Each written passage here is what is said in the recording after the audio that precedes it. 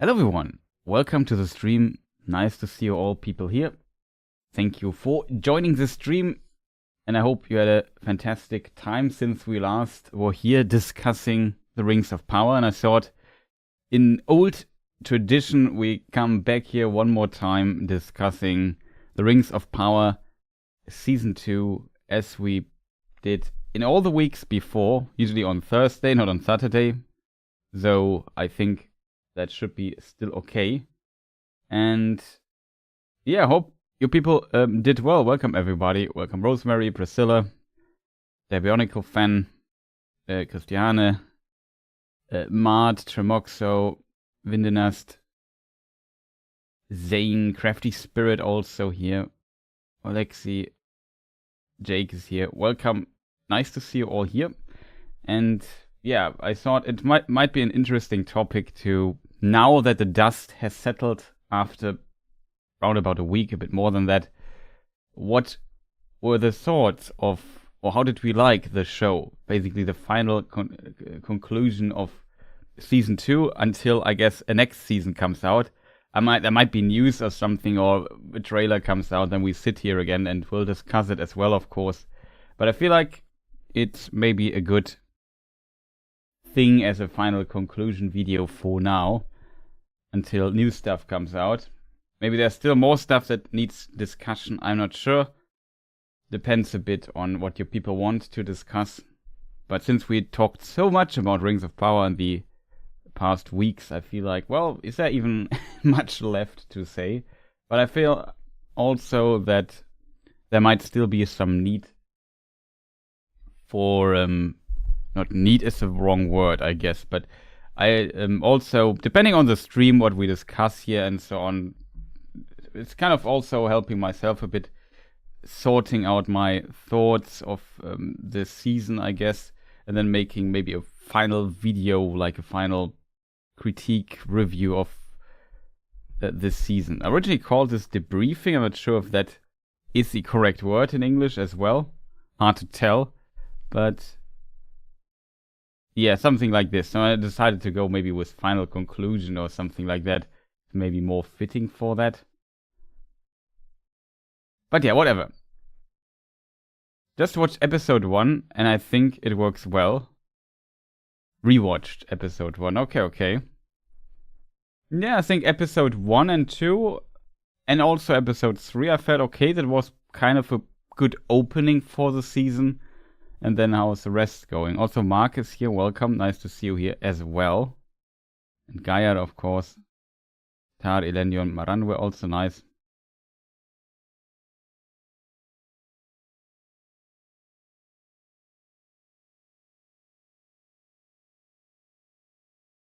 Right, proper word.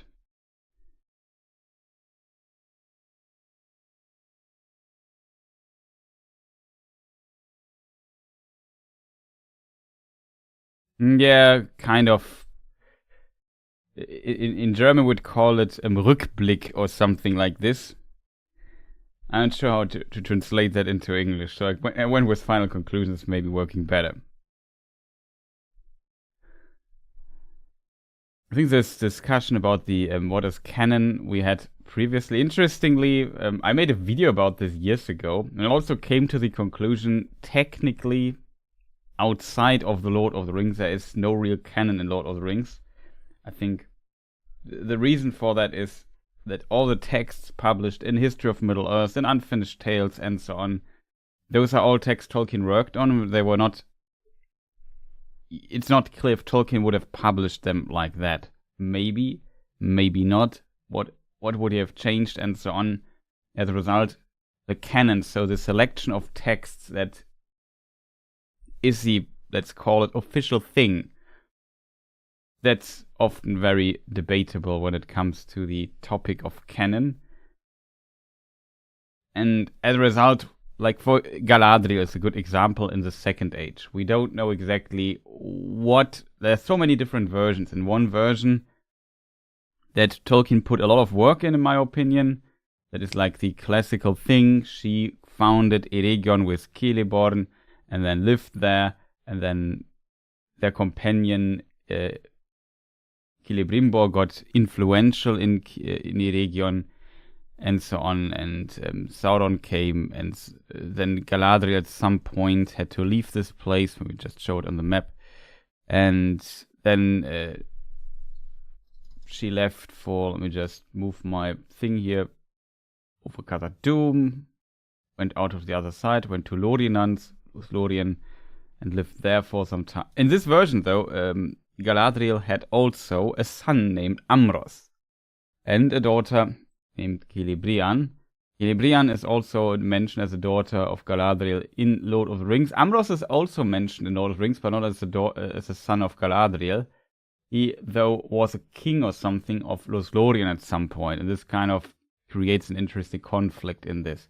But yeah, in this background story, you notice there's other text, for example, where this whole Lothlorien thing, suddenly Amros is not the son of Galadriel anymore, but the son of Malgalad, or Amdir, as he's called, in another version. And suddenly stuff like this isn't clear anymore for us. We have to decide on our own what text do we choose, which do we like the most, which seem the most plausible for us. And here we have like a classic case of there's not really a canon, you know? For me, though, that's my personal view, is that The Lord of the Rings is always canon. And I guess it also depends on what did you read. Like, usually if you read Hobbit and Lord of the Rings, next book you would most likely read would be the Silmarillion in the order. And in that, the Silmarillion in of itself, though, is it really canon? That's a complicated debate, or what is even correct there.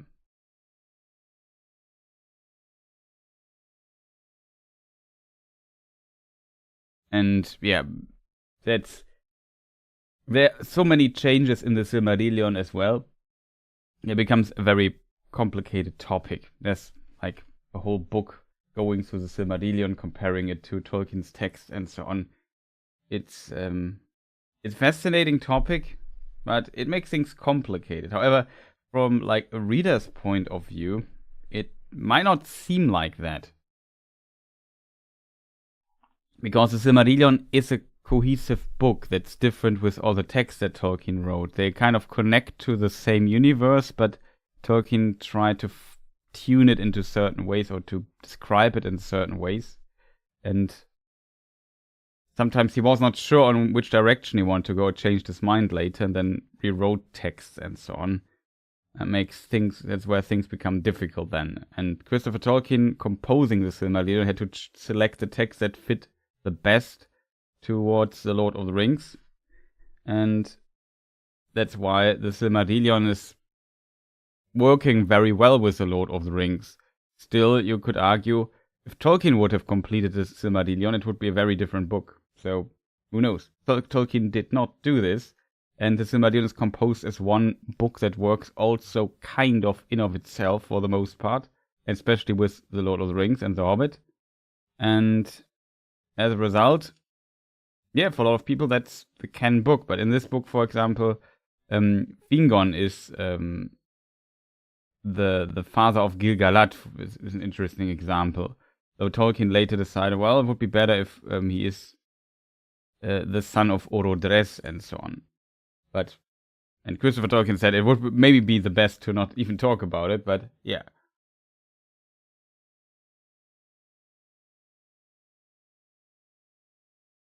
Isn't there some story? Yeah, that's also in the story where Galadriel and Celebrian and Amros, where Celebrian, Amros are the children of Galadriel, and she lives there. Let me just see. We need some screenshots here. We're leaving the topic, though, of the actual thing here.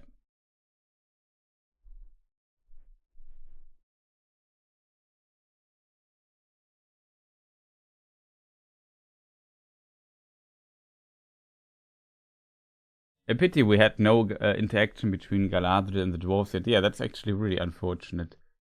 Wouldn't Tolkien just have published his stuff if he wanted it published? The problem is, for while Tolkien had a lot of problem with finding a publisher for the Silmarillion. He talked like his classic publisher, Unwin, did not really want that because they weren't sure if it would be too interesting. And Tolkien needed like somebody to say, yeah, we publish your book, don't worry about it. So Tolkien needed like a security to say, I will work on this now a lot and finish the book. And it was obviously a lot of work. And all these delays in never publishing the book led to Tolkien basically, yeah, working a lot in the background on it and never bring it to full release.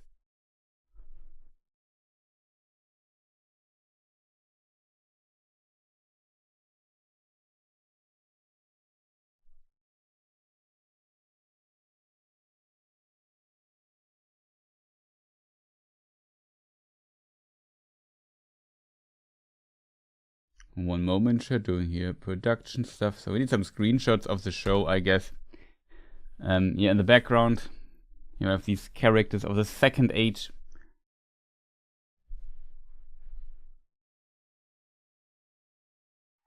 In this day and age, he could self-publish. Yeah, he could, but you have to consider.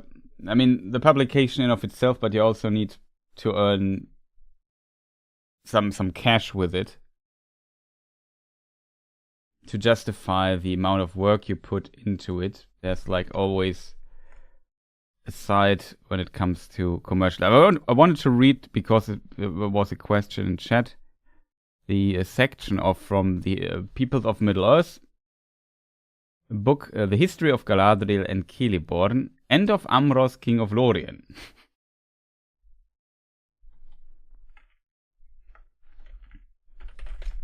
Like in most versions Tolkien wrote, this is interestingly kind of the thing.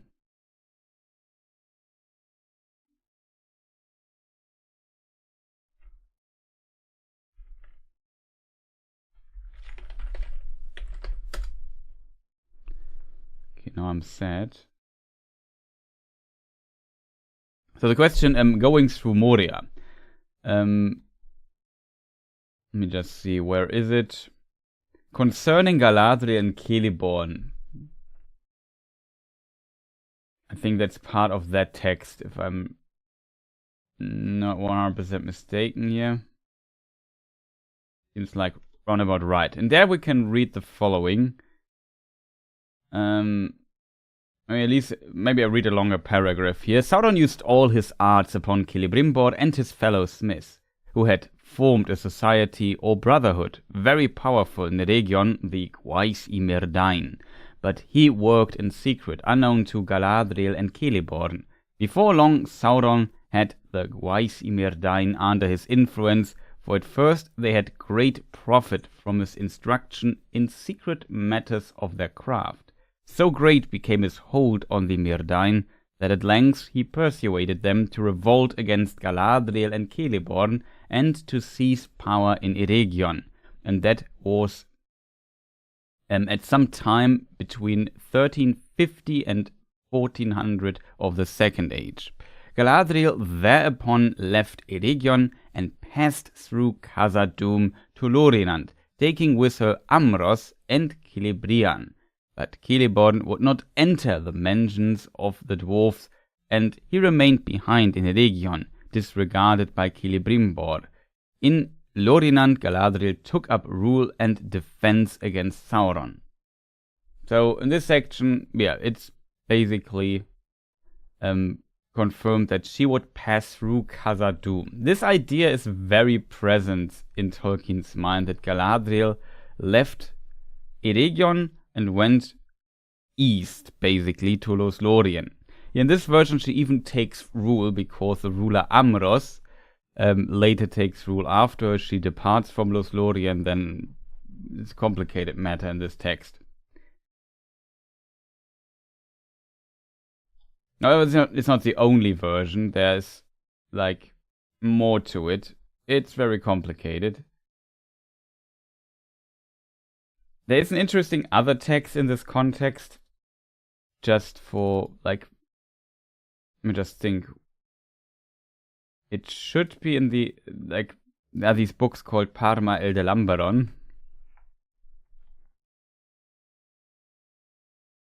It will be hard to find if I'm completely honest. I think it's in number 17.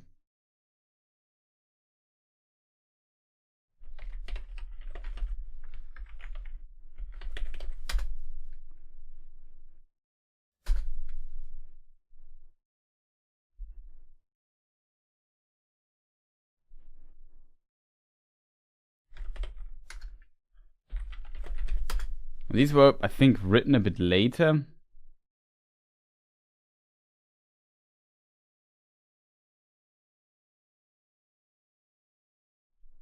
No mistakes were made.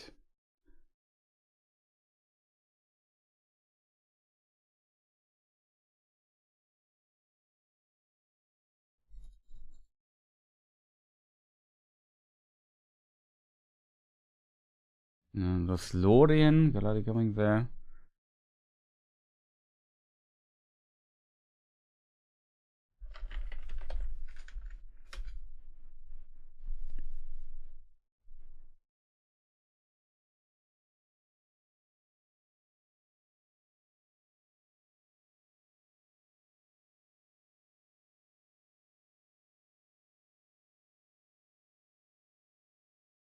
I found it.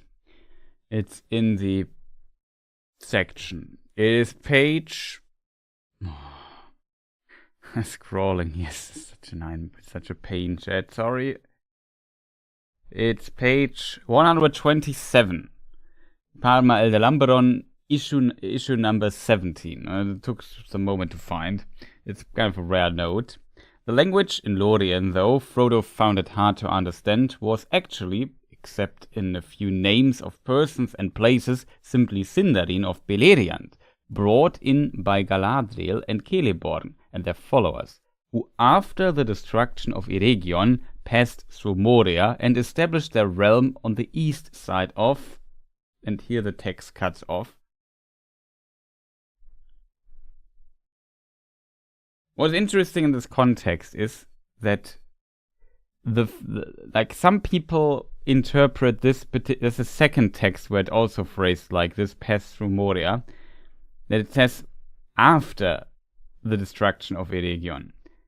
It's an interesting wording by Tolkien here, because I think what he means is this is not like a lore text or anything. It's a note about Sindarin, the Grey Elves. The name of the Sindarin is the name of the language, and Tolkien wrote a note about this. And you know how Tolkien is; he sometimes goes in a lot of detail and then goes to other details and explains them and mentions them. And here in this text, he just wanted to express, in my opinion, that when Eregion was destroyed, they passed on the other side and founded Lothlorien, and that is why Frodo had trouble understanding the elves there, because it was the Sindarin of Beleriand, and so on and so forth. However, it says still, after the destruction of Eregion, they passed through Moria. But Galadriel, in all the other texts, passes through Lothlorien before the destruction of Eregion. Kind of interesting. It could be an oversight by Tolkien, or just simply not his focus here. Just, I think, wanted to say, when Eregion was gone, they passed potentially before that, but here just writes after. It's just a very nitpicky detail.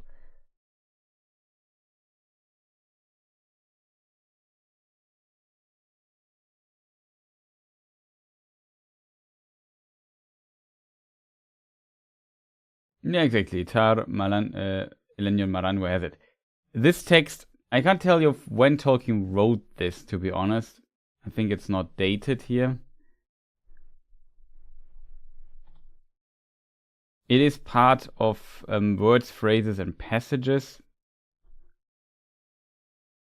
I would have to go all the way up the alphabet.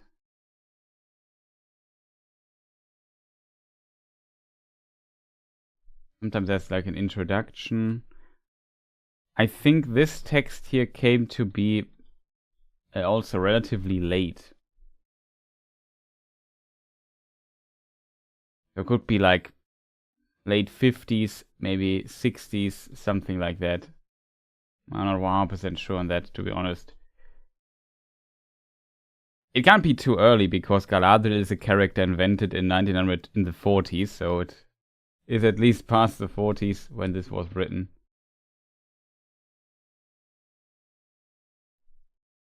Currently try to find a date here somewhere, but I simply fail at it. As it also just too long a document for that.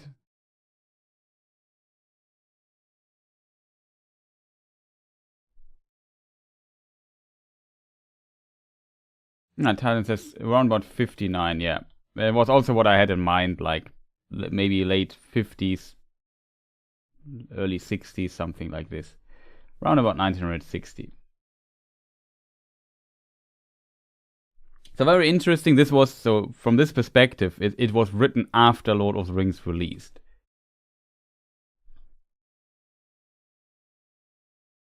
Which is also true, I guess, for the other texts that Tolkien wrote. But yeah, it's an obscure note. There's that. Also, great Rebo, nice to see you.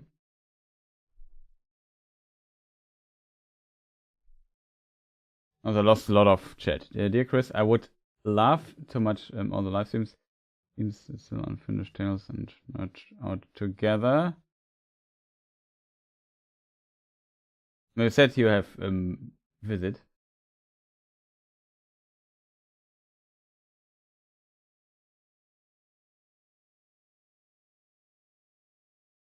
It could also mean because they also, like Tolkien in the Parma Elbelambron also mentions Celeborn, and he stayed back at the version. So if you start a sentence with Galadriel and Celeborn did something, you have to kind of say, well, one passed before, one after, so what do I want to say? Well, they went there and settled, basically, kind of established maybe their realm after the destruction of Eregion. I think that was kind of the point of it. I lost a lot of messages in chat because I had to focus quite a bit on finding this passage here. Yeah, I also hope next season that we might see good old Lothlorien back.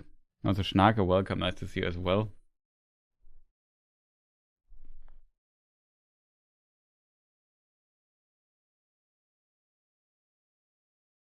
How rich did Tolkien get? I can't tell you that, to be honest. I'm not too big into the finances of Tolkien, but he was like in the 60s. Tolkien had some financial trouble. That's why he sold the film rights for Lord of the Rings. It seems like somebody made him a really good offer, and then it landed with the, what was it called, the Paul Sense or something like this. I don't know how the name is pronounced. Company that then later became Tolkien Enterprises and then later Middle-earth Enterprises, which to this day holds the film rights for the film and merchandise rights for The Hobbit and The Lord of the Rings. Back in the day, like merchandise stuff, for example, is a good example. You have to consider the film that made merchandise rights very lucrative for Star Wars, and that came out in the 70s, so quite a bit later. But yeah, hard to tell. Also, Peter Jackson and the Lord of the Rings trilogy, that pushed Lord of the Rings, I think, quite a bit. But of course, it was also, back in the day, a popular book. It was definitely successful.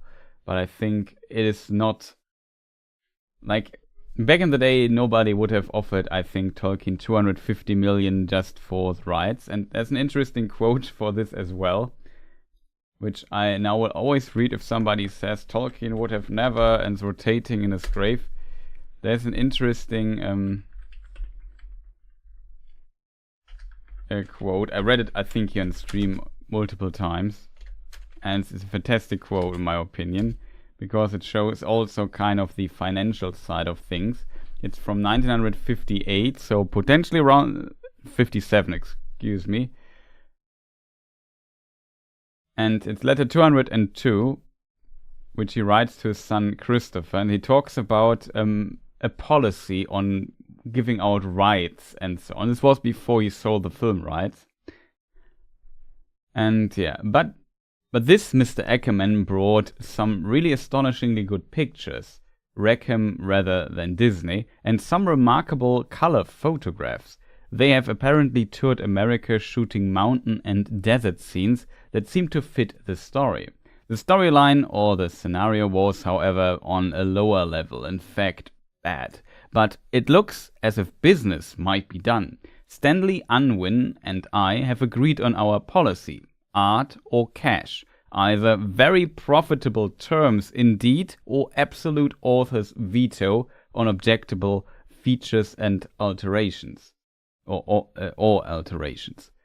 So Tolkien basically said, well, if you want to make art, then we can maybe agree something, but then I want a veto right, and I want objections, a veto right on objectionable features and alterations, or you just pay me an absurd amount of cash. And a fascinating thing with the Tolkien estate and the rights for this series is that they got the veto right and an absurd amount of cash at the same time. So it's kind of both. It's kind of funny in my opinion.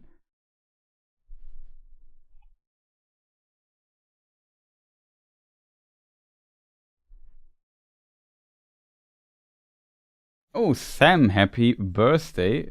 I wish you all the best for your next year in life. How we say, nächstes Lebensjahr, we would say in German. And all the best to you and your family and friends. And nice that you still spend your birthday with us here for a moment. So, happy birthday.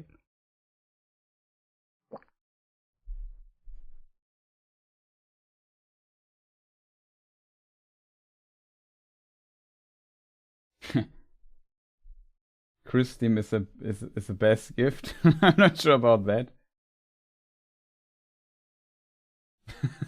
Schnack on the Twitch chat says, I have a bit of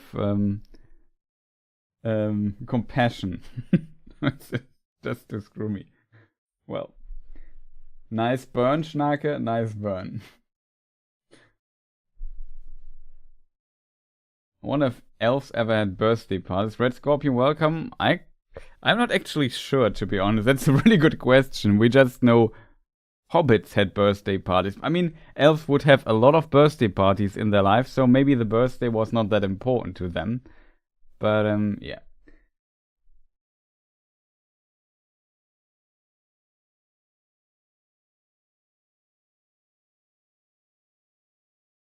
In only 3 months, 24 months. It's 2 years. Thank you for your support, Great Grebo. Much appreciated.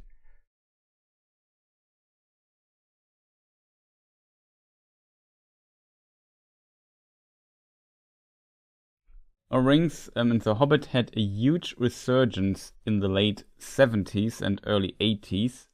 The book sets are iconic to this day. Yeah, I think that's true, because these Parma Elder stuff and a lot of, I think, early linguistic thoughts also from this time.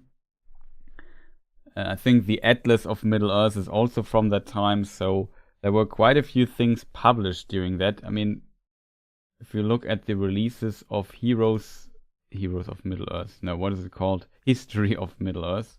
That was the name. Let me just look. Yeah, that might be the reason, because the Book of Lost, like, first we had the Silmarillion, I think 77 or something. No, 75. I can't. I have to admit, I always can't. I'm very bad at memorizing dates. Silmarillion came out when? 77. I was right. Actually, 77. Interesting, the same year Star Wars came out, I think. Whatever. It doesn't matter too much. Then there was some break for some years, and then the Book of Lost Tales Part 1 came out. Part 2 next year. Like 83, Book of Lost Tales Part 1. 84, the Book of Lost Tales Part 2. 85, The Lace of Beleriand. 86, The Shaping of Middle-earth. 87, The Lost Road and Other Writings. 88, The Return of the Shadow. 89, The Treason of Isengard. 90, The War of the Ring, Sauron Defeated. 92, 93, Morgoth's Ring. 94, The War of the Jewels, and 96, The Peoples of Middle-earth. So you see, in the 80s, maybe late 70s, the releases of book stuff just started to kind of spike and just started to begin, basically. It's where the big works of Christopher Tolkien started. Kind of interesting to look at the dates. And so it makes complete sense that it was at this time. Also, the issues of, I think, the Parma el Dalamberon 17, when did this was released? Or was 2007? It was very late. Kind of funny.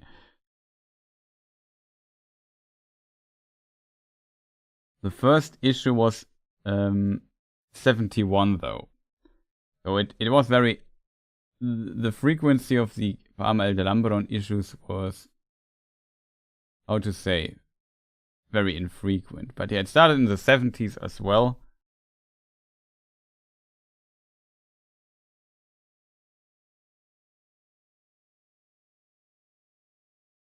But it was mostly about the language, Tolkien stuff. So parts of it was even during the lifetime of Tolkien himself. There was a long jump between issue 5 and 6. So 5 was 77, that was when the Silmarillion came out. 76 was 83 then, 6 years between those. So very interesting, just date-wise.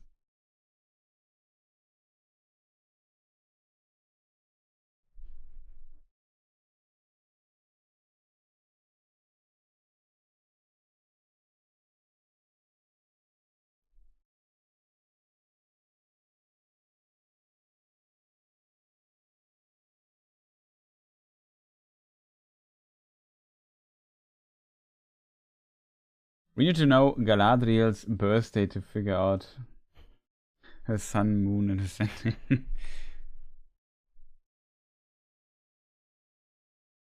Yeah, that's, I guess, when Tolkien kind of blew up again. It's always the same, like, if you need something to become popular, you need to release content, I guess, and that's the time when the content kind of peaked. The Atlas of Middle-earth, just out of curiosity, Atlas of Middle-earth, when did this release? 81 came the Atlas. The revised edition, 91, but yeah.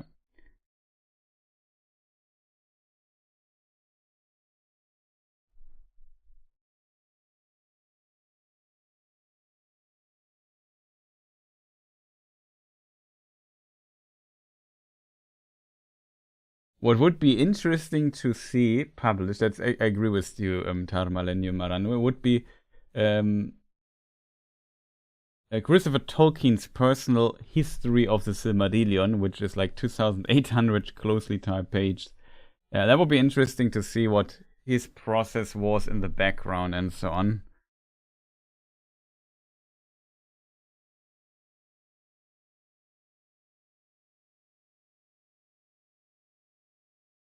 The iconic book set with the gold box came out 1980. Yeah, okay. Yeah, that's true. The Ralph Bakshi cartoon came out in the 70s. The Hobbit cartoon as well. So, yeah. 70s were definitely huge for Tolkien.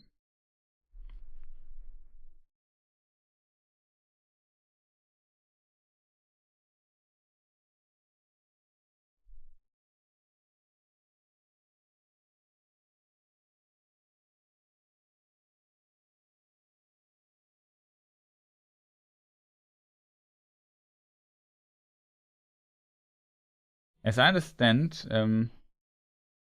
he documents every change in that. Yeah, there might be quite a few though. Christopher Tolkien ensured his fathers would never be forgotten by publishing all those books. Such a loving son. John Ronald Reuel did an excellent job with his children, and it shows on their character. Yeah, that for sure. Without Christopher Tolkien, he basically tried to find out when which text was written. He was also the editor for the Silmarillion for his father, so they worked together. he did some work for his father in this context. So he had like a very detailed knowledge. In the letters, Tolkien himself mentioned that Christopher Tolkien was one of the few people actually interested in what he wrote and so on. So he for sure has talked with his father a lot about these books and is of course an invaluable, or was for a long time an invaluable source of this process that became so popular at a specific time. And Tolkien died in 73, if I remember correctly.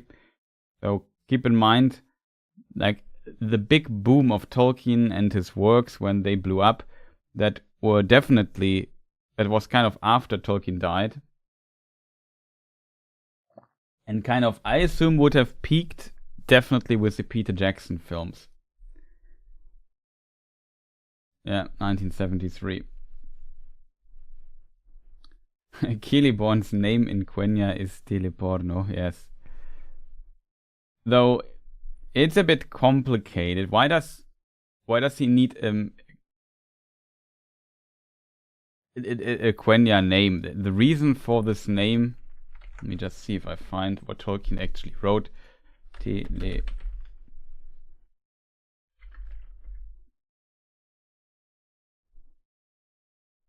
Not sure why this document always gives my computer so much trouble.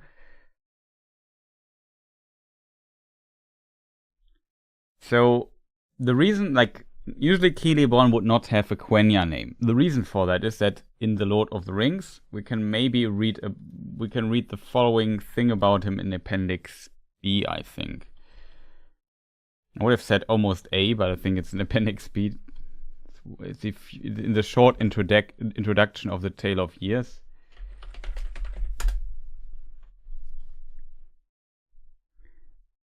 In Lindon, south of the Lune, dwelt for a time Celeborn, kinsman of Thingol. His wife was Galadriel, greatest of elven women. And kinsman would mean Thingol was the king of the Sindar elves, and the Sindar elves are Moriquendi, so those who did not complete the journey to the west continent, Aman, and as a result, he is here a Sindar, not a Noldor or one of the Teleri elves of Aman or something like that. I mean, in theory, he still could be with this phrase. Like the phrase, how he phrased it, it's kind of open because always also kin of. It's also kin of Thingol, their brothers, but yeah, it's kind of interesting. However, in this context, it is explained. It is only, of course, in the late version that Celeborn appears with a High Elven rather than Sindari name, Teleporno. This is stated to be actually Telerin in form. So technically, it's not classic Quenya, because often when we think of Quenya, we think about Noldorin Quenya. But there are like these three tribes of the elves, the Vanyar, the Noldor, and the Teleri. And Tolkien wrote a version where Celeborn would be not an elf from for example, Doriath, but he would be an elf from the west continent, so one of the Teleri. And as such, he needs a different name. And yeah, he came with the name which seems very funny to us today, Teleporno. However, that is not canonically, that is not Celeborn's name, though, because in The Lord of the Rings, Celeborn is a Sindar elf.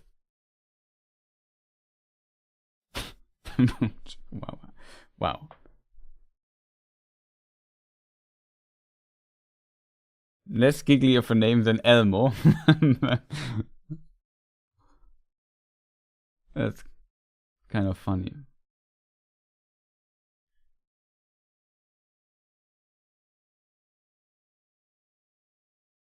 Let me see what we can find hint-wise when it comes to Celeborn.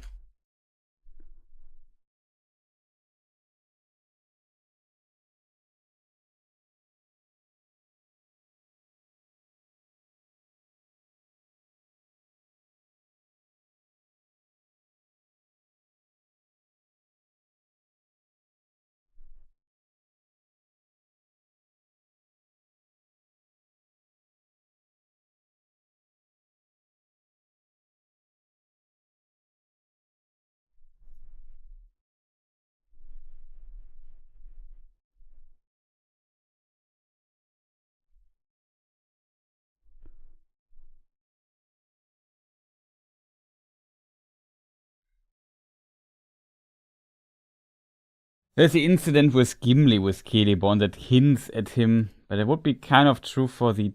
Nah.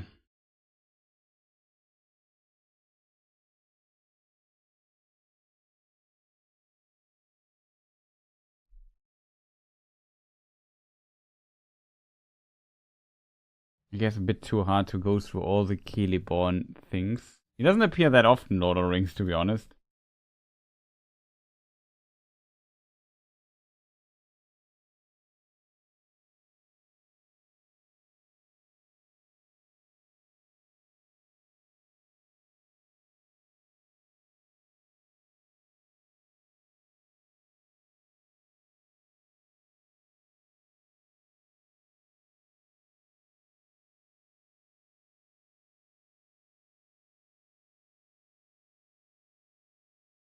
But yeah, I think... Missing husband. He's probably doing this.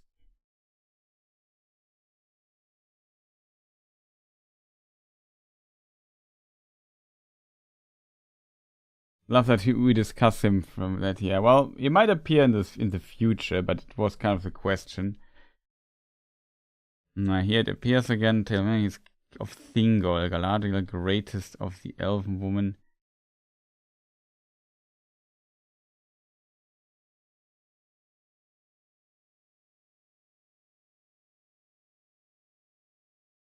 When we read the complete section. The beginning of this age, many of the high elves still remained. Most of these dwelled in Lindon, west of the Ered Luin.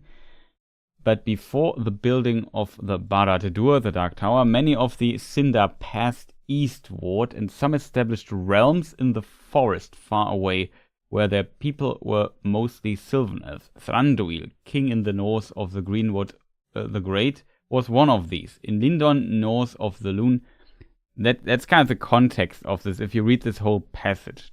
This passage is about the Sindar who passed eastward, and they count Celeborn here. So let's continue. Thranduil, king of the north, in the north of Greenwood the Great, later known as Mirkwood, was one of these. In Lindon, north of the Lune, dwelt Gil-galad, last of the heirs of King Zenolda in exile. He was acknowledged as High King of the Elves in the west. In Lindon, south of the Lune, dwelt for a time Celeborn, kinsman of Thingol, his wife Galadriel, greatest of elven women. He was sister of Finrod Felagund, friend of men, once king of Nargothrond, who gave his life to Beren, son of Barahir. Well, it's also about Gil-galad, it seems, in the section before that.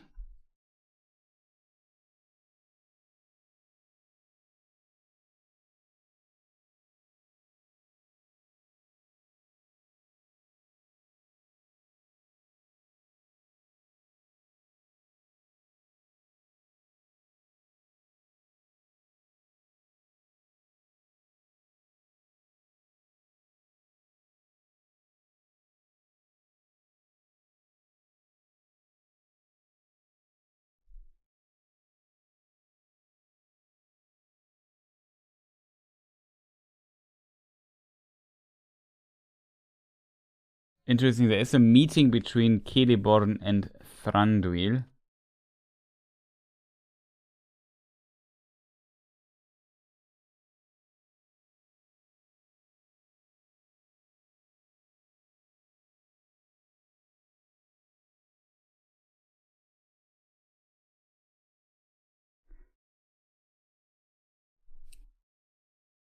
So it's very interesting.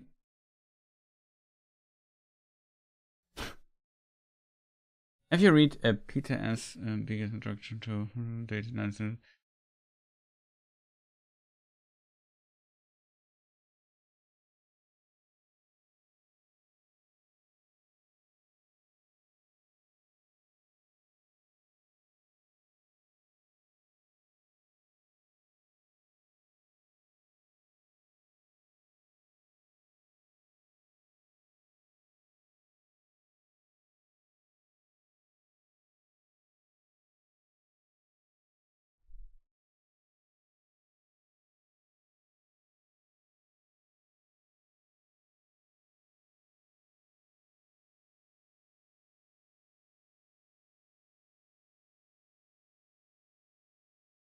But yeah, kind of missing the point here.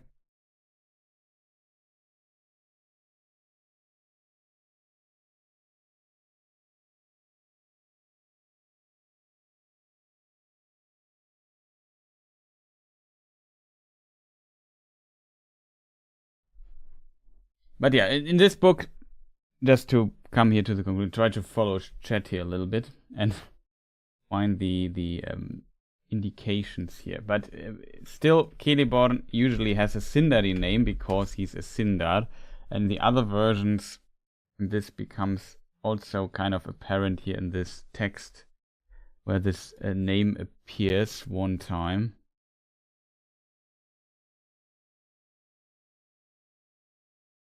Narwin for most of her names, and had given to her by Lava Teleporno of the Teleri, whom she wedded later in Beleriand. Teleporno is Celebrimbor, here given a different history, as discussed further below.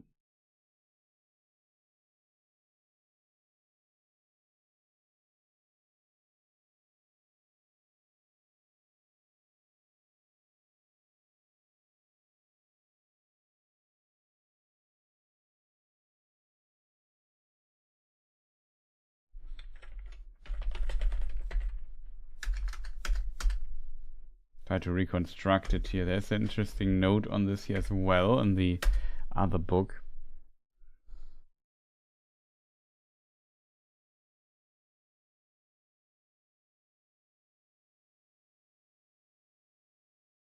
But no, yeah, a whole differently story,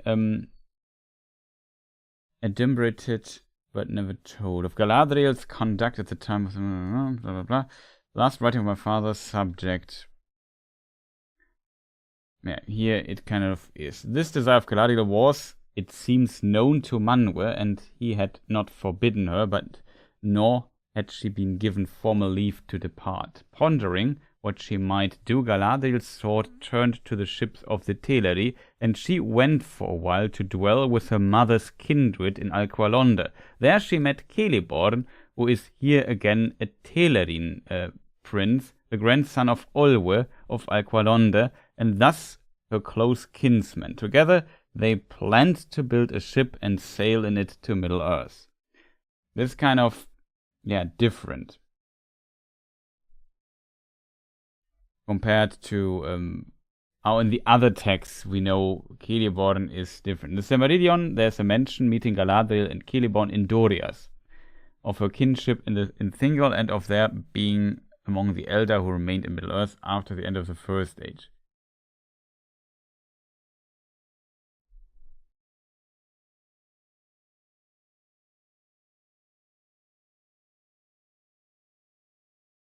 On the other hand, having in Lord of the Rings appears the later version of the story, for it states there that at the beginning of the Second Age in Lindome, to had Celeborn, kinsman of Thingol.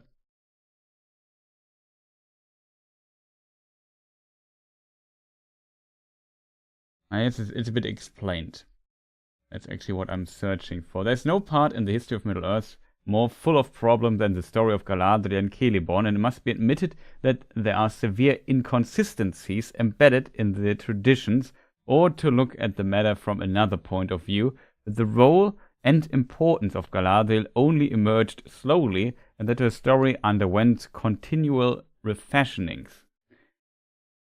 Thus, at the outset, it is certain that the earlier conception was that Galadriel went east over the Misty Mountains from Beleriand alone before the end of the First Age and met Celeborn in his own land of Lorien.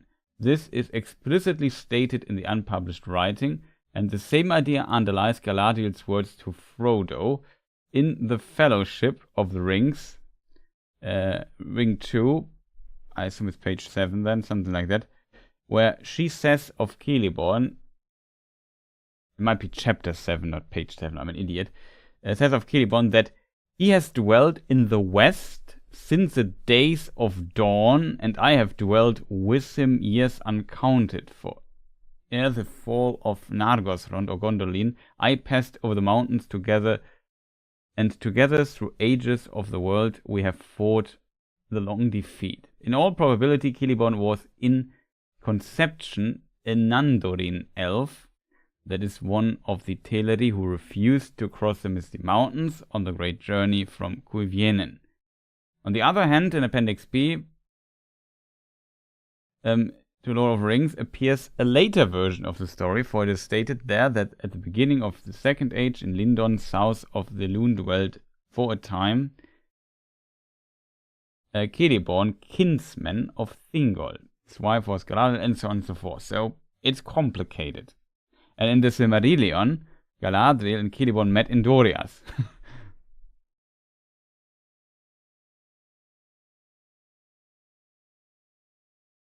So there the last sentence of Appendix B is a bit more explored. In the other sentence, yeah, things are contradicting each other. So here in this first page already, Christopher Tolkien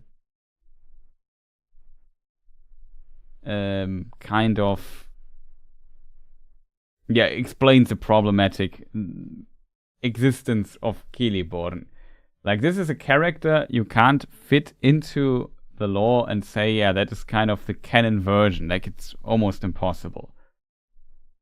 We don't even know if he is like a Teleri if he's one of the Teleri elves, or if he's one of the Sindar elves and so on. It's just so complicated with this guy.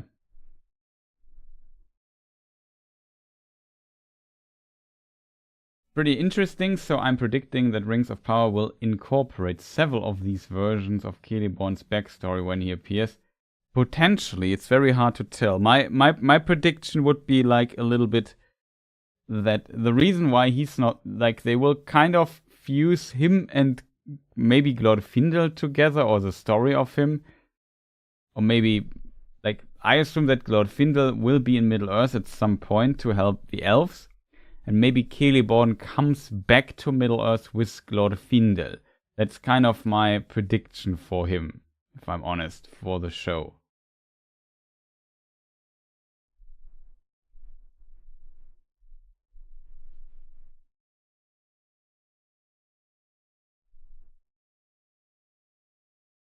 He could be kin to Thingol and Anando. Yeah, that would be in theory also possible, of course.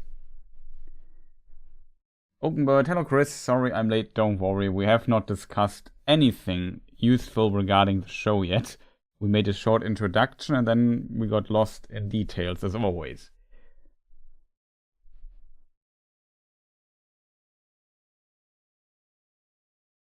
How did Arondir healed after being stabbed by Adar? I would call the following answer magic. He didn't heal respawn, and also a good explanation, to be honest. Also, Fifi Trixable, nice to see you as well. Good evening, Chris. To answer your question, it's an absolute abomination.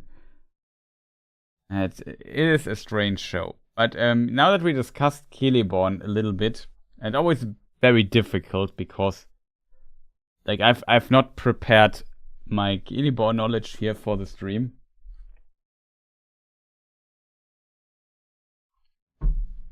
It always takes me a while to find all the stuff here.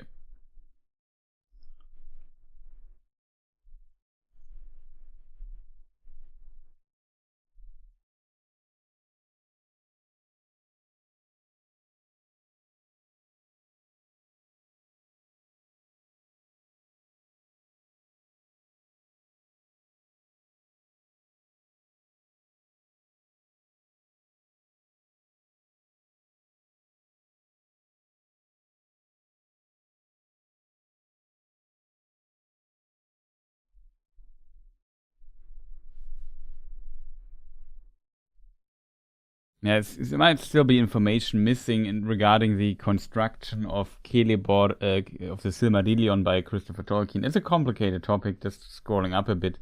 But it's a topic that leads us too far away from the show right now.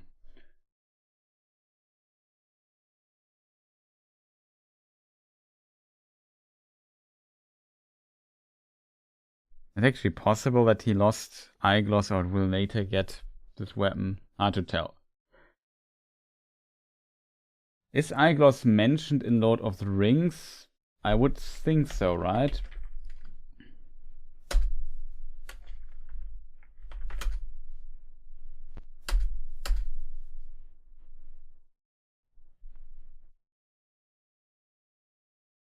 I was the herald of Gil-galad and marched with his host. It was the battle of Dagorlad, the Black Gate of Mordor, where we had the mastery, for the spear of Gil-galad and the sword of Elendil, Aeglos and Narsil none could withstand. I think interesting line that we kind of find almost like that in the Silmarillion. It's only mentioned two times. Yeah, it's only mentioned one time by Elrond during the Council of Elrond. Interestingly. I thought it would have been mentioned more than that. But to be fair, we don't have much information about this.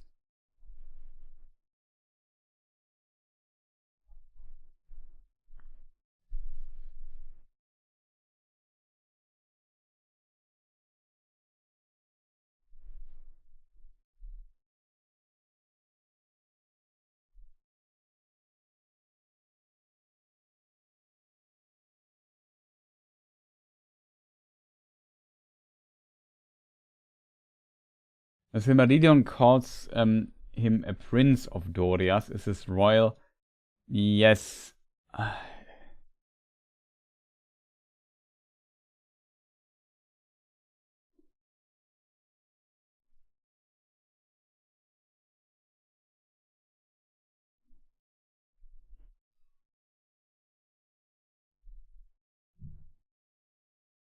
Like in both versions, like in the Lord of the Rings, we don't know exactly.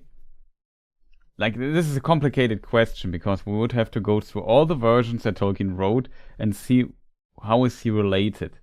But in the later versions I just read, he is related to Olwe, and Olwe is the brother of Thingol. So if that is the case, they are kind of related.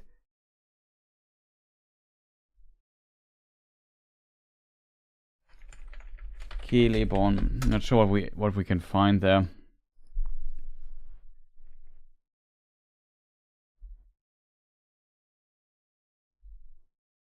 Galadriel, his sister, went not with him to Nargothrond, for in Doriath dwelt Celeborn, kinsman of Thingol, and there was great love between them.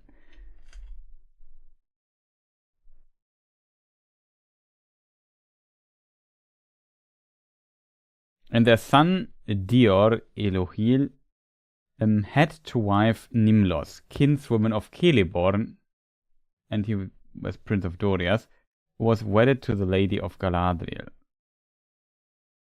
So here's the prince of Doriath thing. And it seems like Nimlos is related also to Celeborn, which is kind of interesting, I guess. I think it's not clearly stated, though.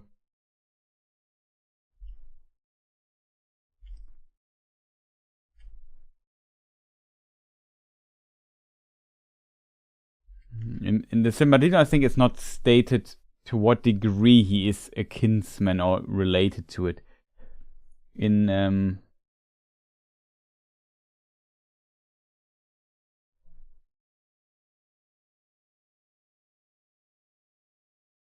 there is, I don't know exactly where the version is, but there's one version where Celeborn is the son of an elf called Galadhon, and Galadhon is the son of let me see, it's Unfinished Tales. Yes, I'm gonna try to find that.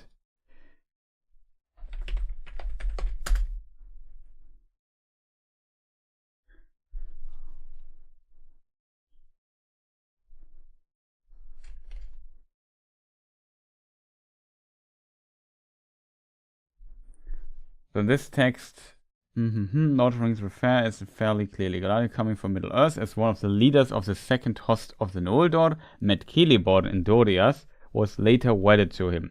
He was the grandson of Thingol's brother Elmo, a shadowy figure about whom nothing is told save that he was the younger brother of Elwe, Thingol and Olwe. So Thingol is Elwe. Just to make this clear, it's a bit hard to read with all these editions. and was beloved of Elwë, with whom he remained. Elmo's son was named Galadhon, and his sons were Celeborn and Galathiel. Galathiel was the father of Nimlos, who wedded Dior, Thingol's heir, and was the mother of Elwing.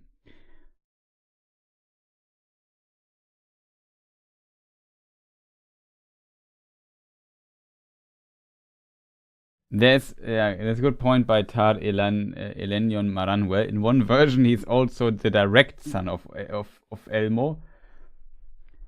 So, yeah, he is. In this case, he would be the nephew of Thingol, if that makes sense.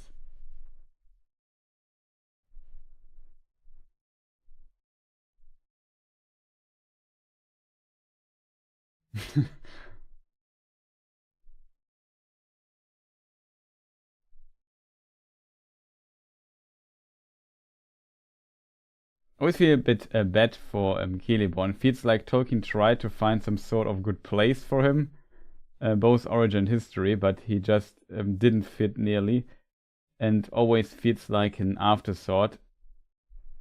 Honestly, yeah, that's very true, because unfortunately Celeborn is kind of an afterthought by Tolkien. Tolkien thought, okay, I need somebody in Lothlorien. That became Galadriel.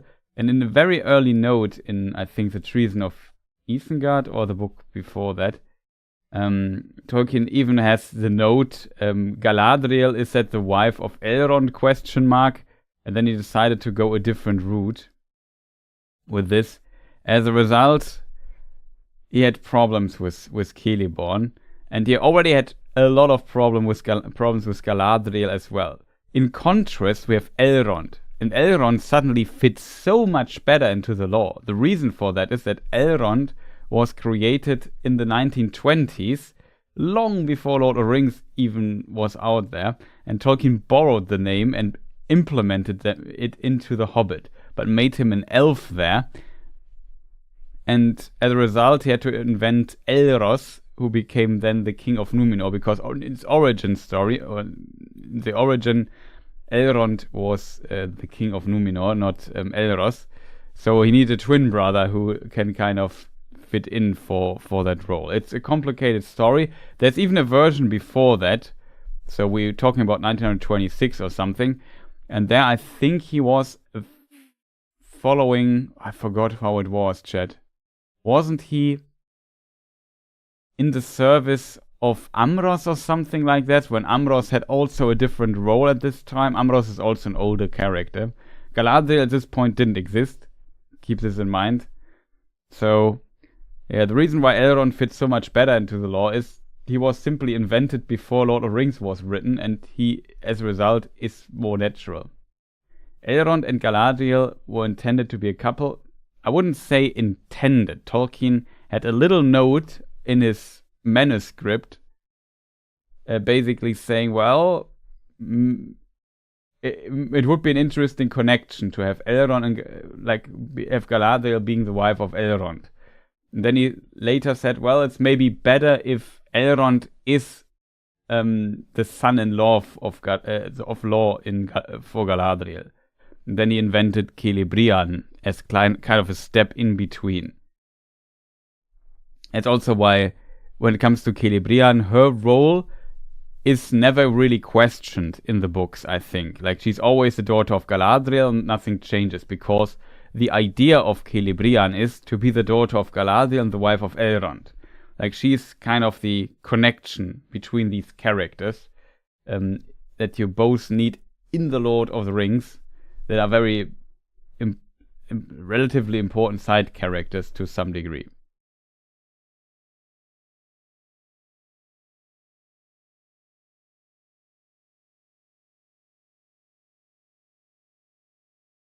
But yeah, as you can see, it is very complicated. Like, this topic is so complicated because there are so many versions and things. Like, in one version, he is a grandson of Elmo. In one version, he's a son of Elmo. In the another version, it's completely different or completely obscure.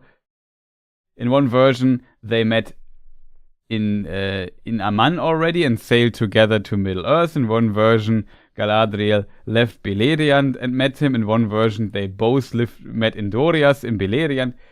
5,000 versions, you can't construct it. This is one of the most complicated things to illustrate or to explain in Lord of the Rings, because there are so many versions of it. It's just so much that it's hard to memorize if you're not like, I would need to read all these chapters again and bring them back to my memory. I read them once or twice, or more than twice actually, but after, I don't know, half a year of playing Elden Ring every day, not every day, but most days, suddenly you start forgetting stuff again, especially when it's this complicated with so many versions. I would always feel a bit sorry for that, because, yeah, sometimes you just forget things.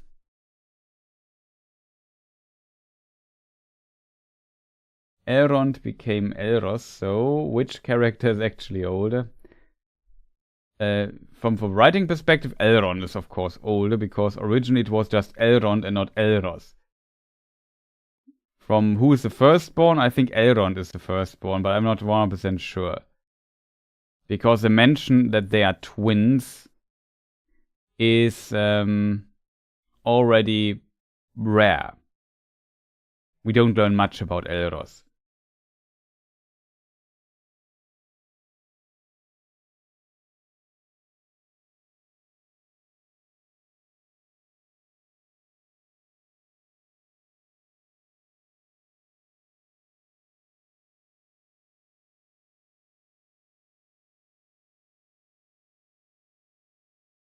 Yeah, the introduction of Elrond is of course in The Hobbit.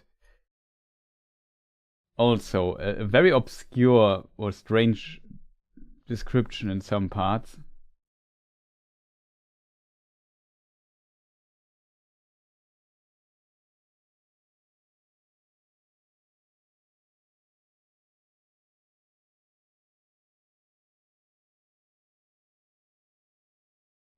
Yeah, if you interpret it like this, yeah, you could say so, that Elros in its role is older than Elrond in his later role, if that makes sense. Yeah, that's true.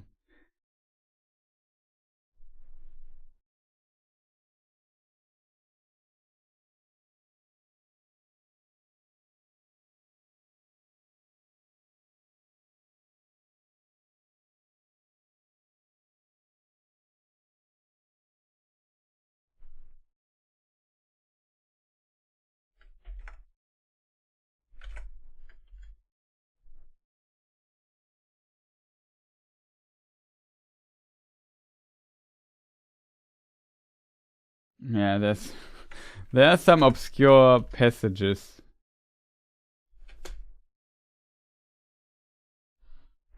In the Lord of the Rings, for sure.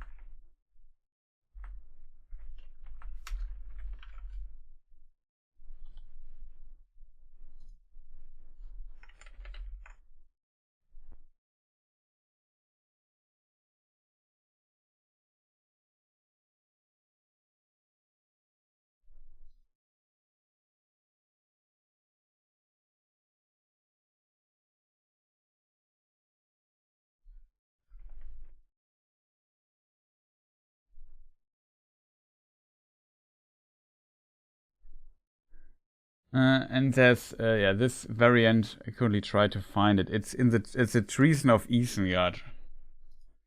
She passed over the sea with Melian in this, but yeah, I don't know the exact context of this text right now. Where is it? Reason of Eastern. We suddenly don't talk about the show, just deeply buried in other stuff. Where is the book? Reason, there it is. In addition to the manuscript, after Tolkien, for we have dwelt here since the mountains were reared and the sun was young, reads, and I have dwelt here with him since the days of dawn when I passed over the seas with Melian of Valinor, and ever together we have fought the long defeat. This is not taking into the following typescript, so this is like an early iteration while Tolkien wrote The Lord of the Rings. Keep this in mind.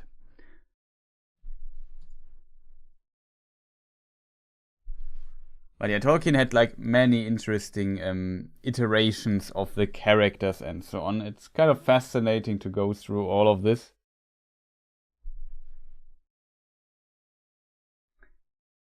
Melian could have teleported instead of going by sea. That's an interesting point you make. In theory, not, because when at least at this point when Melian had given birth to a child, I think she could not teleport anymore because she then became too much bound to her physical form and couldn't just dissolve it and teleport, basically remove her essence, her being, wherever she wanted to.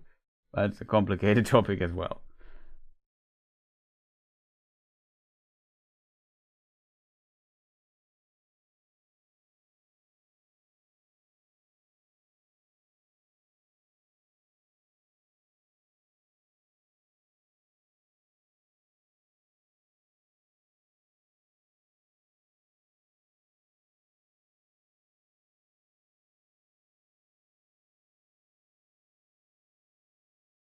Oh, welcome, Kirdan. Nice to see you. How goes it? We talk about everything but the show. So maybe we should slowly return to the show and how did we like it? Because we're now an hour 20 minutes in or something and haven't even talked about the show. Starting awesome.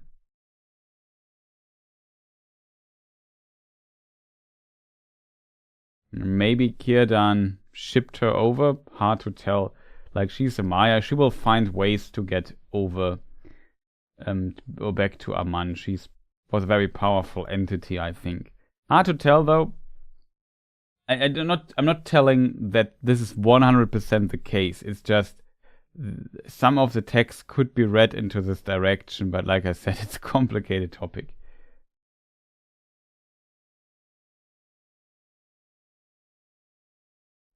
So yeah, let us slowly return to this question here instead. You could do polls by category, maybe music, casting, story. The question is, what do I ask? How did you like it, right? Favorite, least favorite.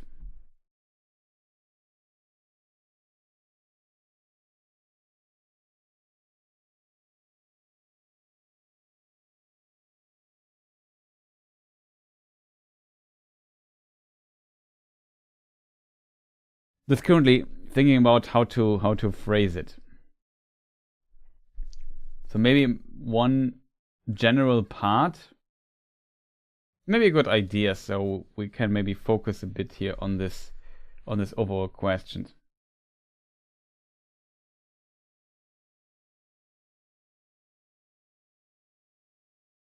Read something interesting here. I've seen it, but I heard it makes cardboard seem exciting.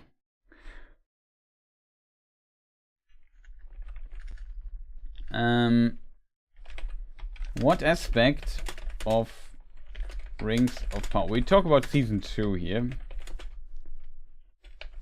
Did you like most? Question mark. So we start with music.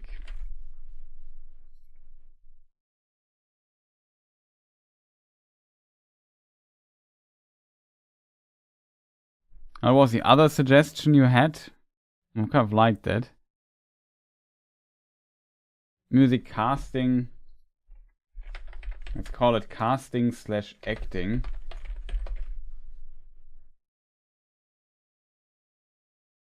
Or maybe I should just call it actors. Something like this. Music, actors. Let's summarize it. Visuals. And just for the lulz, we put in story as well. But I have a bad feeling about that option here. I have to admit. Music, actors, visuals, story. I only have 4 options available, unfortunately. So we just start with that. We could maybe add later something else. Visuals also includes camera stuff and so on. So yeah. So we have something to do here.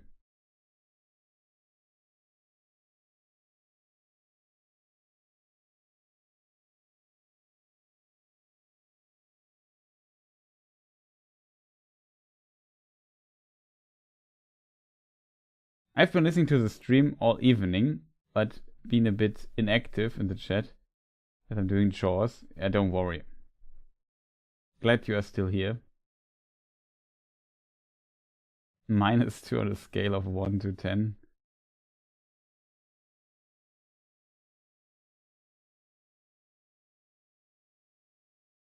Favorite, least favorite arc? I think we did a lot of polls last time, but we can definitely see what we can do here.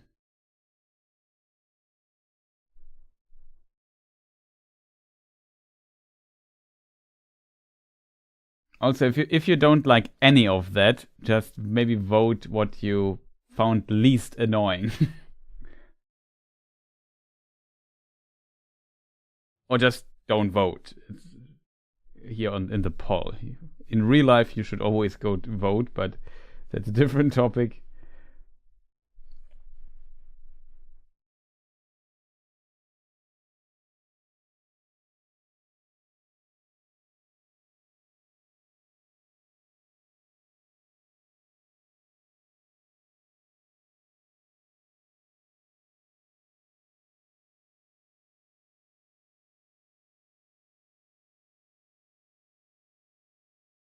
So yeah, we had this stuff here. Currently, actors are in the lead, so people. It seems like actors not the problem of the show. Nobody voted story. It's not like I'm surprised, but well, surprise.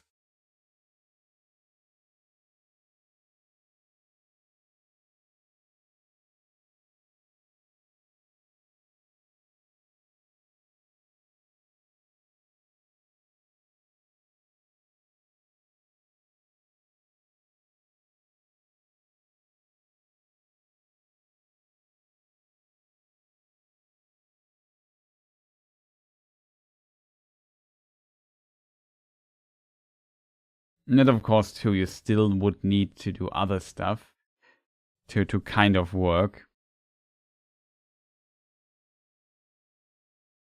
But the music would not be created without the show, so in this regard.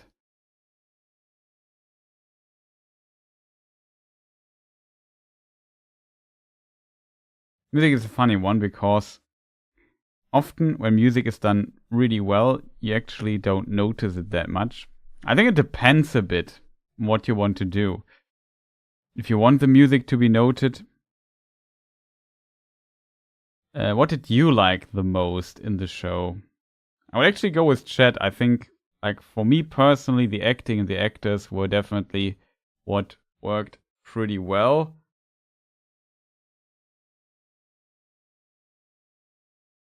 I have to admit, like, considering that I vote for music, it's the least annoying. I mean, the music I also liked in the show. It's not like that. I just think that considering all the debates about actors and who got cast, who they cast for the show. Also, Amazing Bad Boy, nice to see you. Welcome.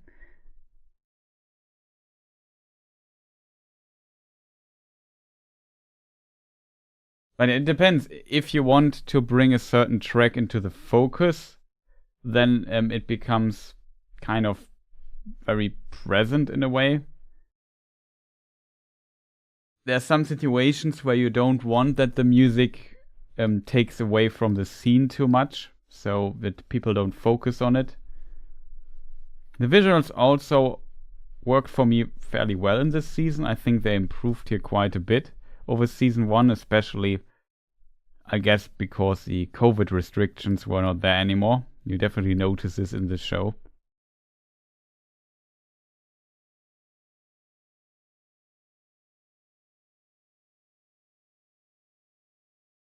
Must always compare with the graded.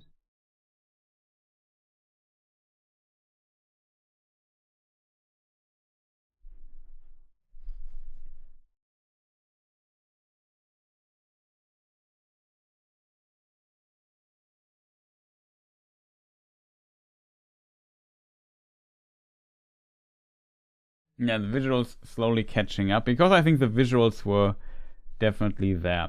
And that's what we kind of said. The music, I guess, yeah, I don't know. I find this very interesting that the actors are so high up still. So people overall seem to be happy with the actors, their cast, the acting, and so on.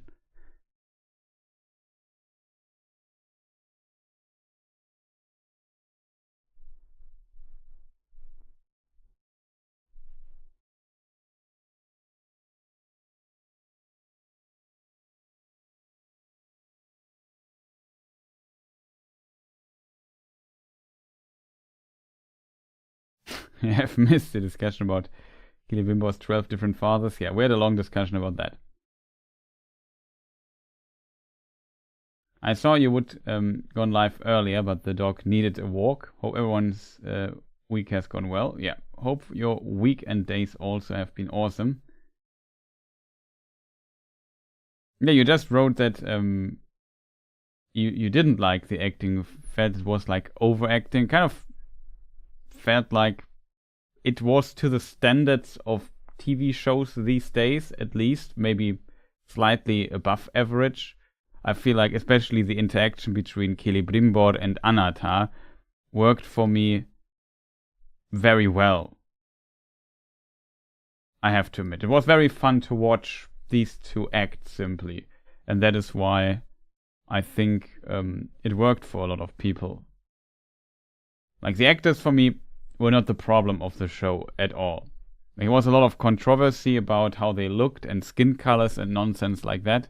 In my opinion, I can understand that you find it annoying, because you could make an argument for its immersion breaking if the characters don't look like you read these books for decades and have a very specific imagination how people look, and then they don't look like you imagine them. For whatever reason, and that might be annoying. I can kind of understand that, but some people, I think, overdo it a little bit. And we had this discussion for hours upon hours in season 1. Now they didn't change anything. Like, it's just the actors of Rings of Power. So I felt like this discussion became a lot less nuanced in this. And I found it very interesting that nobody voted story. And I would also not have voted story, to be honest, because what is the least annoying, like I said, the acting was perfectly fine for me. The problem for me was often that I felt like the story and the dialogue sometimes as well, and so on, and the characters were just poorly written in a way. Not always, but sometimes stuff doesn't really connect well together. And sometimes it might also be the editing, and a lot of stuff just got killed in the editing room or whatever. Who knows what other scenes they have, but this is information outside of my perception. I don't know what scenes they might have filmed or not. I could imagine they filmed more than they need in the end. That's not unusual to do.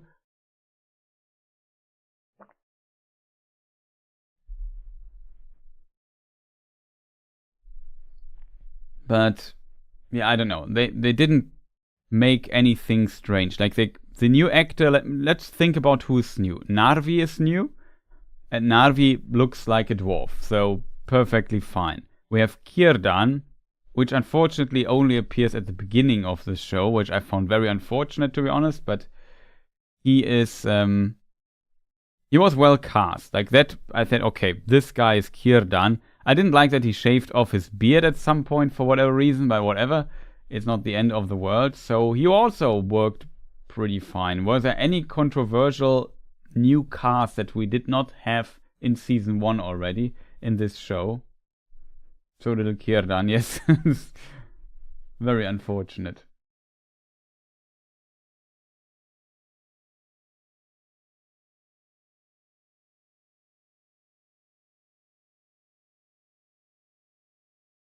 I do not understand why the music did not receive more praise. I think music is always has a problem in film that it has like the role of music in film is always in the background, which is different for the actors who are in the foreground. Like, if actors are fantastic and the music is okay, you could still have an amazing film. But if the music is great and fantastic and the actors are not great or the story is not great, then the film is also automatically not great. I think here it's a bit unfair for music because it's just a priority thing. And I think, and that's so fascinating for me. Like, people say the story is trash. Like, nobody voted for it. Said, yeah, the story was so awesome. Most people said, no, the actors were awesome and fun to watch. Maybe not all of them, but quite a few of them. And as a result, I feel like it shows they made, at least when it comes to casting, decent choices. You could maybe argue, I don't know, if the story would be awesome, maybe the actors would also get less praise in this regard. For sure. But I feel like in this show, what is so weird is like every aspect of the show is at least decent, except the writing. Or, I don't know, how the structure. I would call it all, it's not necessarily only writing, it's my opinion, overall vision or structure of the show. And there the show seems incredibly lacking in many ways. And that is why we are here and not saying, yeah, do you remember Rings of Power Season 2, how awesome everything, the story was? Most people would say, yeah, Celebrimbor and Anatar, as we also see here in the thumbnail, on the background image. Those guys were awesome. It was fun to watch them. And yeah, they were also potentially better written in a way than maybe other parts of it. But yeah, it's sometimes I feel bad for some of the actors that their characters are just so strangely written. Yeah, Durin Elrond was great too, but we had very little Durin Elrond this season. I think that's maybe also why the Dwarven part didn't carry as hard as it carried season 1, in my opinion. Like Elrond and Disa and Durin, that was really good section, I think, of the Rings of Power Season 1. Let's say in context of this. It was good. I wouldn't say it's the best thing I've ever seen, but it's good. Good enough. Enjoyable. And Season 2, it was these two guys who carried the show, basically. The dwarves looked like dwarves. These could have been a hobbit. I mean, I don't know. I guess Durin could have also been a hobbit if we had like a different mask. What do you call this? Prosthetic. I can't say the word, but you know what I mean. All the things in your face.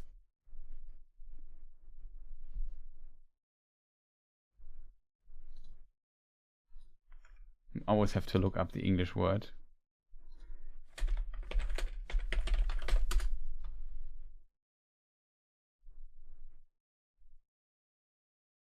Makeup artist, yeah, that's basically it.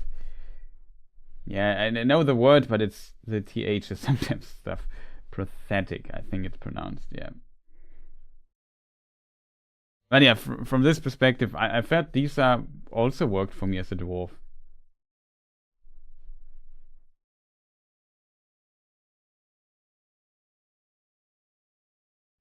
Durin is a hobbit with a fake beard. Wait, those beard extensions. What if there have been dwarf hobbit marriages? Potentially not, I think.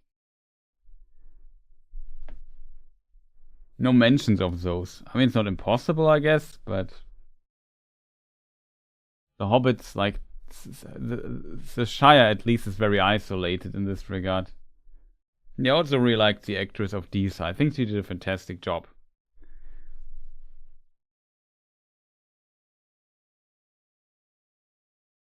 Nothing is good. I would disagree with that, to be honest. I would agree that the story is not that great. For me, at least, it was not that great. But I would say music was nice. The actor/acting worked for me very well, especially those guys here in the background, both Charlies. Even the visuals were decent to sometimes really good for a TV show, to be honest. Camera was nice. You could argue we discussed this in a review, in an analysis episode as well, that they might have overused the Dutch angle a little bit. I would agree, because every time Adar appears, they use the Dutch angle. And it felt a bit overused, but I felt like it was consistent in a way that was stylized. So there were some other scenes with the Dutch angle as well, but whatever.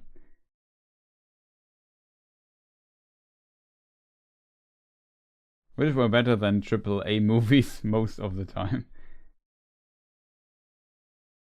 Why is the story not good? That's a really good question.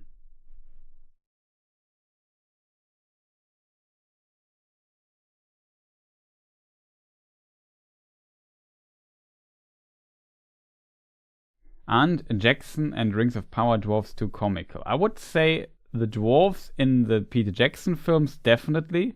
I would say the Rings of Power dwarves were not that comical. Like, sometimes Durin had a funny joke or something.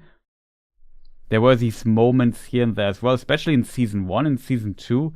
I felt very few moments where I felt like, okay, the dwarves are just comical reliefs here. It didn't really feel like that, to be honest, for me at least. I felt the dwarves were far more serious in season 2 compared to all of what Peter Jackson did.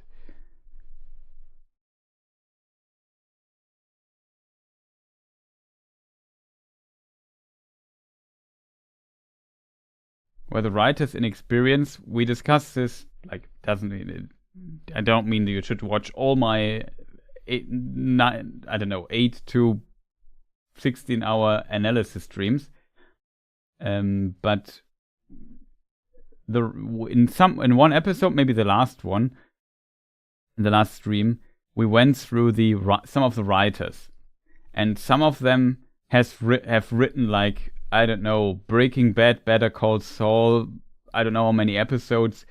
The writing room can't be that inexperienced. Maybe the showrunners were a bit inexperienced in this regard, but very hard to tell. I'm not sure if it's an experience problem. It's just, in my opinion, the show has a major, what do you call it, structuring problem. Like, the structure of the show is too much. Like, we have sections in the show where I would say, yeah, they're actually decent or maybe even good. But the question is, why are not all the sections equally good in the show? And that's, I guess, like, our standards for Lord of the Rings are, we still think of Peter Jackson, Lord of the Rings, and we hope to get something like this again in TV form. And even, like, Peter Jackson also did some stuff that you can clearly criticize or don't dislike. The films were also criticized in many ways, even though I really like them personally.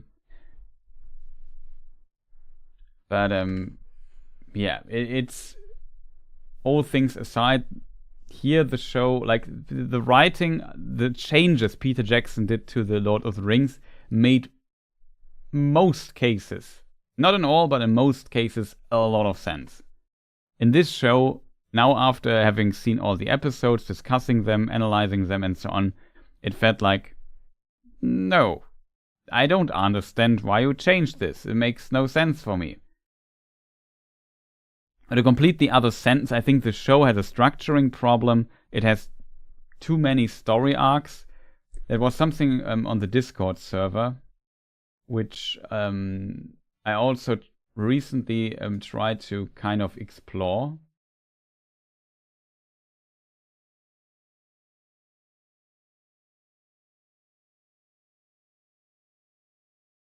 Let me just see if I find it. I made like a list or something like this in this thing here. I also went through my ratings. Okay, I created a character list. Maybe I can like... I made a... Is this on share? Maybe I can share the link of that. I can post it here in chat if people are interested. It's just basically a Google spreadsheet. And maybe I counted stuff wrong and I counted a lot of stuff. But basically what I did here is I went through, in my head at least, through the character and the different locations in this document here. I can also post it to the other chats. What is edit?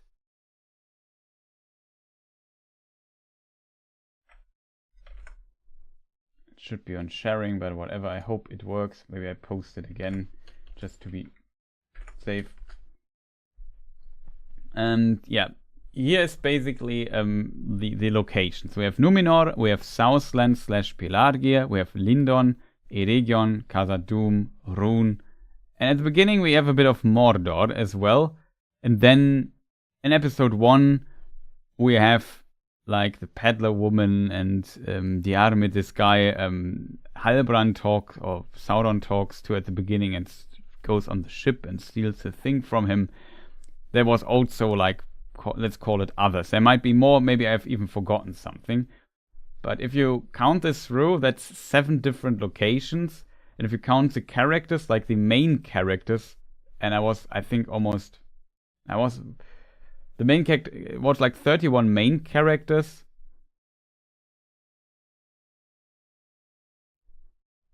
And 56 including the main characters, with like some side characters, and I counted a lot of things there.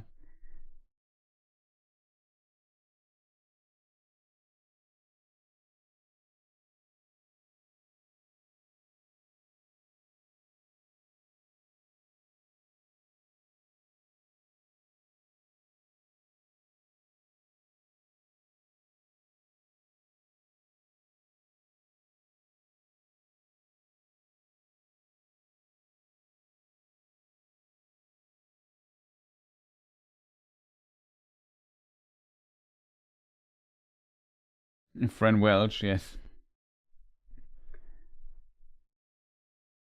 Yeah, they did a pretty good job. Philippa Boynes, Fran Welch, Peter Jackson, with the script. They worked a long time on it. Yeah, they stayed up front. Yeah, we changed that from how Tolkien wrote it, and they say the people do not. I wouldn't even care too much about it if they say, "Oh, we changed this" or whatever. If it's at least a change I can understand, I don't care. The problem is a lot of these changes in the show I don't understand, and like even from this perspective, maybe we can also end the poll, because I think not much will change.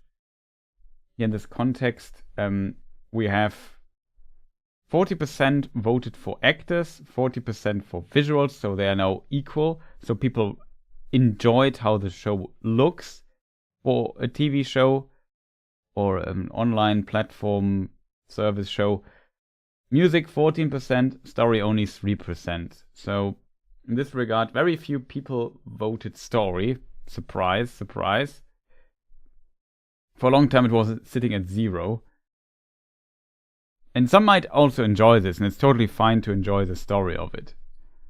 But yeah, coming back here to this list, what I started earlier, like they have too many locations for 8 episodes. If you have 7 locations for 8 episodes,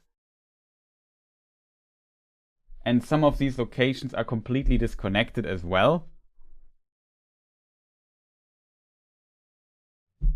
like Numenor this season was very isolated.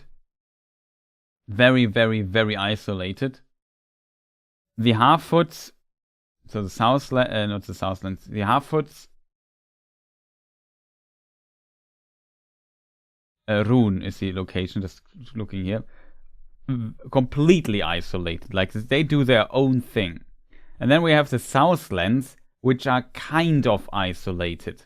Like it doesn't matter that Arondir gets later, spoiler by the way, should maybe do here a spoiler warning as well for the show, just so people can't complain, because we might now go a bit into more detailed stuff.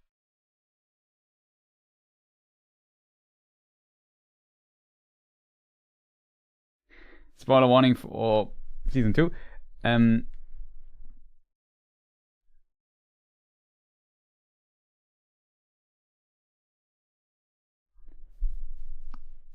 What did I just say?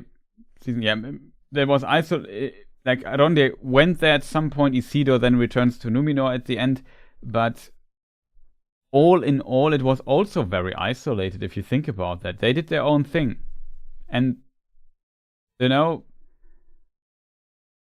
if you only have 8 episodes, then and you can't connect these plot lines together. Like Isildur, Arondir, Theo-Estrid will not interact with Galadriel or Celebrimbor or Anatar or Durin or whatever. They simply won't meet. Arondir, he meets later Galadriel again and so on. So that kind of works. I could imagine that Arondir would not have gotten to Eregion if Bronwyn would still be in the show. So I think his story was planned completely different at one point. I don't see him going there. But yeah, overall, if you look at this list, it becomes kind of clear they have too much stuff going on. Like they're far too split for this amount of episodes. Maybe at the beginning they thought we need 20 episodes per season or so. Yeah, then this amount of location would have worked better. But I think if you reduce it, you have too many isolated plot lines that you have to follow. This becomes, in my opinion, then a huge problem. And then you have to, Hatem Z writes it correctly, the teleport. This show is just so ridiculous with teleports. It becomes so annoying, in my opinion. It's just a huge problem for the show.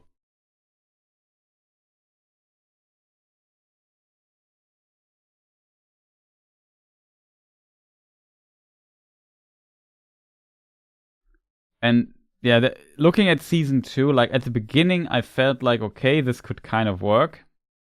And then in the middle of, like, the first 3 episodes for me worked very well. And I was positively surprised. They felt like a step up from where they started. But then some episodes came and they felt like a season 1 episode again. Maybe this time made a bit better, with pacing a bit better and so on. Maybe a more interesting plot line, but I don't know.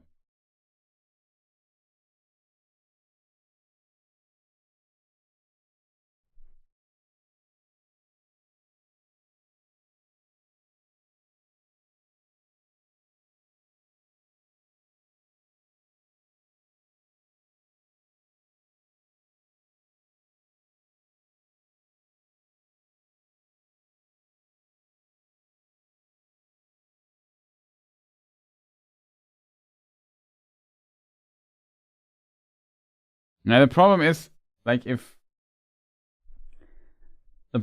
this story topic is something I really tried to understand for such a long time. What is the exact problem with that? You're of course right, Gaia, that we focus again too much on the negatives again, as always.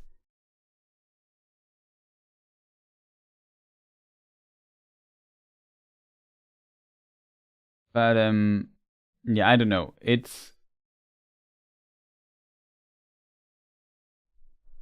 I really try. That's also kind of a reason why I wanted to make this stream here, just to explore further what is the exact problem with this. Like, I made this table on the Discord and discussed this to kind of try to figure out what is the problem with this show. Like, there are definitely parts in it that feel like that worked out pretty well. I think in interview, Charlie Vickers and Charles Edwards basically said it's very rare in shooting film that you chronologically have your scenes, basically. How it at the end plays out, you can basically shoot it, maybe with some exceptions here and there for sure, but overall, they felt like that kind of helped him or them with their scenes that they were shot chronologically. So in this regard, yeah, that's maybe a pretty cool achievement and shows why there, for the most part, stuff worked and felt kind of almost natural in many ways. Had some interesting ideas here and there that were maybe a bit exaggerated for sure, but for the most part, this kind of worked.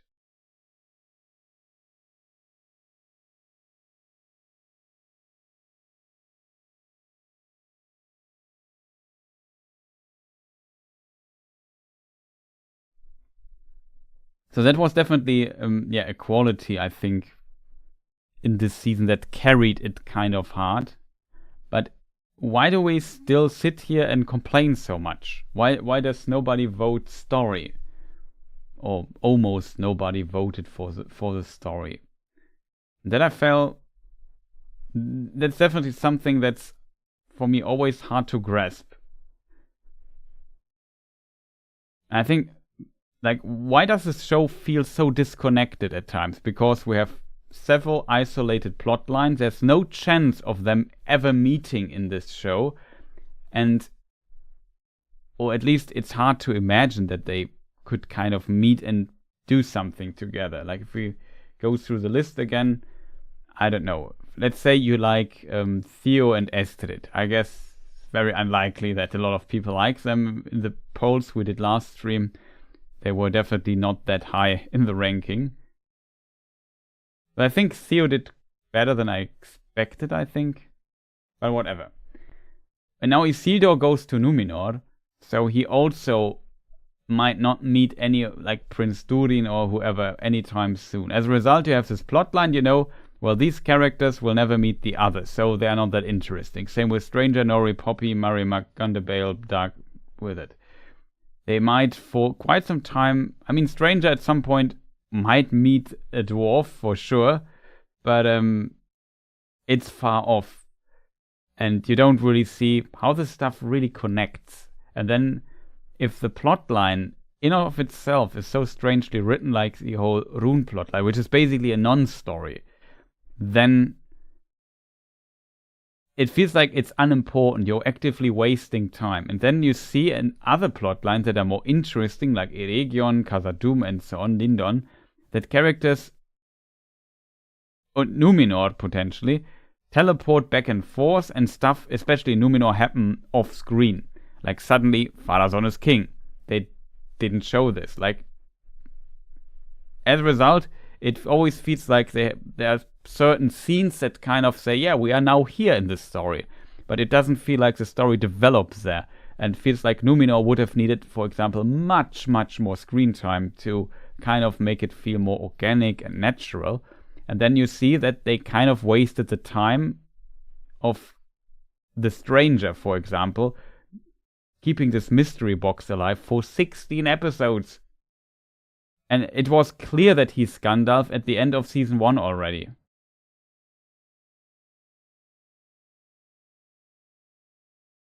And yeah, some people said, no, he's not Gandalf, he's maybe a blue wizard or whatever. I said, quite early already, no, he's most likely he is Gandalf. Like, my observation led to this conclusion quite strongly.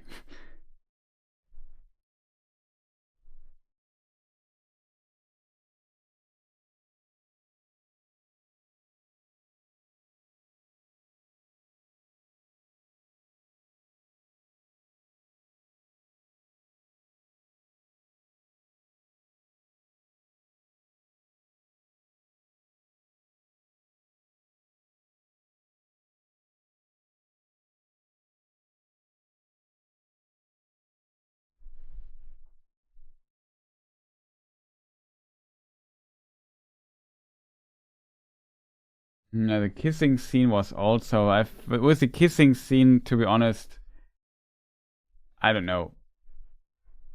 I was not a fan, but I have to say I'm pretty, what do you call it, indifferent about it. Like, if Galadriel and Elrond don't start a relationship, I would say, yeah, whatever.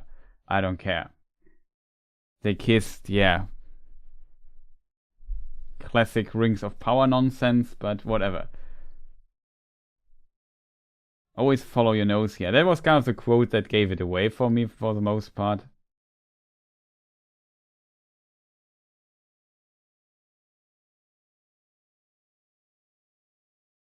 I mean, he's one of the Istari. He looks like Gandalf, talks like Gandalf, uses Gandalf quotes. I said it multiple times. Then later in the show, he has a move, these hints. Oh, he needs a Gund. Oh, is he a Grand Elf? And then when he has his Gund, he's not a Grand Elf anymore, but a Gund Elf, Gandalf. Oh, surprise. They will call me Gandalf, won't they? Yeah. Surprise. That was the cheapest payoff I've ever seen in my life. Like, you have seen it coming miles away. And those people who said he isn't Gandalf, they also saw the writings on the wall. They just had hope left in them.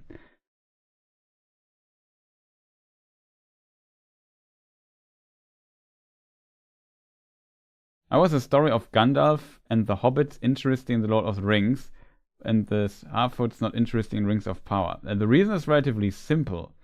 In Lord of the Rings, the Hobbits and Gandalf are an important part of the story, or of the bigger story. Like, in a way, in a story you want to tell, I always feel like you can have different, it's like a pyramid, you know? You can spread out things at the beginning, and then as the show progresses, it has to reach the peak where everything comes together. Because if you don't do this and have two peaks in the show, then it would be smarter to make two shows or tell two stories. Then in the end, everything has to kind of come together, and you feel like, oh, this is about that. That's the topic of the show. That's the goal. That's where the story wants to go. That's how stories work. Else you just tell two stories, maybe in the same universe. You need to make a spin-off or something. And Frodo starts at the beginning.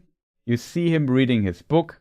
Gandalf comes along in his cart, sings his song, and then he meets Gandalf. We have this iconic scene, and then Frodo is also there at the end of the story, because he's the protagonist with Sam, I guess, of this story. Simply, that's why it's interesting to follow. The problem is currently in season 2 and in season 1 we don't see how we know Gandalf is important later, but Gandalf is not even a character of the Second Age in Tolkien's writings, and all the events we know from the books where Gandalf is important are from the Third Age.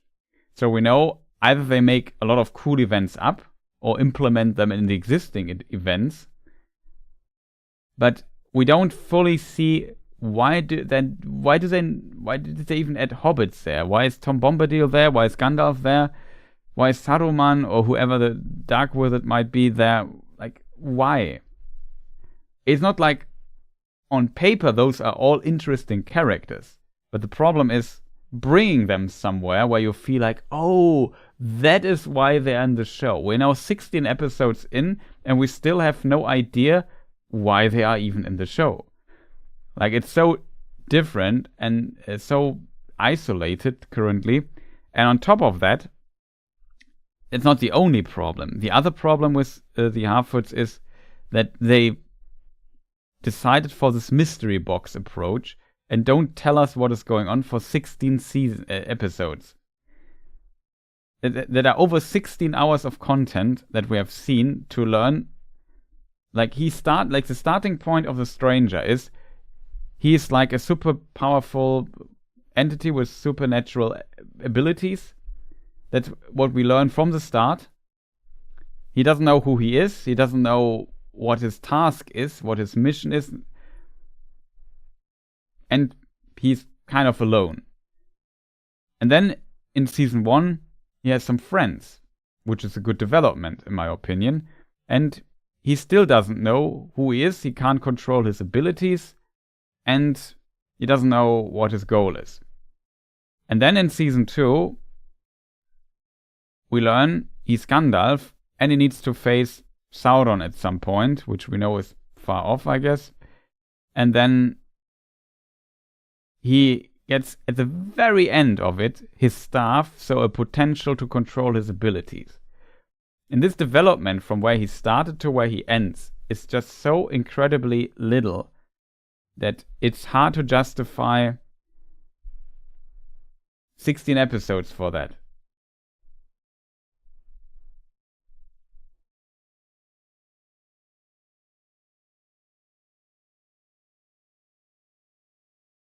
And it's just too little because the story doesn't progress as much in the Harfoot plot. There's not much happening there. There's also some teleporting. There's some stuff happening off screen. Like, just think of it. Gandalf sits there and has to make a decision. Do I explore this forest of dry trees and find my staff, or do I help my friends who might die? This is basically a non-decision, but they make a cut there, and then the next time we see the stranger, he's teleported already to, like, we see a scene where he goes through the places, I guess. No, that's actually later, right? Whatever. Next time we see him, he's in the Stur village and is there to save Poppy and Nori there and meet the Dark Wizard. It's basically the next time we see him. And isn't it far more interesting for a story understanding his decision? You know, like, even the decision was a non-decision basically.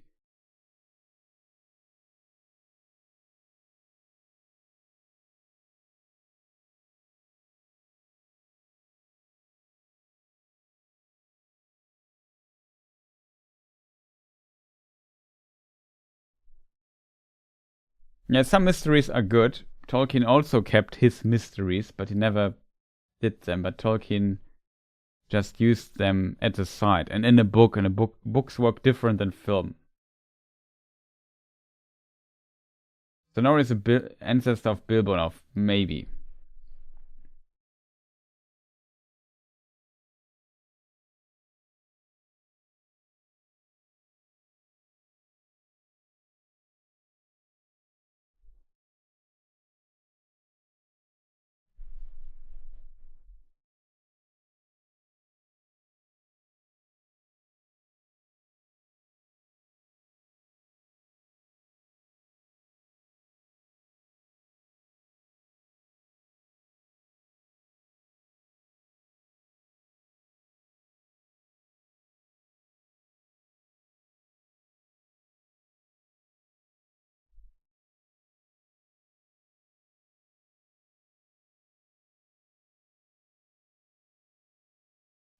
What I find hilarious is that Nori's actress guessed the stranger's identity even before they filmed one episode.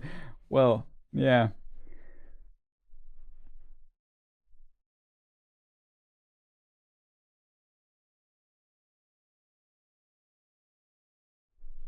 Yeah, of course, it can't be explained by that, but it's just that in a book you can do what I meant with this is you can do things different in a book, and they won't necessarily you can't do this in a show.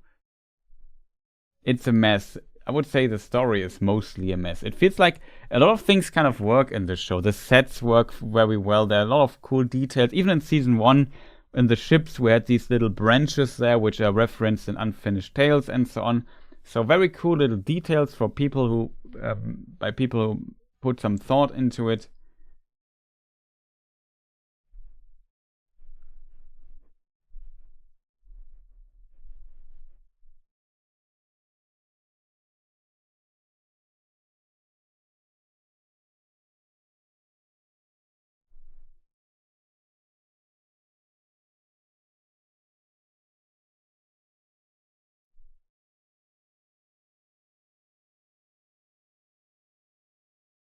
And I still don't know why Gandalf. That's another problem. I know now he's in the show, but from the end of Gandalf or in the show, the reveal, I don't know what is Gandalf going to do next.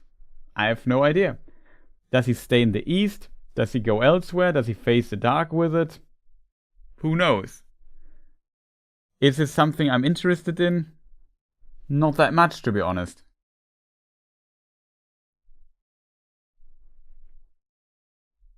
And then, like we discussed, or with this weird list I posted here in chat, go to Numenor. Yeah, in this show everything is possible, I guess.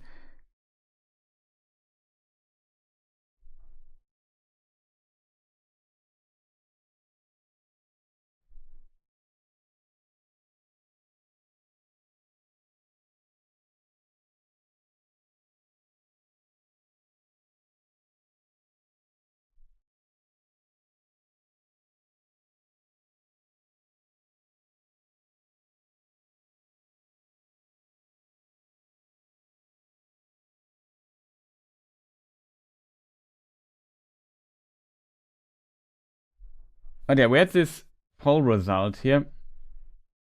And yeah, I don't know. I think exploring or understanding what is the problem of the show, and we discussed this so many times by now, is definitely we don't fully understand where they want to go with it in some plot lines. Like we know where they go with Numenor because we know the books. Like we here usually knowing the books quite well. We kind of know what's going on and we have a good idea of those details, in my opinion. The problem is a bit in a rune that is new. Like Tolkien wrote very little about this place, and also we know Gandalf did not went there, so this is kind of a new situation. And I don't mind a new situation. I have no problem with this at all, to be honest. My problem is that they did so little with it. Like the story is simply not interesting. It's just this mystery box approach. Like if you rewatch this part, even though I really like the actor, like I like the actor of Gandalf, of Nori, of Poppy, I think they have a good chemistry. There are some cute and fun scenes here and there, and so on, which I found funny or which I liked.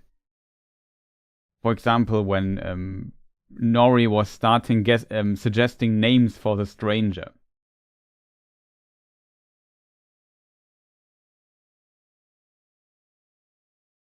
I think that was actually a good scene.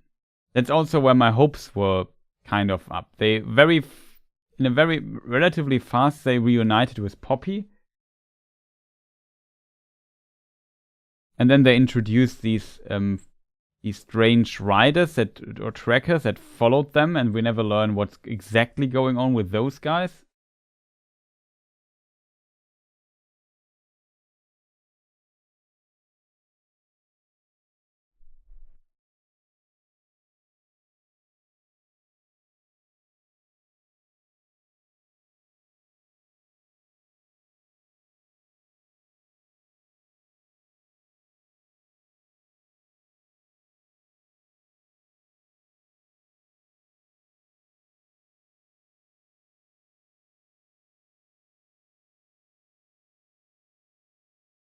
I've also no idea what they're going to do with Gandalf. We still have a mystery box opened. That is a mystery box dark wizard. Is he Saruman? Is he a blue wizard? Who knows? We will learn in season 5 or something like that. I have no idea what they're going with, in which direction they're going here. But it's just the problem of the story arc for me, that it doesn't work well enough. I still believe that he looks like Saruman is bait and he's in true is a blue wizard or something. Maybe it's just also hope. I feel like currently the Saruman indicators are his visuals. And yeah, mostly his visuals. Like he looks like Saruman. He has no blue robe. No clothes. So as a result, his clothing style looks more like Saruman. But Saruman later changed his clothing style from white to many colors as well. So it's not unheard of that a blue or like a Istar changes how he looks. And it would be, from the perspective of the writers, maybe an interesting mystery box they could build again. Say, and they could play, oh, who is the dark wizard in the end? What is his name?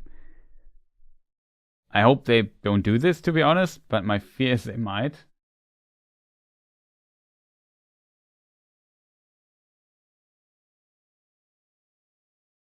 Yeah, there's also no real danger except for the dark wizard. But currently the dark wizard does very little. Like the dark wizard only kills one of his trackers because reasons, and talks a bit about Sauron, but like we only hear that the dark wizard is evil. It's only shown in the last episode where he has like some dialogue and says, oh, compassion or pity won't help you against Sauron, and so on. Yeah, we know from knowing the films, of course it will.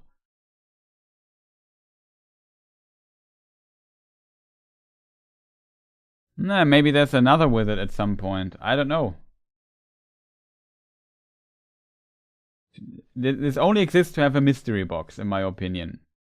If that makes sense or not, doesn't matter. Gandalf in the East makes also no sense. He says, I never went to the East.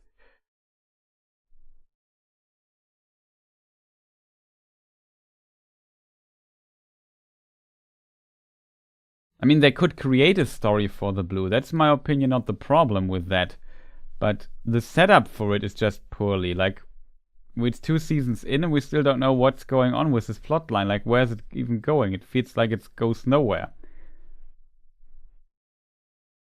Like, from episode 1 to episode 7, so little has changed in this plotline.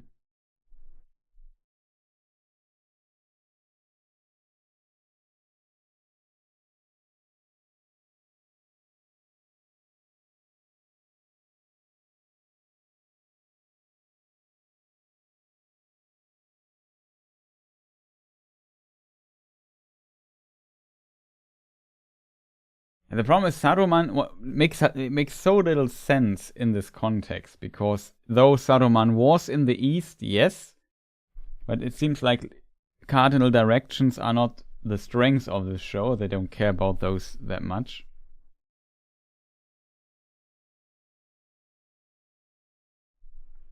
Another user side story. Yeah, they could just create something that works. We know that Saruman recruits people in the East. They could tell the story how they prevent that, or fall for Sauron or whatever. But that's currently not the case. It's just so far away. And then, you know, you could make the argument, does this character really needs to be in the show right now? Maybe later he makes sense, but currently the existence of these characters make no sense. And since they only have 8 episodes per season, and only 8 hours, every minute there feels like a waste of time, taking away from the other more interesting arcs that are actually Second Age. Like Numenor is a Second Age arc. Yes, please do something with it.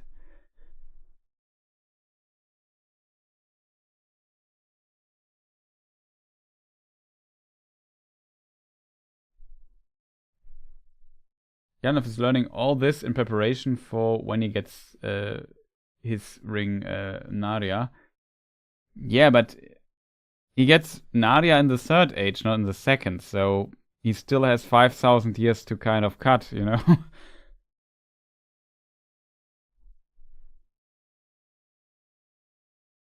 Oh, Liana's here. Welcome. Nice to see you.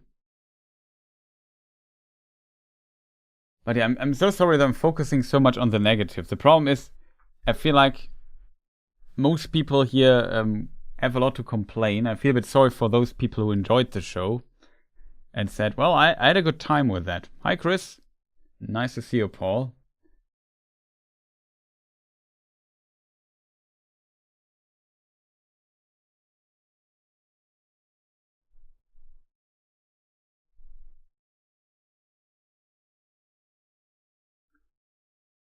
Yeah, I like the Harfoot characters. Okay, but they and the Gandalf Stranger, Tom Bombadil story this season was stupid. It made me dislike characters more than I had.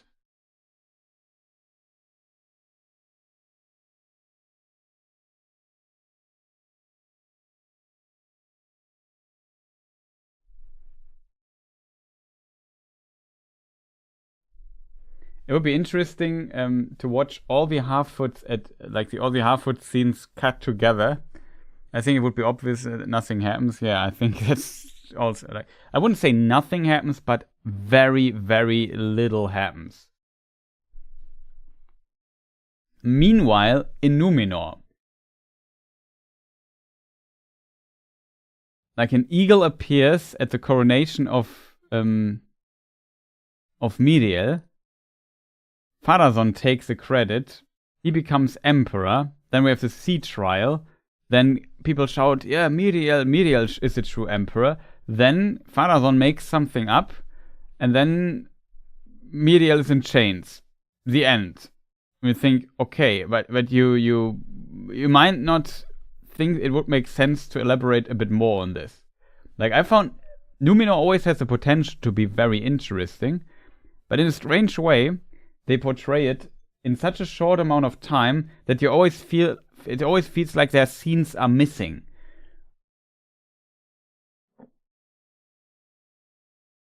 That's kind of unfortunate in my opinion. And I feel like the other plot feels like nothing is happening, but it takes quite a bit of time, even though nothing happens. On the other side, you have a plot line that really begs for more time and says, we need more scenes. We want to tell you all these stories happening here off screen all the time. Like a good example of the story is, for example, Kemen and Earien. Like, are they now a couple? Yes or no? I mean, she hangs out with Farazon and Kemen a lot, it seems, or a few times, and she has some influence in this context all of a sudden, even though she's the daughter of Elendil, who is considered a traitor at the end of the season. So, in this regard, I find it very strange that even little details like these feel very underdeveloped. Like, I have to make an educated guess what their relationship might be.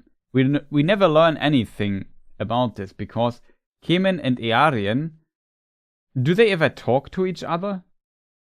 Like, just think about season 2. Can you name me one scene where Kemen and Earien talk to each other for a longer, like, more than a few words?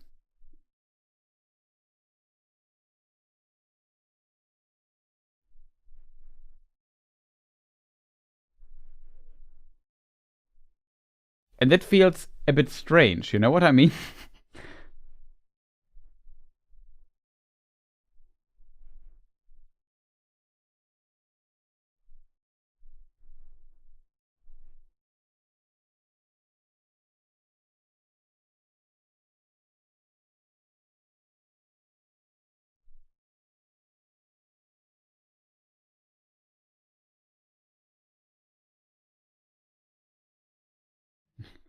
Maybe, like, I feel like that is what I mean with scenes are missing. There's simply time missing.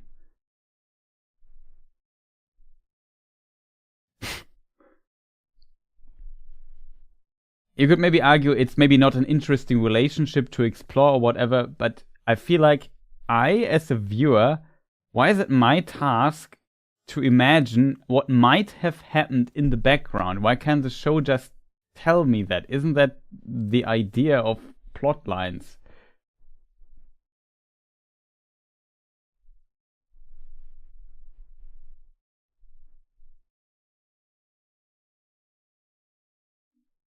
And then at the end of the show, Kemen is all of a sudden building Pelargir in Middle Earth.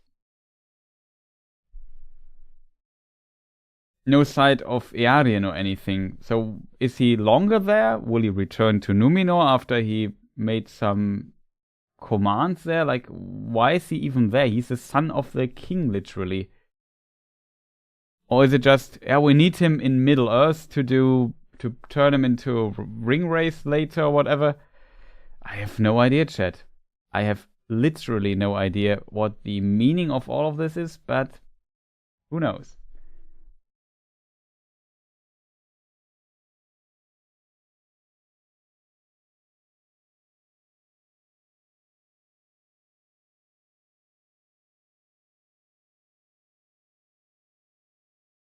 Yeah, big difference between a show made for TV, where you have to hold space for people who only watch every third episode.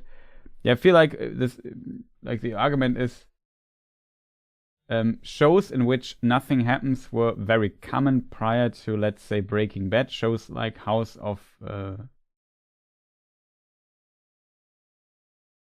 MD or CSI, where all characters were static ever. Yeah, that's kind of true, I guess.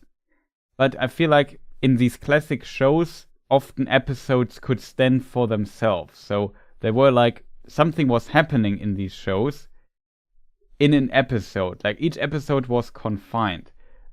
You know, of course, that is true. That the style of how these how these shows work. Like think of my show I really like is, for example, Star Trek: The Next Generation.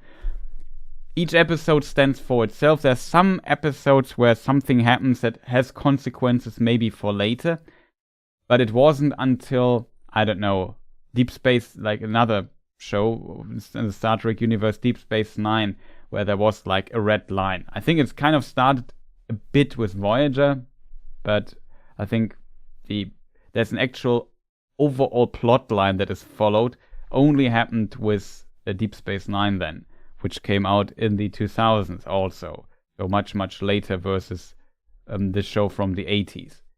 So there's definitely a difference, but this. So yeah, it is true that how shows work changed over the decades. But this show here, Rings of Power, is not developed in a way that each episode could ever stand on its own. It's developed as a plot line or with episodes connected. And this is by now also not a new concept. It's not like Rings of Power is doing there something we have never seen before. And then you could maybe also make an argument, okay, that's at least an interesting concept.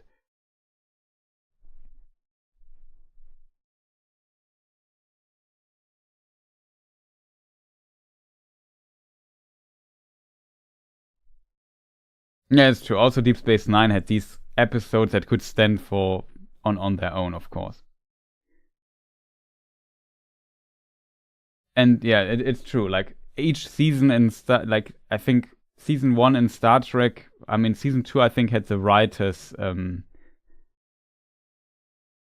what do you call it? Strike.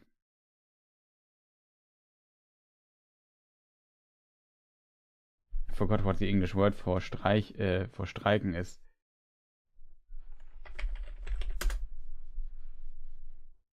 Walk out, yeah, strike, something like that. Then it had less, but I think even that had like 16 or 20 episodes. I think a normal season had 24 episodes or something like this. Let me just look it up. Memory Alpha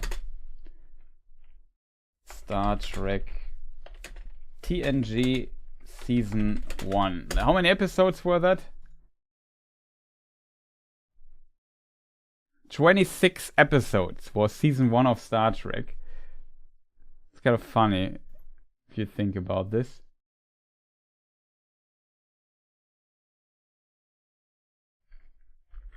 Season 2, like I said, had this strike. They only had 22 episodes. That's ridiculous. I think it's 45 minutes an episode also, so just to give you an idea how much that is. Season 3 then had 26 again. And the last season, I think, was 7. Or was it 8? Oh, 7. Also 26. So you can kind of calculate how many hours of show you had there back in the day.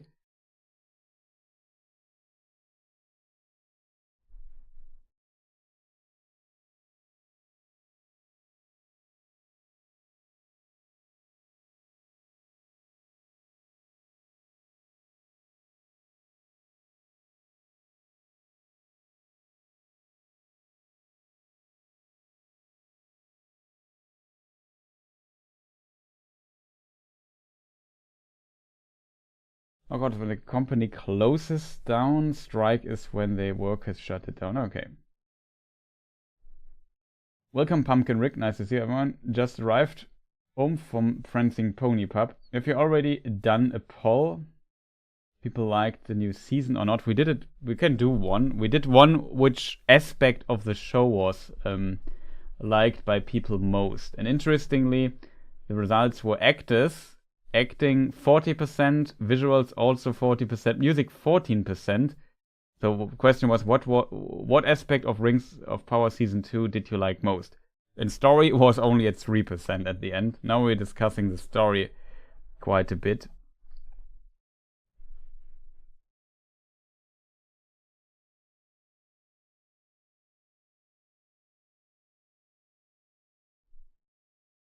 And I personally don't mind these episodes that could stand.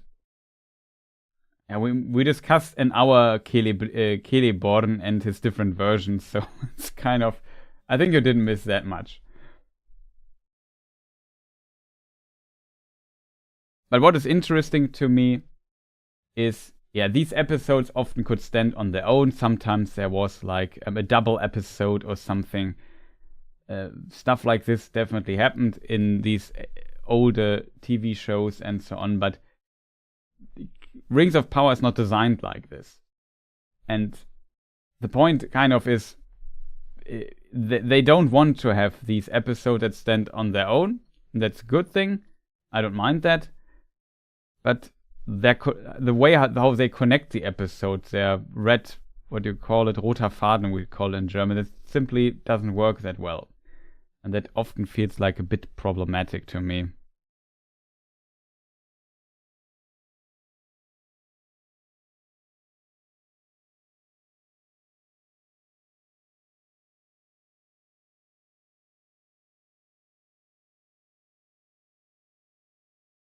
Yeah, it was also, of course, the shield, the wire, and so on. That was kind of a huge point where things started to change.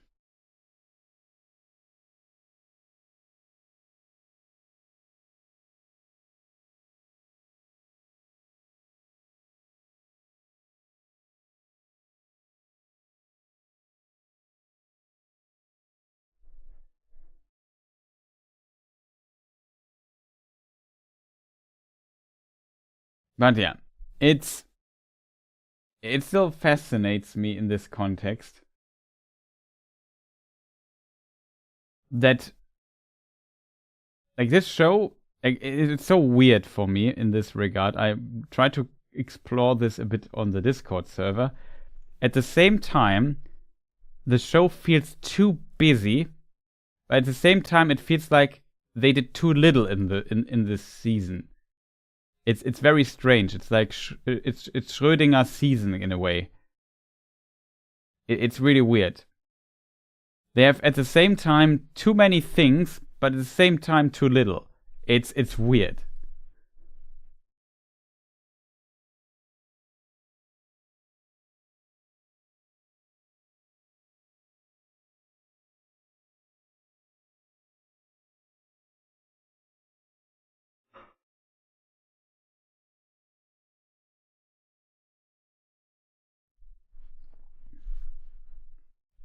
But yeah, maybe that's a good call by Pumpkin Rick, because why not? I mean, I asked this in the past already.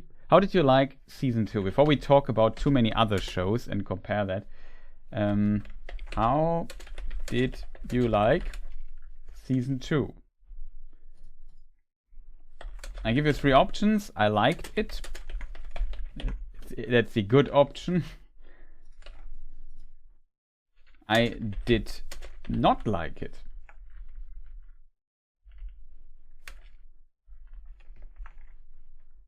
Is the bad option? I just put it on top, on the bottom. I don't like it. It was okay is the middle option. Do we need another option, chat? Beyond, I only can have 4 options at max, so I would have the option to give you one more. It was okay. That's the middle option, basically.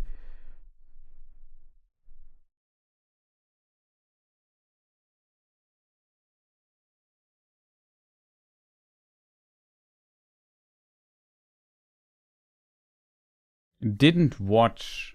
Okay, that's maybe an interesting answer. A disaster. That would be. I didn't like it. I only have 4 options. Didn't watch it.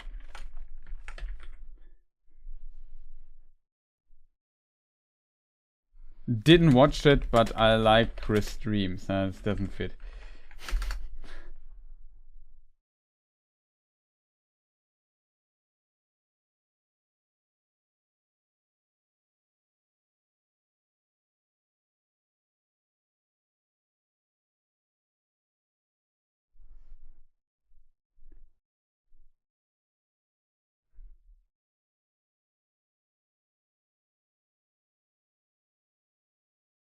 You mean show bad, stream good?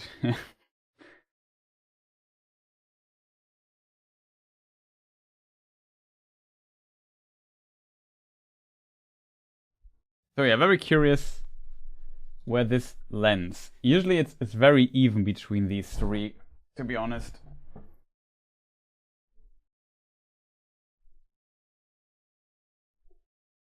Not so sure if it's about Rings of Power, not about any other show. Just to make this clear.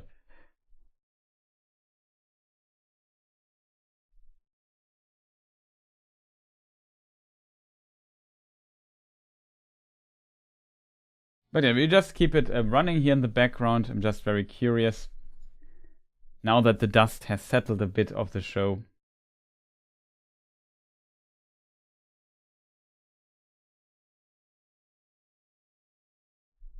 I liked it, but I wouldn't call it good.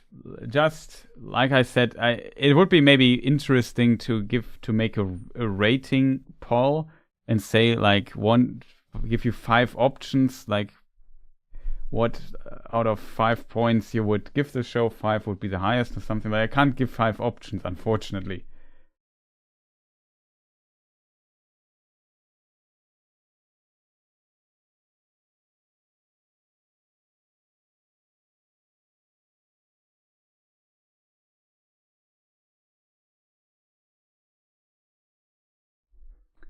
The best thing about Rings of Power was it gave me a reason to listen to Chris' channel and hang out on Discord. Silver lining to make up for the awful writing. Welcome, Spielcup. Nice to see you.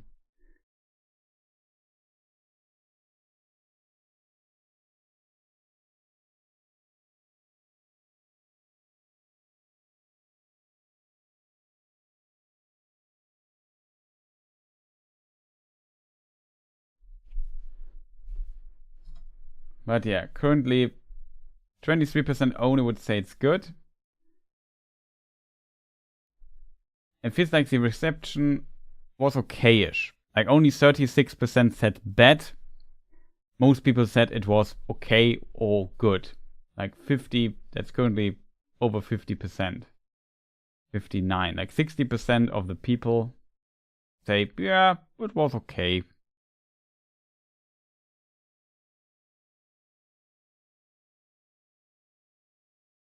Almost 60, I think. Not sure if I said this, but Yeah, that makes it, for me, always quite interesting. Do we discuss the show episode by episode or arc by arc, just the maps? We already did the discussion of each episode. We already did. I don't plan to make a 10-hour stream today, said he. I just want to have like a general. We already had a map stuff earlier in the stream where we talked about Eregion. Remember this map here? I even moved my arrow around. We talked about Lodinand and Celeborn. We might have forgotten about this, but we had this already.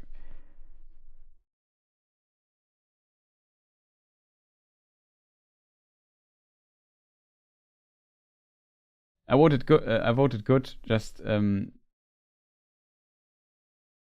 because I enjoyed watching it in spite of its flaws. Yeah, I can see this. Like, this is, well, I would say it's a clear improvement over season 1 for me personally. Is definitely that this season I would rewatch, and season 1 I just don't want to rewatch it. And in this regard, that is kind of helpful, I guess. If you liked, I definitely liked it more than season 1 by far. I have to admit. I'm currently also, I don't know, if I would say I didn't like season 1 that much in the end, even though I really tried to give it a good chance, a fair chance, at the end it felt like there was too much nonsense in season 1. I would say, yeah, it was not great. I did not like it. Then this season it was okay for me, I think. It's maybe also, like somebody said earlier, it's kind of in between. It's good and middle. Somewhere there. I would say it's not average. It's a bit above because it has some strong elements to it. But it's not quite there where it could be. Like, the potential in for Tolkien stuff, as we all know, is massive. But the show, unfortunately, kind of, yeah, I don't know. I can tell who forgot about Celeborn, the writers, yes. I mean, somebody said it in chat, and I would kind of agree. Celeborn is not a very interesting character. It might be controversial, this opinion, but he's just the husband of Galadriel. And that's basically all he does most of the time. He has some minor things to do that Tolkien gave him here and there, but beyond that, we don't know much about him. Yes, one interesting thing, the most interesting thing this character does is he's a bit harsh towards Gimli because he's a dwarf and later apologizes for that. And that is, in my opinion, a very, like a very cool detail that he apologizes for that.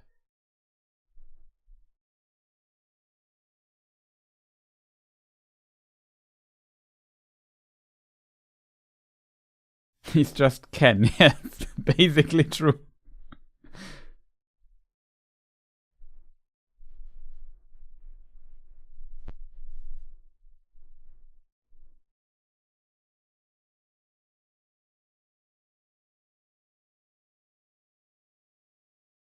I find it interesting that 8% didn't even watch the show, so welcome everyone.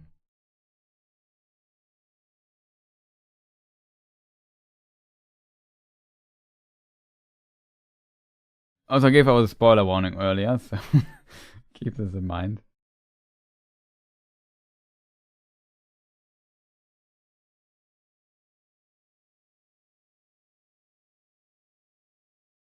But yeah, it's kind of interesting.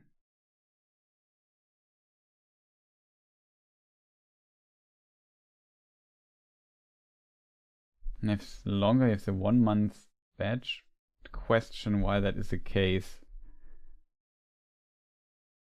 Aren't you also subscribed to my games channel, Pumpkin Rick? Maybe there you have the other badge. And you just, I think you recently resubscribed here as well. I don't, for me it doesn't matter where to which channel you subscribe, but maybe that is the explanation for why you have the badge, the 1 month badge here. I also forgot the tiers when the badge changes, to be honest.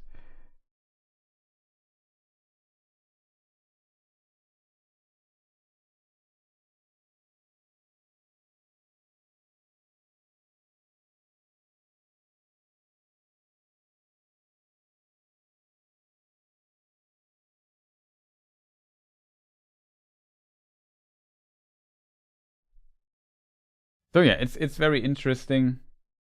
Let's end the poll here for now. So 40% said it was okay. 31% said I did not like it. 20% said it's really good, which still means 60% said it was at least okay or good. So it's an interesting result. 7% did not watch it.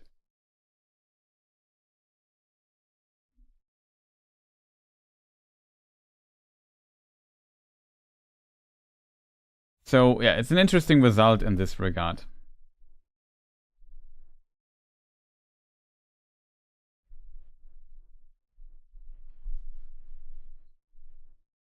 But yeah, coming back here to my strange list, which plot lines did I like this season? So Eregion clearly is, I think, what was the strongest carry this season.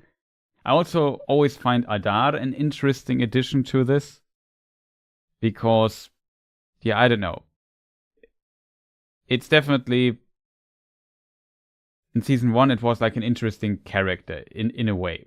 The show was, in season 1, in desperate need of an antagonist, and Adar could give this antagonist. That kind of worked, because the show was, in season 1, too busy with this mystery box, who is Sauron, who's Gandalf stuff.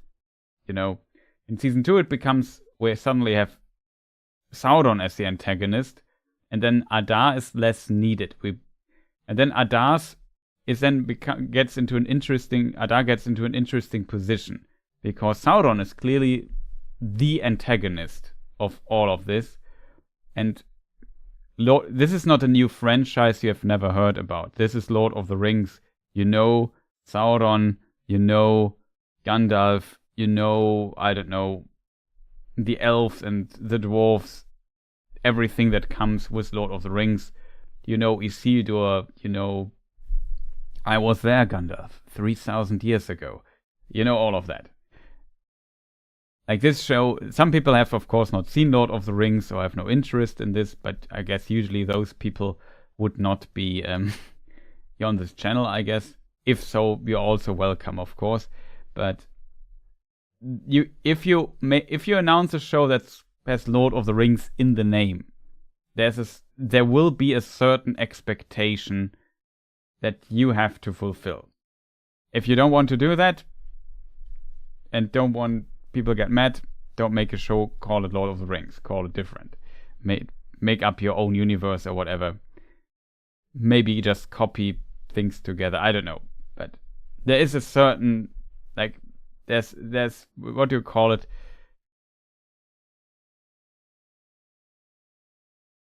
There's, like I said, there's a certain expectation that simply comes with making this. Maybe too much to handle, definitely possible, but yeah, it's not like we can go into the show and say, yeah, we go in and they can change everything. We have certain expectations to the show, and that's something they have to deal with it in the reception of it.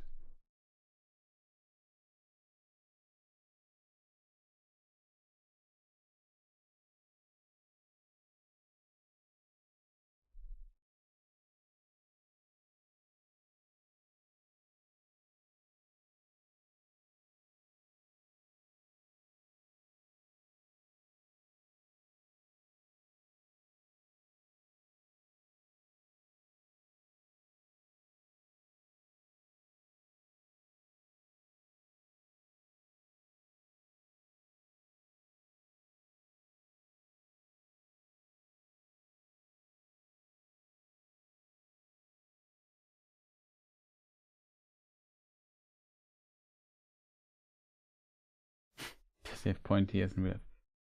But yeah, that's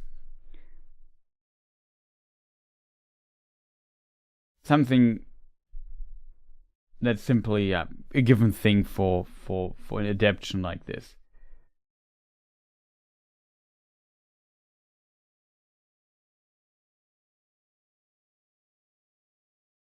Each episode would be 1 century. That would be funny.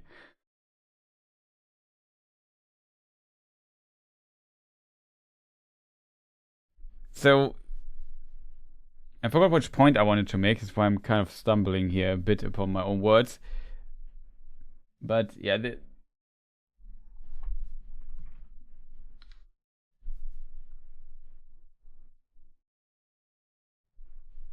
I think I looked at this list and had some thoughts about it. Yeah, like we said, stuff's not often connected together, but Eregion this time carried hard. That worked for me quite well, to say something positive. Khazad-dûm, at the beginning I liked it, and it's kind of strange this season. The more Khazad-dûm continued, I started to like it a little bit less. It was still decent in my opinion, or enjoyable, because I like the actors, I like how this place looks and feels and so on. But there are certain things that the show made very strange. Like, even though we have like 56 characters in the season, only in Eregion, I have in my list only 4. I have Celebrimbor, we have Anatar Sauron, we have Myrdania, and then in the last episode we have Commander Malendol is his name in the show. His name is not even introduced, so it's hard to even count him as a character, but he's there. There are some other side characters here and there that are not really named, but that's basically it. Considering that Eregion is this massive city, there is nothing going on there. Like, we only have literally three characters there. One is Myrdania, and she's also a character made up. And I feel that decision is also a bit problematic and kind of interesting at the same time. Like, Eregion's such a big place, but we know nobody there. So when Eregion gets destroyed, we don't care for those people that much. We only care for Celebrimbor, but we know, like, if you know the books, you know what his end might be anyway. Same with Sauron. That leaves only Myrdania and Malendol left, and Malendol we don't know enough, and Myrdania we kind of liked. And we had some theories about her, but that's basically it. And it's basically, what do you call this in English? This chamber play or chamber drama or whatever you call it, between Celebrimbor and Anatar that carries this section. Sometimes they are visited. So Galadriel visits Eregion at the end. She also visited in the last season at the very end, interestingly. Seems like only in episode 8, as I called episode 8, Galadriel visits Eregion for whatever reason. But yeah, it's in this regard strange that we have no connection. Like, when somebody dies there or when some building gets destroyed, we think, yeah, it's empty anyway because there are only 3 characters living in the city. It's just kind of strange in my opinion. Like, the show is just that's what I mean with the show has too many plot lines and too many locations, but they have too little characters in each location as a result.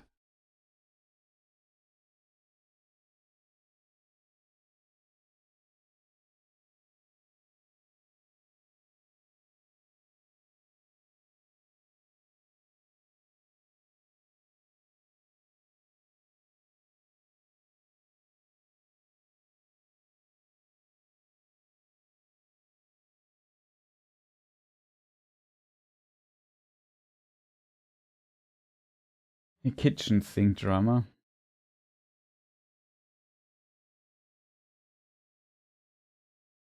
The interaction between Celebrimbor and Anatar was called a kitchen sink drama by Charlie Vickers. Interesting.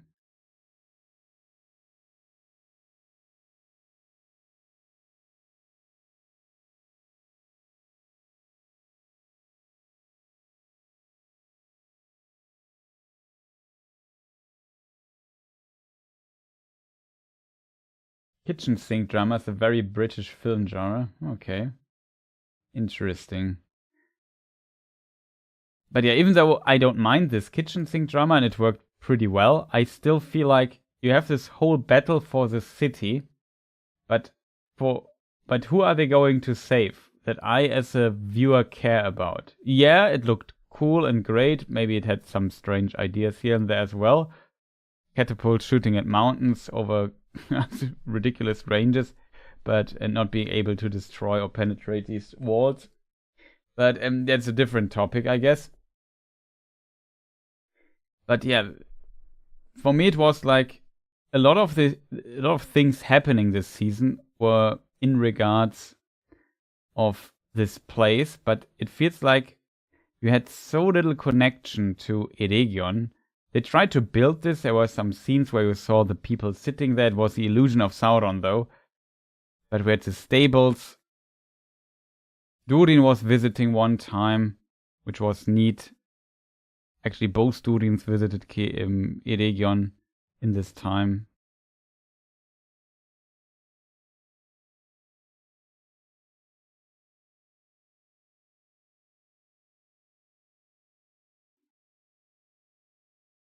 Everything in this show feels small. Battles in the Second Age should feel even more spectacular than the War of the Last Alliance from Lord of the Rings. But there are just dozens of guys fighting each other here. I mean, for a TV show, I think the battles still were okay enough for me, to be honest. I just would wish that the show would focus more on these places. We had also, we have Mirdania and also the other Smiths, but they don't have any voice lines. We don't know who these people are exactly. They're just, unfortunately, extras. A lot of things in Eregion are just decoration, and it's hard to get emotionally involved in decoration. Even though it's good decoration and well done visually, it doesn't help that Mirdania isn't enough. There's so little characters that at the end it's Mirdania who has to go to the just think of this for a moment. You have literally an orc army. Maybe I could show you some screenshots and do some production in the meantime. Yeah, Chris, that would be very smart. We jump to episode 8.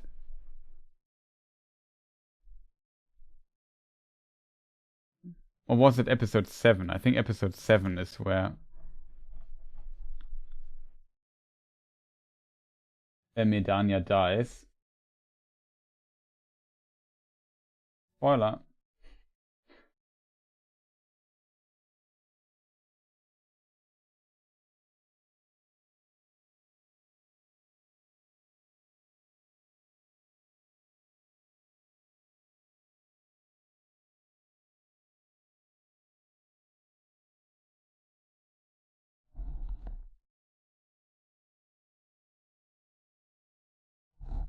So here we have her.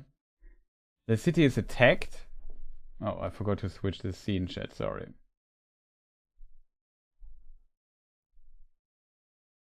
Remember all these scenes, chat?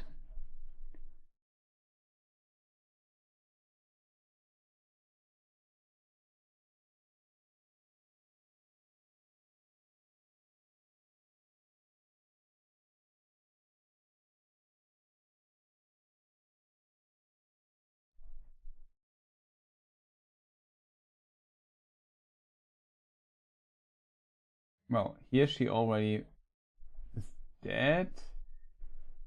Don't tell me I don't have a good scene with her. Not that important, but I guess.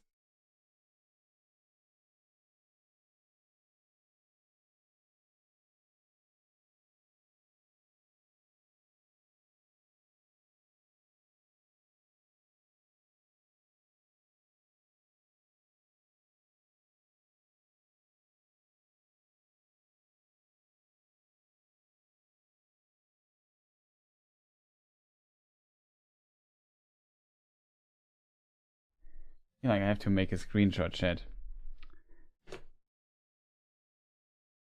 More CGI next season.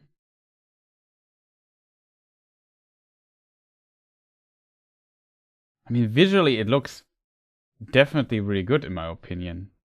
The visuals are definitely not among the problems of the show. Let's see if I find a good scene here. Episode 8, that's the wrong episode. I have to go to 7.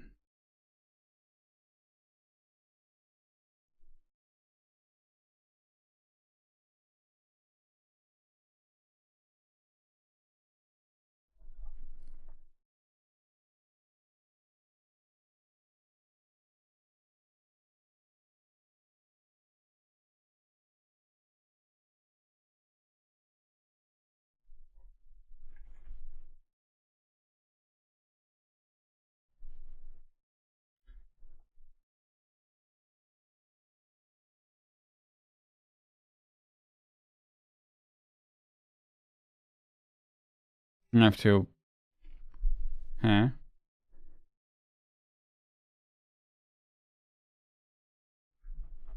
Okay, currently struggle finding the screenshot I'm looking for, chat. Sorry that it takes so long.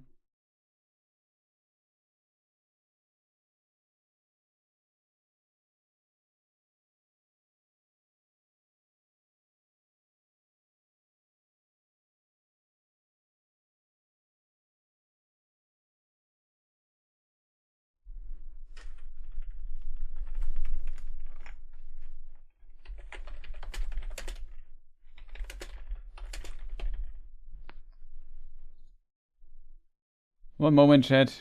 It's just a matter of hours.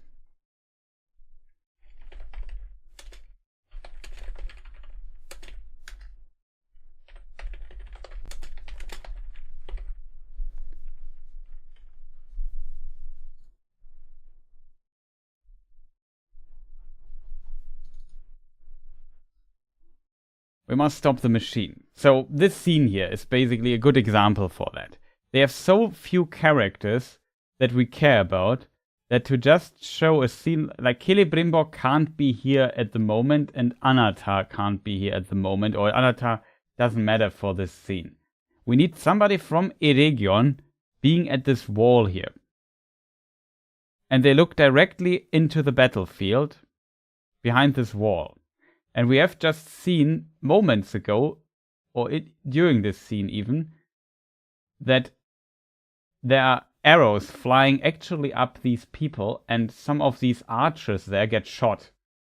So the position that Mirdania actually is currently standing at is quite dangerous.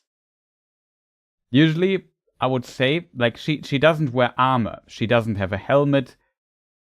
You know, she is just an elven smith, basically. You could say maybe she's some kind of assistant of Celebrimbor as well in a weird way. But why is she's an elven smith, maybe a noble or something in the city. Why is she standing there at the most dangerous place you currently could be? She's not a soldier. She has no weapon. She has no armor and so on. Like, Meneldiel at least has a helmet and an armor and so on. He's a commander. He maybe looks okay. If that, how realistic that is, I don't care too much about. But it feels very strange that Mirdania is there and saying, yeah, we must destroy that siege machine over there. She should not be, like, there. Looks like Minas Tirith. And you know why Mirdania is here? Because they don't have any other character to be here. They need somebody we care about to be in this scene. We need like a protagonist, or at least a side character here. That's the reason why she's there.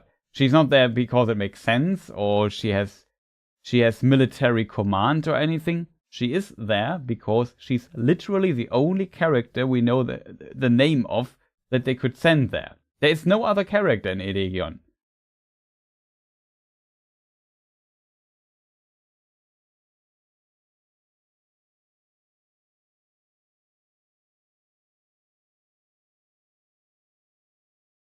Yeah, and later she also needs to die at some point.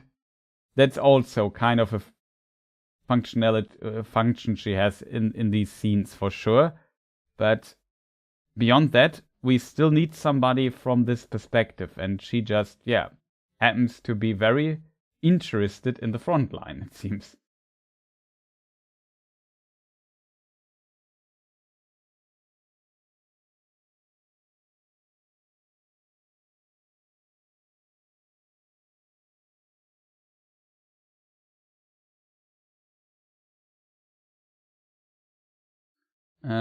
Chris, is there any precedent for Sauron's force push? I get that Ainur have powers over the physical world, but this? Not really, I think. But that, you know, I don't know. There's,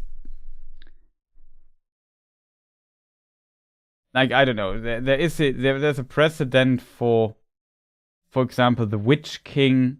You could make an argument controlling the weather or summoning barrow wights You know, I always feel like if you make these comparison, why does it look so much different?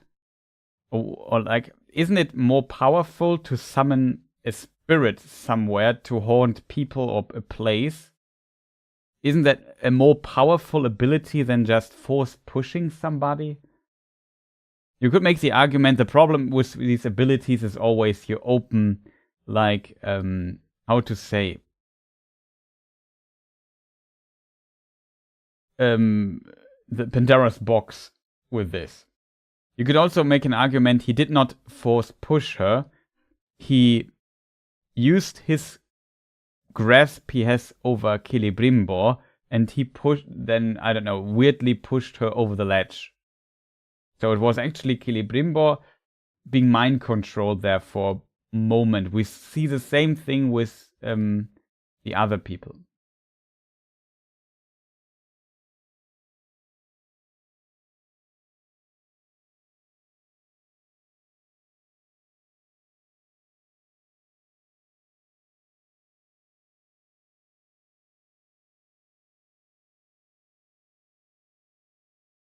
The Witch King broke Frodo's sword with a word of command that seems distantly related to a force push. Yeah, something like that.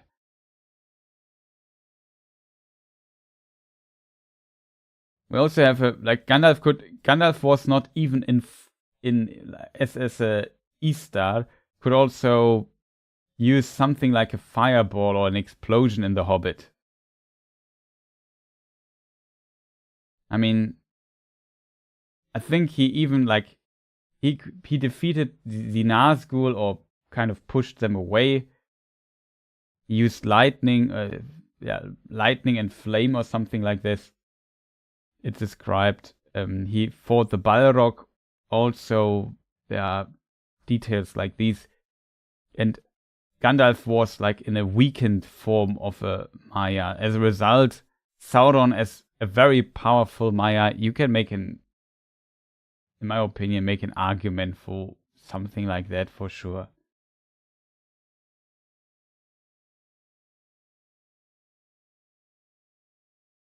Yeah, Gandalf did a lot of magic tricks. Like in the books, that's not in the films though. I think they're attacked by wargs on their way to the Redhorn Pass, and there Gandalf also kind of fired them up basically.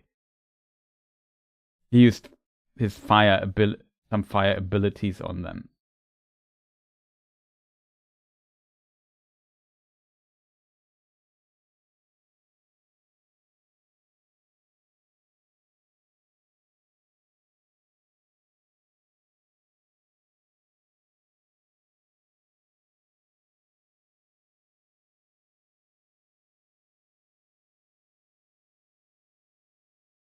Yeah, Gandalf the White also use something like this as well. You can maybe look into that and compare that to potential Sauron's power.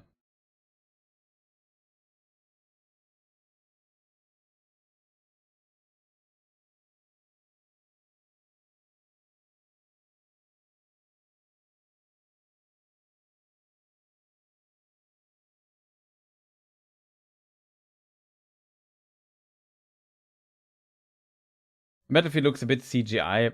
Yeah, that's true, because I guess it's all what we see here is kind of CGI.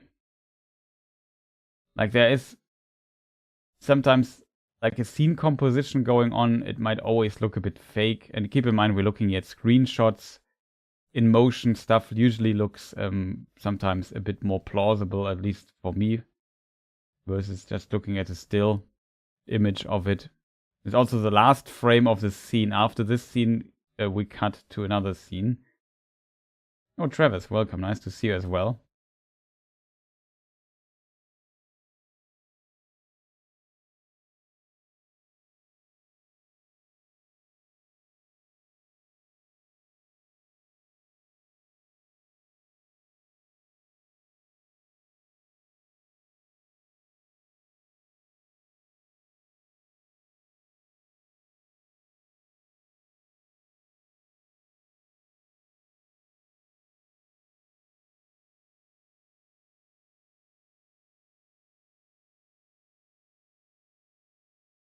Later on, the elves had those sacks filled with napalm.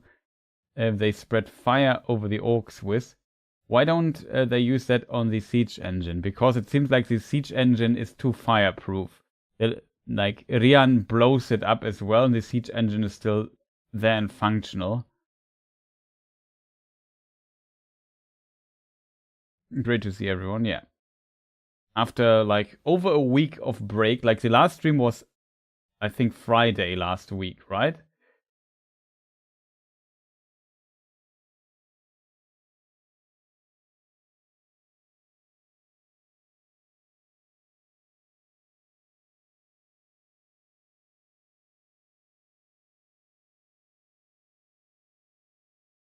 But yeah, that's kind of the point. Like, just imagine Eregion would be a place where we would have, like, let's say, twice the amount of characters. Like, 6 characters, maybe 8 or something. Like, Numenor, for example, is one of the places, interestingly, with the most characters. Numenor had Elendil this season, Miriel, Earien, Pharazôn, Kemen, Valandil, and Belsagar. Also the High Priest, maybe. And then some additional side characters. It's like 7 to 8 characters in Numenor, which I think is not a bad number for a place. But in Numenor, we have the consistent problem that they don't have enough time for all these characters to interact. It's kind of fascinating for me.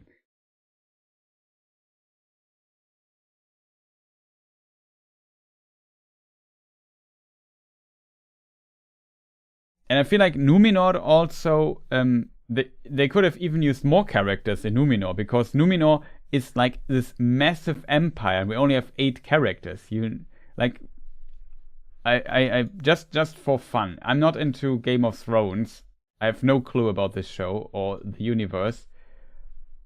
But I went online and tried to find out how many people were in this show in season 1, for example. How many actors are listed. And I forgot the number, unfortunately.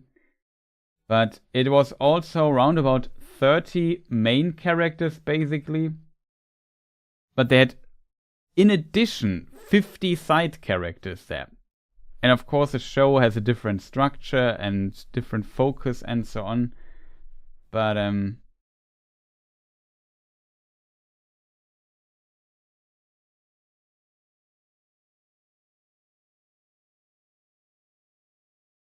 it definitely shows that you need, for those locations to work, you need like quite a few characters. I guess not all of them had many lines, but even if we go down like somebody also made for each season, he counted the lines of the characters. So how long does a character talk until somebody else talks, basically, or there's a cut. This is, I think, count as a line. And I think even the lowest characters had like 36 lines in the season.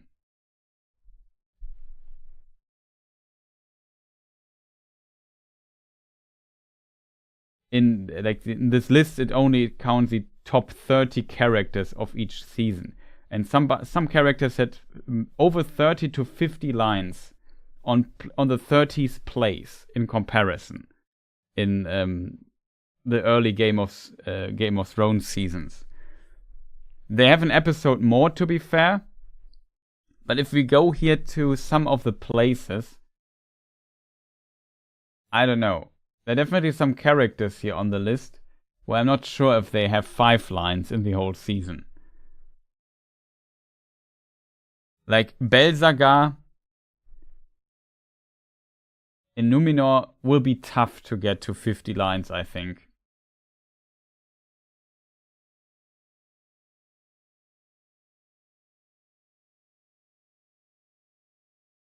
Navi in Khazad-dûm, I'm also not sure if he has 50 lines this season.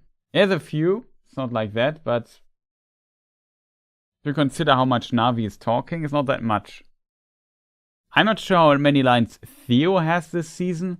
It also feels like very, very few.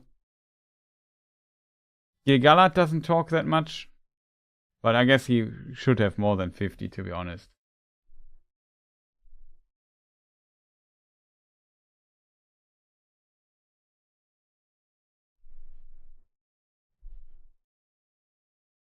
Like, Sauron, of course, has a lot of lines and a lot of screen time. Adar has some screen time, but he also does not have that many lines, I feel. And then the other people around Adar, like Luke, he has like, how many lines? 5 or something? Waldrek is only very present in one episode, for obvious reasons. Theo got shafted this season, yeah.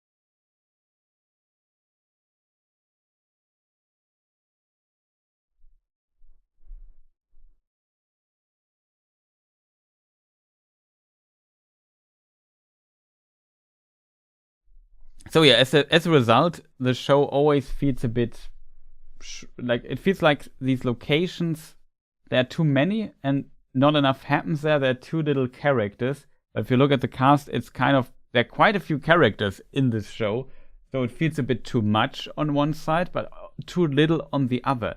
Like, it's so weird.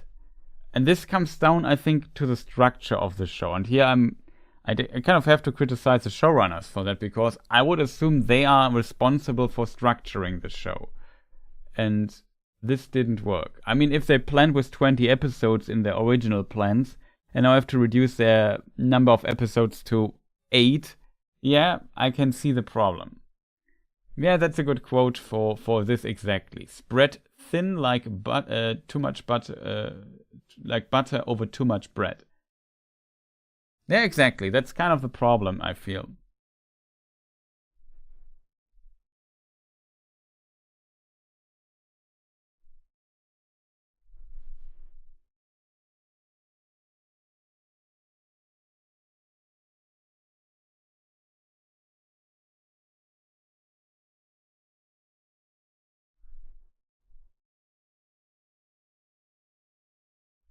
But yeah, chat.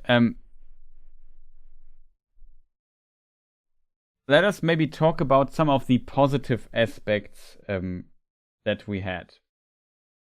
Like, we talked a bit about the acting, that we liked that. And I don't know, by TV show and film standards, there was like no actor in the show, or maybe few, but I can't really name one, to be honest, where I felt like the performance didn't work. Sometimes the actors have just silly lines and then very hard are put into silly situations, and it's very hard to sell those situations when the situation in of itself makes little sense.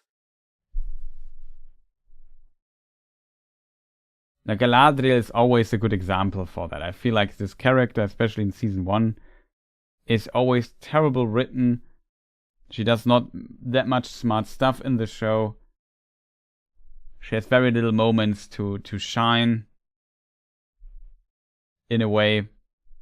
Her actions are always kind of plot driven, like the plot has to go her from A to B, has to be there, do that, be caught, or be imprisoned here. As a result, this happens, you know what I mean?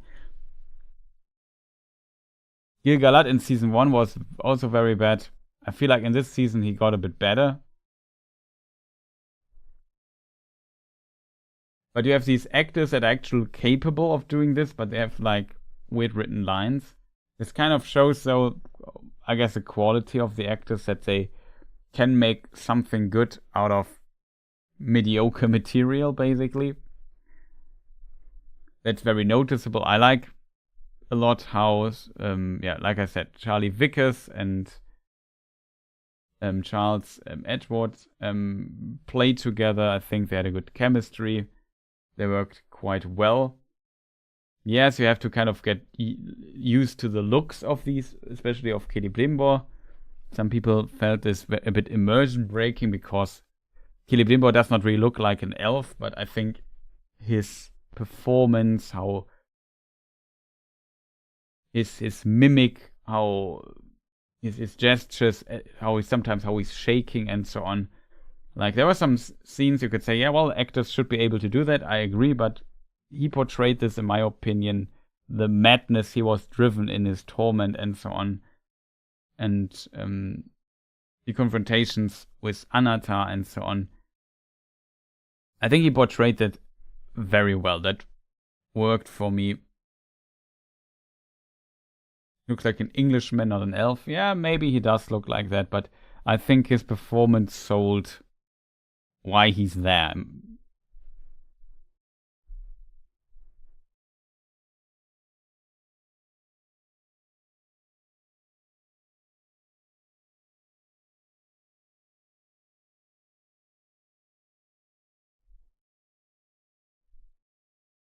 Yeah, the monsters and beast CGI seemed very good to me. I would also agree. Like, even though Damrod, like I punt in my video, I thought he had a bigger role, would play a bigger role in all of this. He did not at the end, but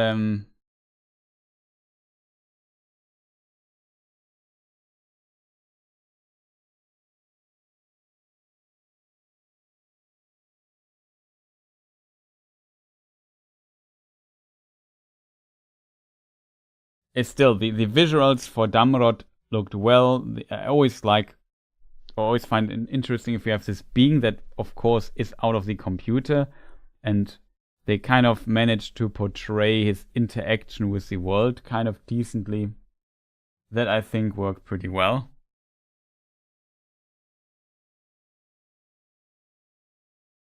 Anatar, only elf with long hair. Well, technically, Anatar is not an elf, but yes. It kind of looks like it. Mineldol, the captain, also had long hair, to be fair. Círdan also had long hair, which was also nice to see.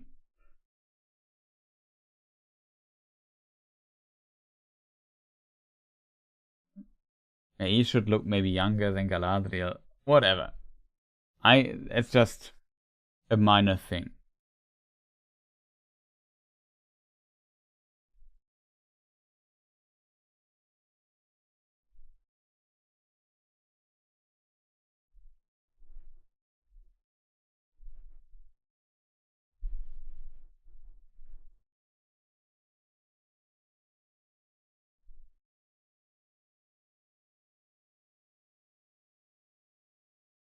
I also think every scene with Elrond was decent or even strong. Yeah.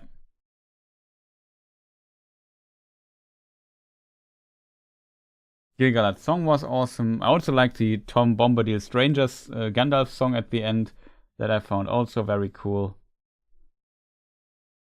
Especially that they come together at Tom Bombadil's house and sing together. That was a cool scene. I liked that. That felt very Tolkien in a way.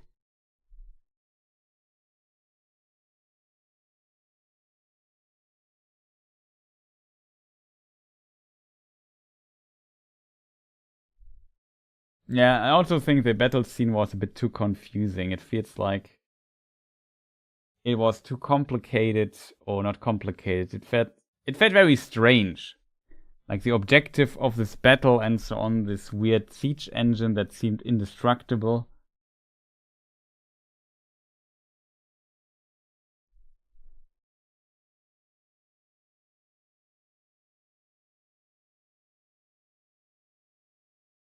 I don't know if there was anybody from New Zealand.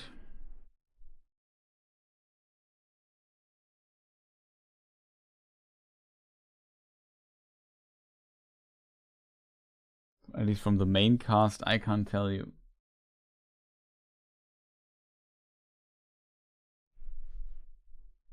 So yeah, that kind of worked. The music I also liked, like at the end of episode whatever it was, 8, of course. Yeah, I don't know. When Galadriel was fighting with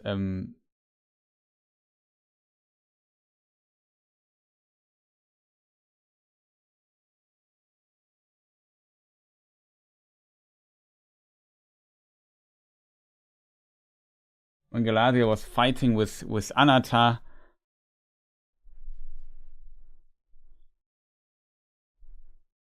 There, the music I really liked, so I enjoyed that quite a lot. That is one of my favorite tracks also on the soundtrack. So in this regard, it was very, very nice. They could have shown me anything. I would have liked it, I guess. Really liked the music there.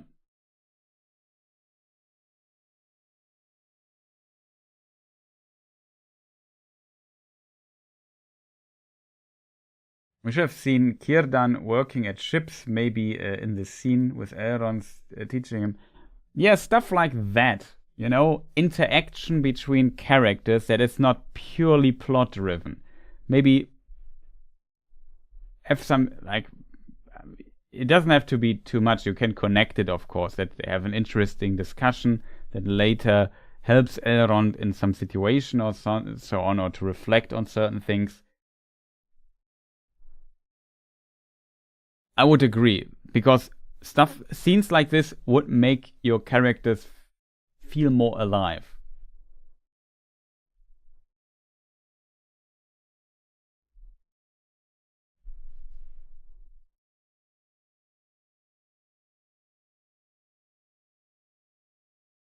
The composer is pretty good considering. Yeah, I would agree.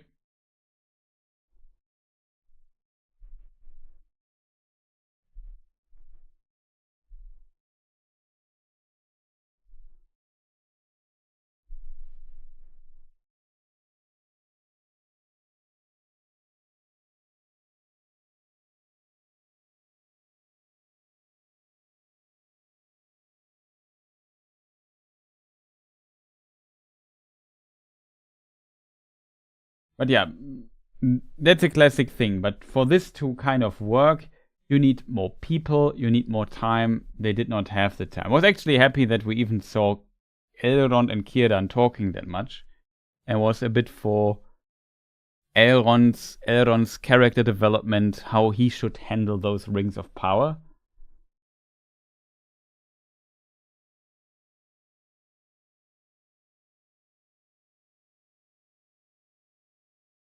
Oh, Valandil's actor was from New Zealand. Also really liked Valandil's actor. I'm a bit sad that he's not in, like, he's dead. That's unfortunate. Dumbledore was underused. That's maybe a good word to phrase it.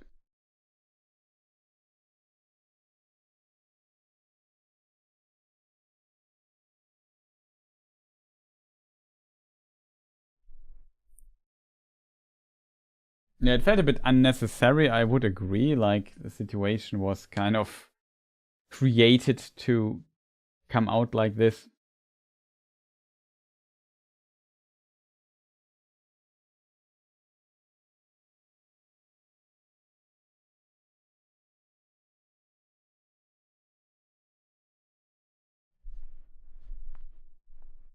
Like, the scene was made in a way, yeah, he had to die, so everything is set up perfectly for it. Awesome, I guess, but yeah, I would also personally have wished for this to work a bit better. Especially like he was an interesting character. Now Numenor has one character less. That's a bit unfortunate, I guess, as well.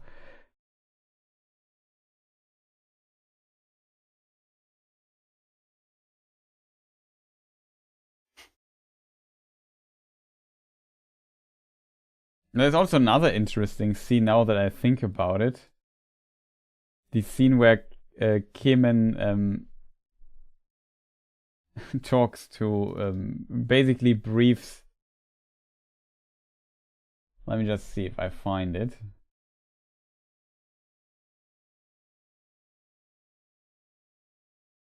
This scene here, where Kemen briefs Isildur what's happening. Oh yeah, by the way, your father's a traitor. My father is now king. Medial is now basically imprisoned.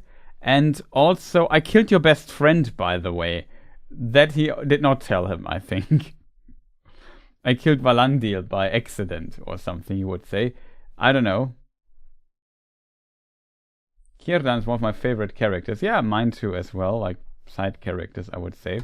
I also like the actor in the show. Was a bit underused in my opinion as well.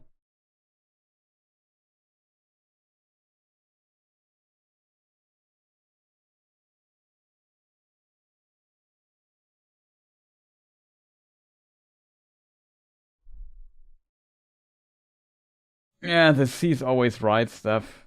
Like I said, some strange lines were definitely given to us by the show.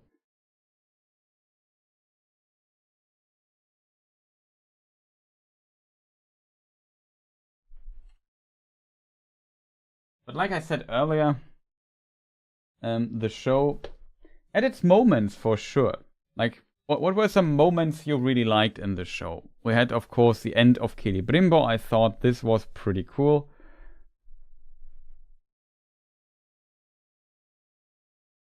I think the dialogues between Círdan and Elrond were very interesting. Adar had its moments, in my opinion. The battle with Galadriel and Anatar was pretty cool at the end. Bedek, yeah, the Bedek stuff was pretty awesome, I have to admit as well. Saving Isildur.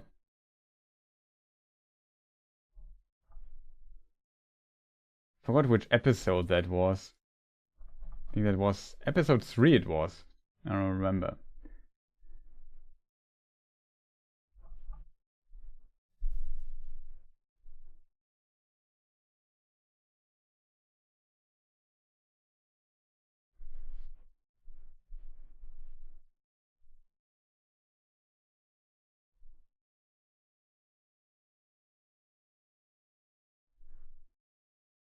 Will there be a Bedek book? Maybe.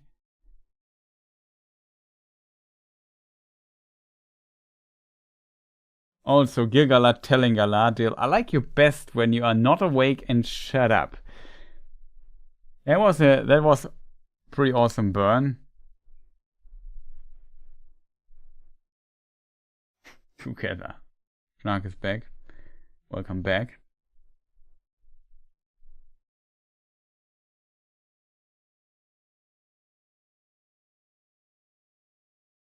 But what the consensus then? Poor execution and writing, or lack of access to the full IP that this season held the season back?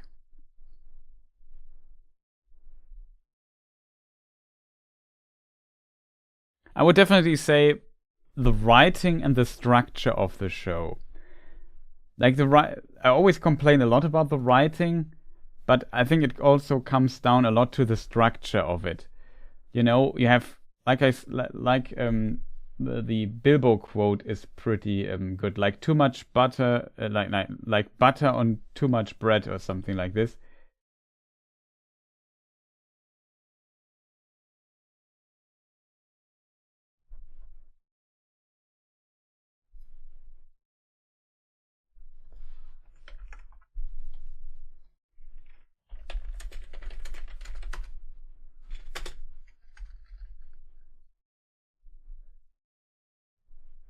Like butter that has been scraped over too much bread.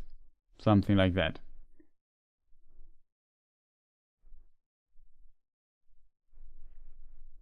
Some dialogue is not great, and we discussed this so many times. Like, the setups are sometimes not great. How did the character exactly get there? Why did she have to get imprisoned there? Yeah, for this scene. Like, sometimes things happen in the story because they're written in the screenplay. That's always the case, you could say. But in a good screenplay or in a good film, this is kind of hidden. We always know, of course, it's in the screenplay, that's why it's happening. But in the show, it becomes so apparent, I feel. Like, they're very bad at hiding that this is kind of where they want to go. That's often makes these scenes feel not very elegant in this way. Like, a good example is a conflict between Prince Durin and his father, King Durin, when he has the Ring of Power. Like, Prince Durin did everything right. He talked to Celebrimbor and asked, something might be wrong with these rings. I don't trust them. This Anatar guy is also kind of strange. I wouldn't also trust him. Then he went and warned his father. He apologized to his father. Said, you are right, father. Why didn't I listen to you? He swallowed his pride, his stubbornness, and so on. He did all the right calls. And no matter what he said, no matter what he did, he was not able to convince his father or reach his father, and his father just became more and more mad, which is like an exaggeration of how we know these rings should have worked from the book perspective. And yeah, Durin was the wisest, exactly. And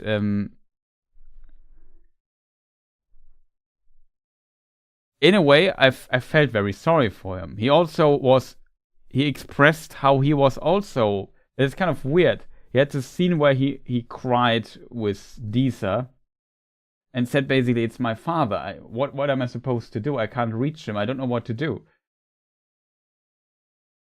And it was a strong moment, in my opinion, or an interesting moment at least, because this was not public. It was in their private home, and he was definitely in despair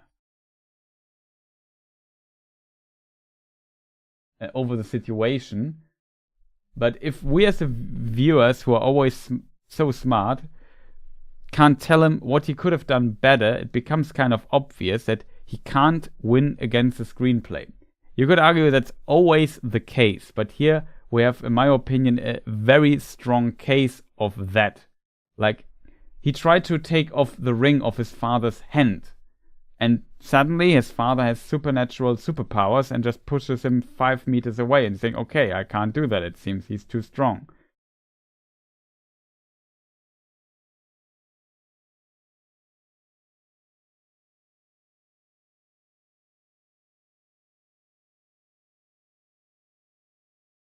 Yeah, Galadriel definitely improved in season 2 as well.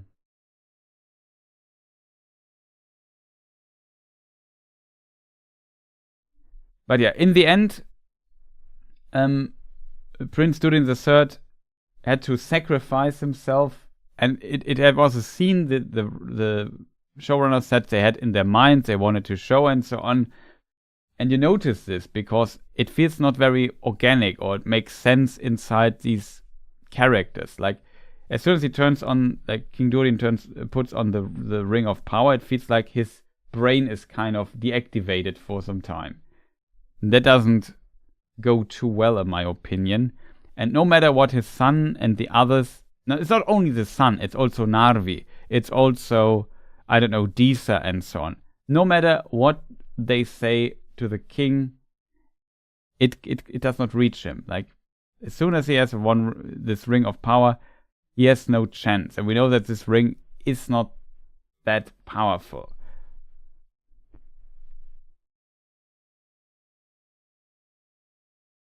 From like the book perspective, the show exaggerates. That's okay, but then the conflict becomes not that interesting because Durin can't win.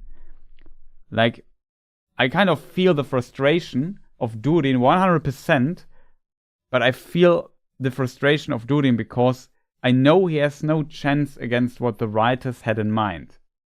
And it doesn't feel like I feel bad for him. But if he would know, if he do this and that from our viewer perspective that usually knows so much more than these characters, then he could win over his father. But this is not explored in the show.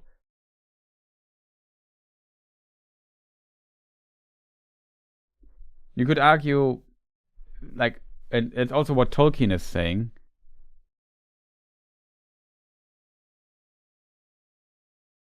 that Frodo also has no chance against the One Ring. But the One Ring is set up like that, you know? It's a super powerful thing. It's of course more powerful than some random hobbit.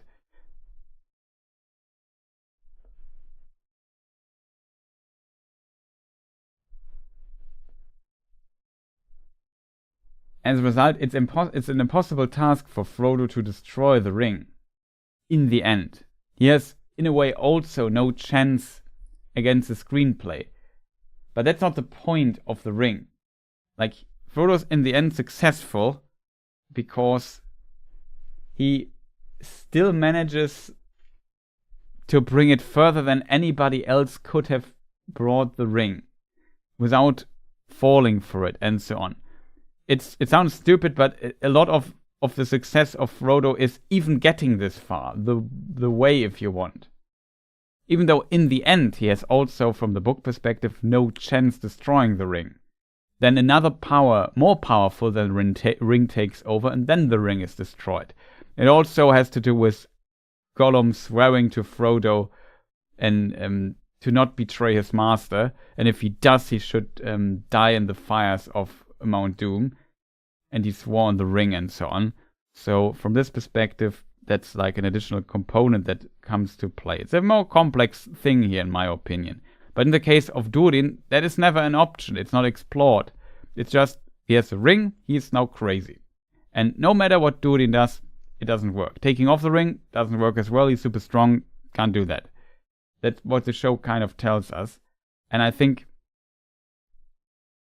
that's kind of an example for, how the situation doesn't feel organic. Like, it in the end, losing against the screenplay is no offender. It's not a problem. The problem is, I know this from the beginning. I know that he can't win, and it feels cheap, and that is a problem with this.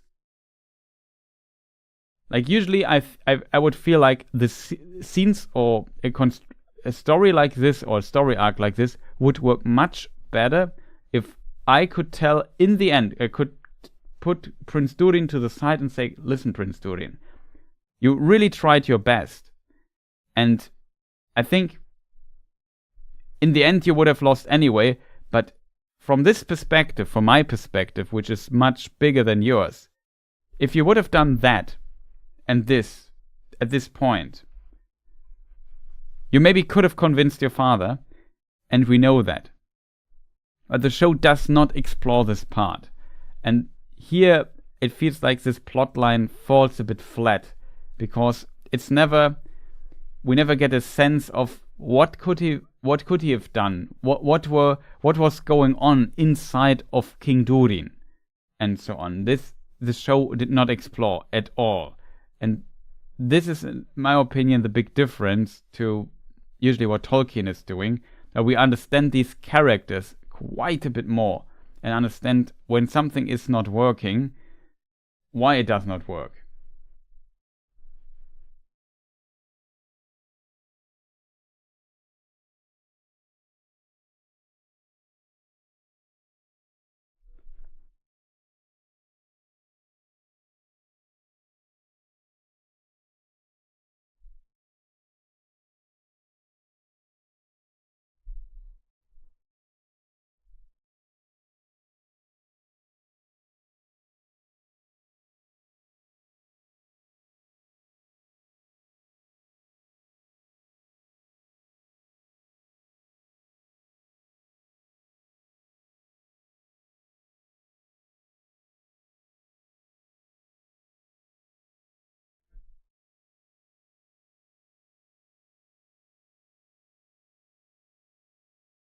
I could maybe argue that he jumped on the Balrog to save the ring, yeah. Possible. But even here, we have to speculate. Like, I feel like if we would have more information, if the characters, the ideas, the ring itself would be a bit more fleshed out, if we would understand a bit better how things work, what the motivations are, and so on, it's easier to understand why he does this. But I feel like it's just a scene and everything else, and it feels kind of forced that it came to the scene, and the rest we have to make up ourselves. I would prefer if the show just explored this, and it's not a bad thing if we as the viewers have to make our own thoughts to understand things. But usually it's more interesting if you have the feeling, no, this is not just something like a scene the writers came up with and wanted to and forced everything towards it. But if things would, at least from our perspective, feel that they develop there more naturally. And here, like I said, is a little problem here.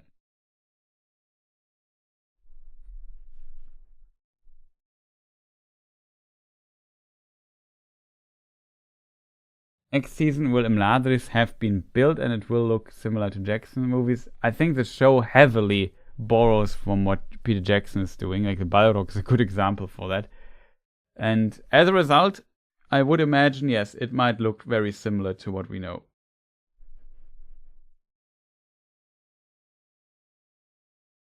Can we talk about...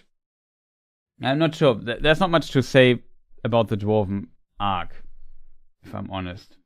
Like, overall, I still liked it because I like the dwarves, but it felt a bit forced. And it felt like it needed a little bit more time. The ring was very exaggerated, and that kind of not ruined it, but diminished the quality of that plotline a bit, and the fascination of ending on this Durin the Third versus Balrog scene.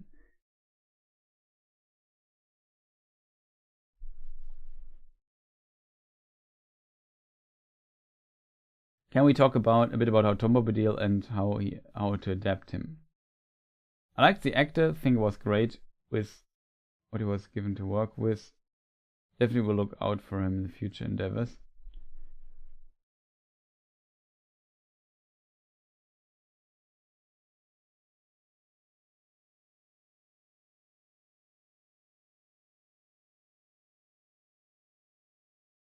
But yeah, Tom Bombadil. I feel like visually he was interesting, though he felt like he he was too much like Master Yoda. Or Gandalf, if you want. In Fellowship of the Ring.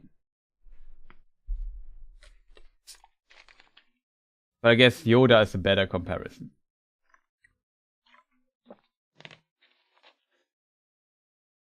Just a strange version of it. He lives in his shack. He's saying strange things.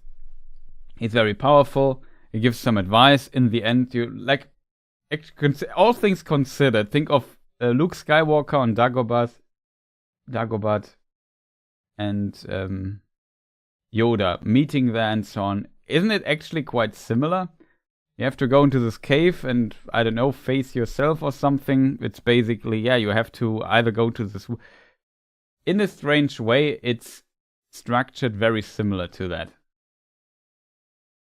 And the problem is Tom Bombadil is no mentor character.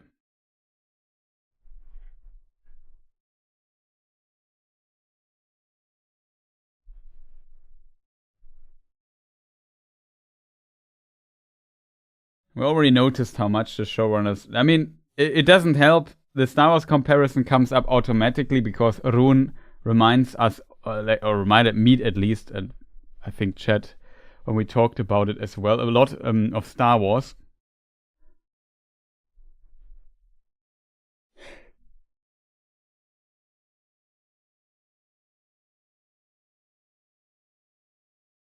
It was too much like Yoda, but there was no training, no message, no character development, or perhaps a little unearned. Yeah, in a way as well. They just had too little time for this. At the same time, they consumed a lot of time of the show. At the same time, they had too little to explore some of these ideas further. So yeah, but Tom Bombadil never occurred to me or appeared to me like a Yoda character in Tolkien's world. So I found this strange, but I think it kind of works. I felt like how he looks visually, I could definitely agree on Tom Bombadil. That worked quite well for me.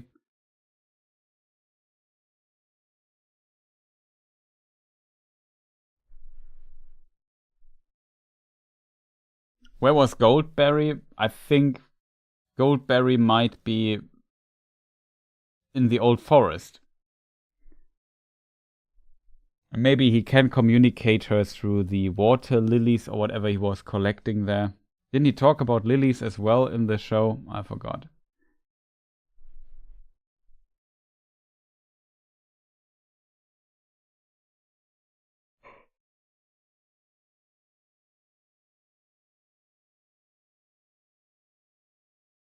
Yeah, also, I did not like that...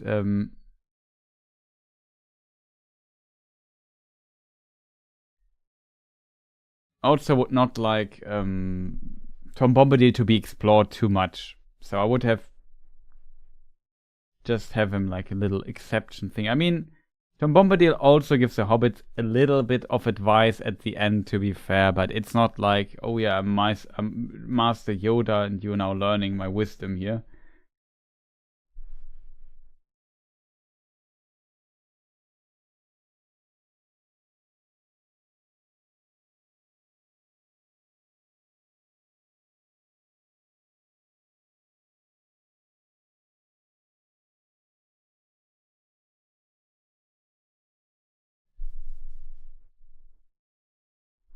But yeah, overall, not much to say there.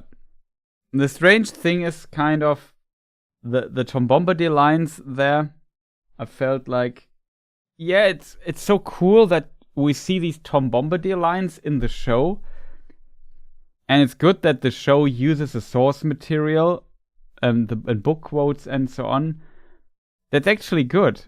The problem is if you remove it so far from what the books actually do with Tom, like you say in the chat, he's a mystery and so on, and he lives in the old forest, and he never went to the south and to the east, I mean, and so on, or not really.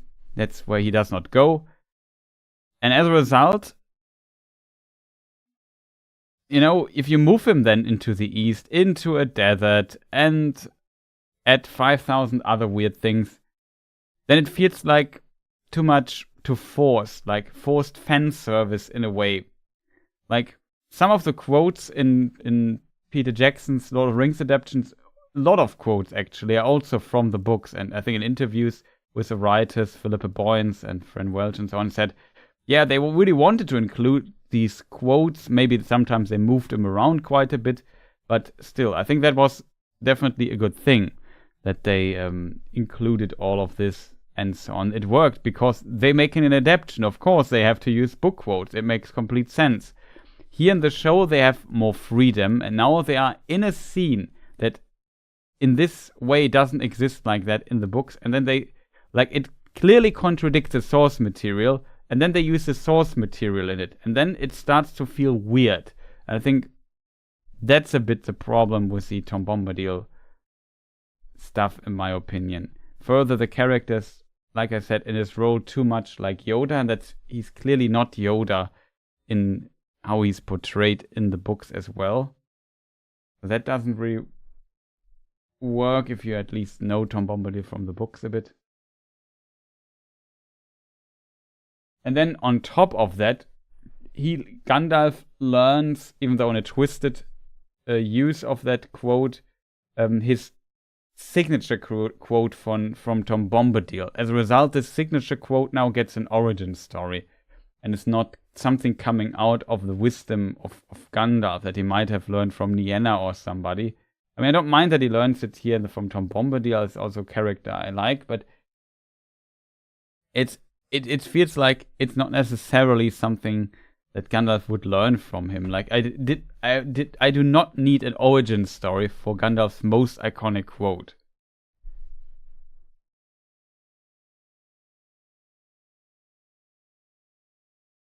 And sometimes they also quote Peter Jackson, who also added some quotes, which are actually not from the books, though.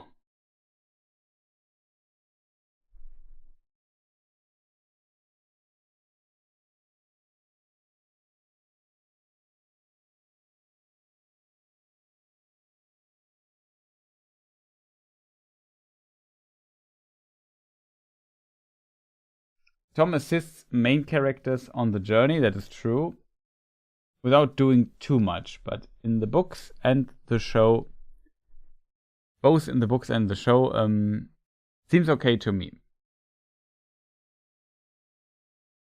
Yeah, I can definitely see that. Like I said, the portray and so on, I like that he plays some role here. I think the difference is that in the case of Gandalf, he has these, let's call it, lessons of wisdom.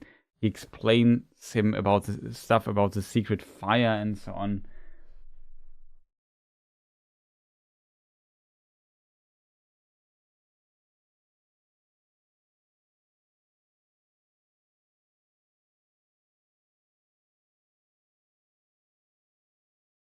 The Tower Giving maybe the most popular, yeah.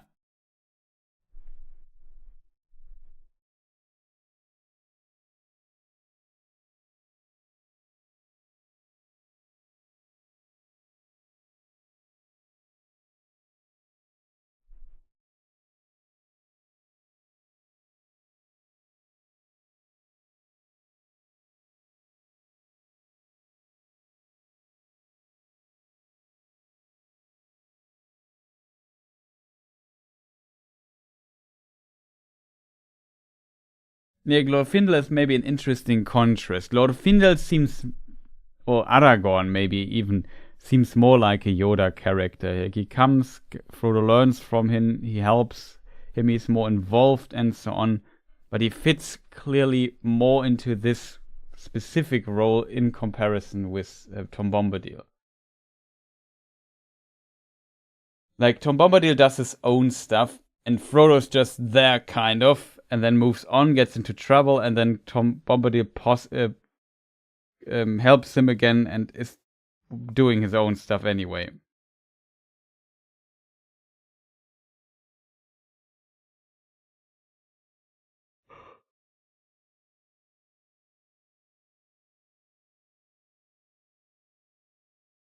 Welcome, Rob.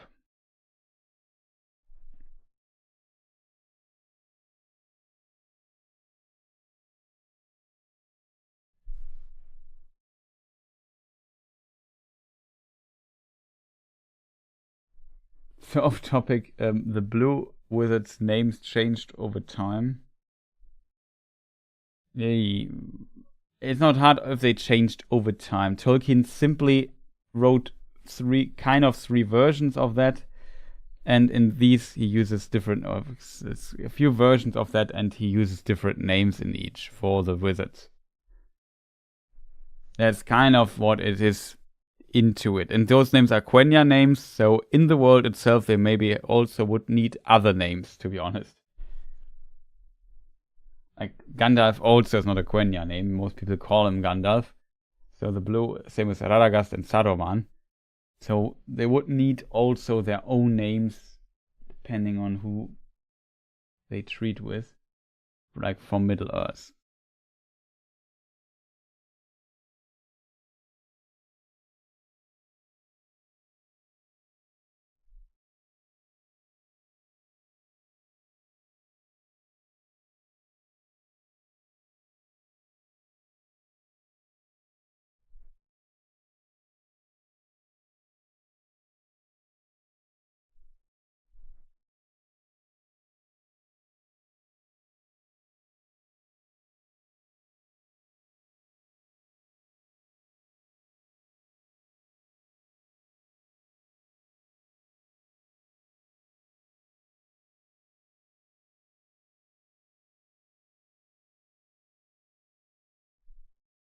Okay, Chad, I have to admit, it's late here already.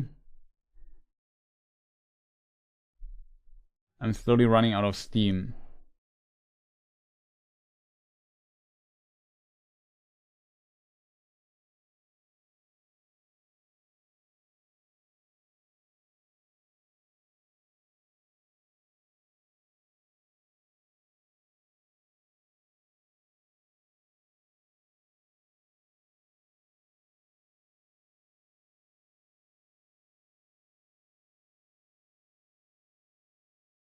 Just came back, and the first thing says getting late.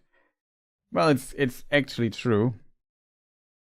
So I can't stream that long anymore. That's basically the point.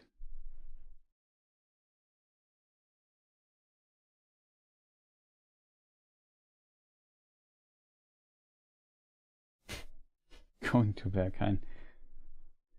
No, I go to sleep because I'm really tired, I have to admit.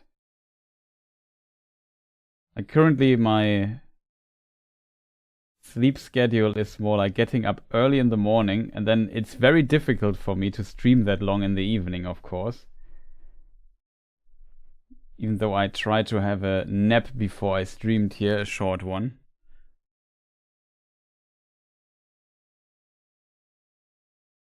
Don't fade yet.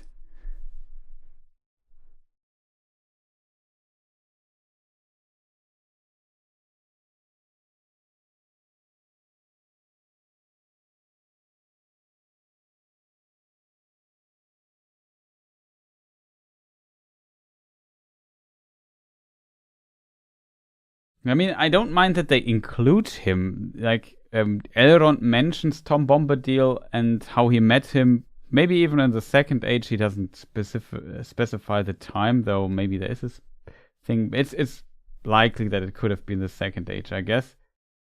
Because it was before Numenor removed all the forests, basically. And that was in the Second Age when that happened. At some point. And as a result, yeah, that he appears doesn't bother me much as well. Tom Bombadil is part of the world. He was missed in the Peter Jackson adaptation. And I think they did a decent job. How he looks and so on. Comes his abilities, just showing that he's very mysterious and weird. So kind of like in the books, I kind of liked that. What I didn't like was definitely they made too much with Tom Bombadil and put him in a place where he's not there.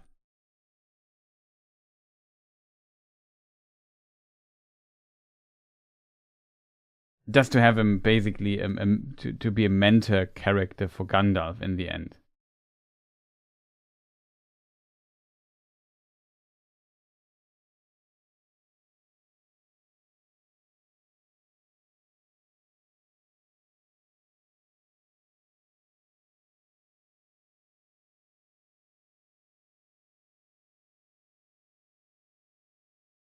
Yeah, but they didn't have a good idea of how to use Tom Bombadil in the story. It felt forced.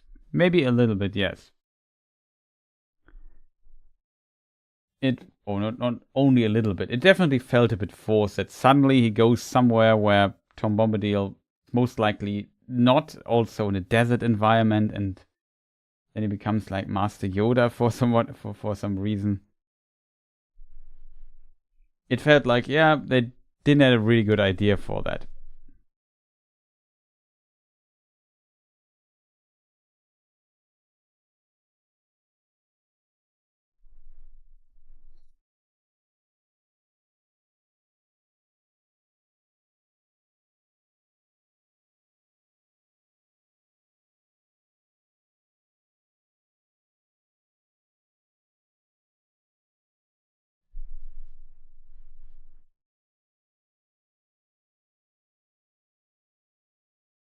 Can't wait for War of the Rohirrim. Looking forward to this. Yeah, I'm also very curious what they might do with that.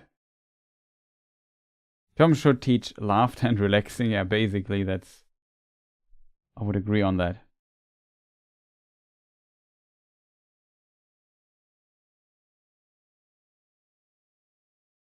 So yeah, it's interesting though, but yeah, I don't know what it is. It feels a bit strange. Somebody in the comments I found it a very interesting comment that this person wrote. I forgot who it was, but shout outs. And yeah, basically the commenter wrote, like, if the show does what is in the books, we complain about it and say it's fan service. And if the show comes up with new stuff, we complain about it and say it's not in the books. And yeah, it's an interesting comment because it makes kind of clear that there's a very thin line between kind of forced fan service and kind of using the source material right. I feel like Rings of Power struggles with this a little bit.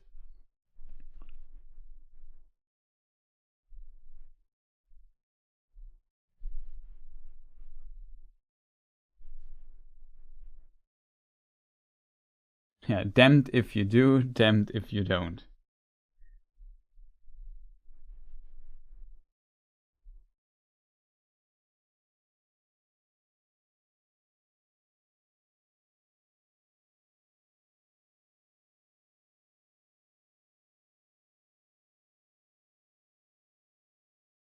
If it was good, less would complain. I mean, it's a show that unfortunately has its flaws for sure.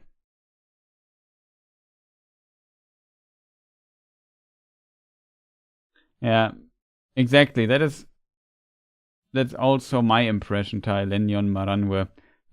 He writes, the problem is the stuff they are taking from the books is ripped out of time, place, and context. And that's why it feels forced in a way. It feels then like they just included it because people like it. They don't include it because it feels natural in the story. Like he goes somewhere in the desert, sees a goat, and then, oh, look, there's the house of Tom Bombadil. What? You know what I mean? It's just... And of course he has a tree like Old Man Willow. And of course it eats Gandalf and he has to bring him out again.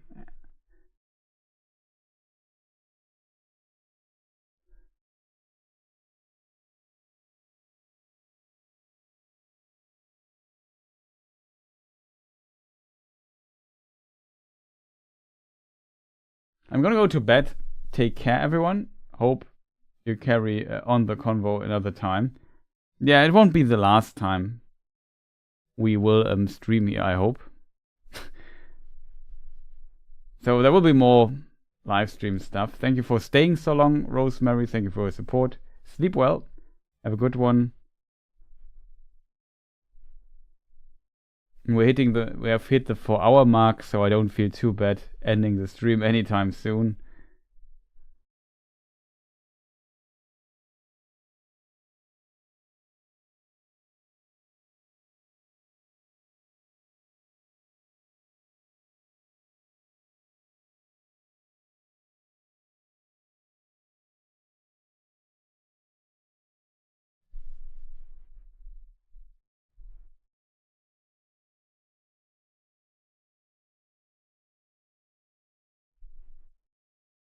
Tom had to be somewhere in this time frame. Why not in the East? No big deal to me. I would say, yeah, it's in a way it's not a big deal that he is in the East, but that he is like in a desert environment seems strange because he is a spirit of like the English countryside, as Tolkien writes in the book. And this place doesn't look like the English countryside. So why is the spirit of the English countryside there? Like, that feels a bit forced in a way.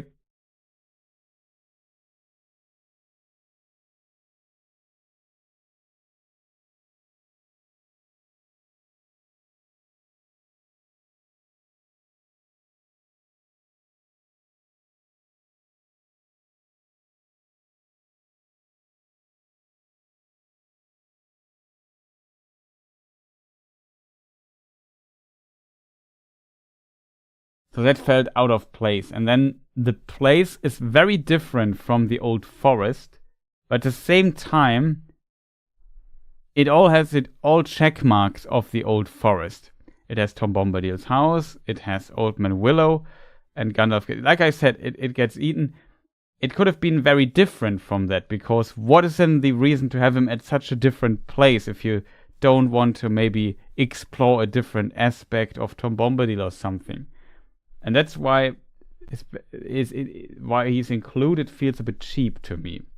Like too much focused on just being there for the fans. You know, oh look, we have Tom Bombadil on the show as well. And everybody says, yay, Tom Bombadil, cool.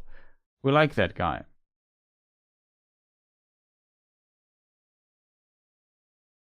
I laughed when I saw poor Tom in desert, yes.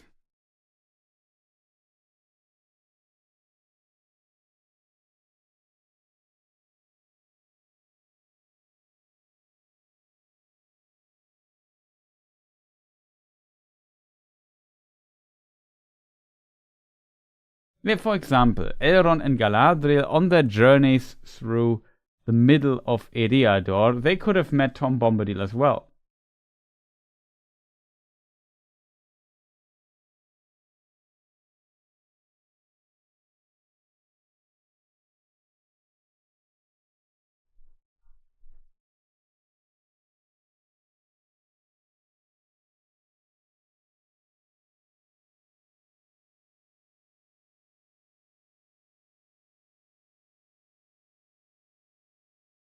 Agreed. Having the tree swallow Gandalf was kind of pointless. Yeah, stuff like this. Like, I don't mind Tom being in the show. He has to be somewhere in the Second Age and having characters meet him. Why not? Elrond, as said, implies that he has met Tom Bombadil in the distant past, maybe in the Second Age. So yeah, that's even plausible that this happens. But Gandalf is not in the East. He said, to the East I do not go. Everywhere else I have some names. And then where is he? In the East, in Hrun. And then Tom Bombadil is there as well, by accident. We know that that Gandalf later visits Tom Bombadil at the very end of Lord of the Rings, so they have some kind of connection. And since Gandalf is now in the East and tries to find out who he is, of course Tom is also there. What an happy accident that this is the case. And they didn't really give us a good explanation why he's in the East. Like, if this show would conclude with, oh, now the East is green and Tom Bombadil made it green again or something, and made that suddenly there were plants and whatever. But that's not the case. Like, there's no good reason why he's suddenly there.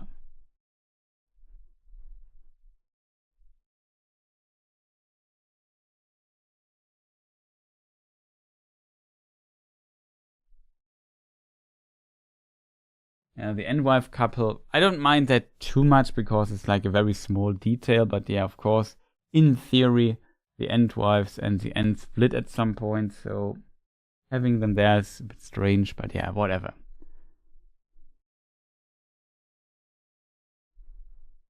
The whole end section was a bit strange. So I kind of liked it, don't get me wrong. I felt like, yeah, it was pretty cool. The message of it, in a way.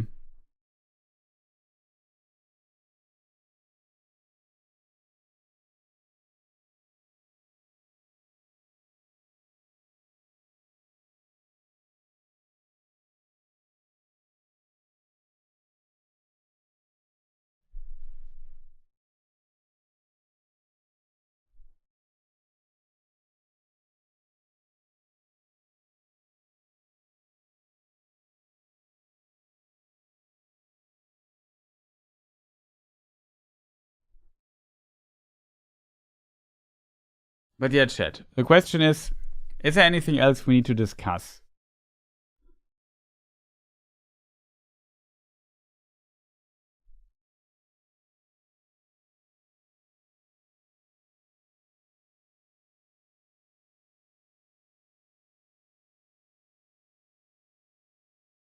I want to suggest a poll on least favorite change to the lore, but I can't come up with much. Yeah, that's always difficult, since we only have 4 options.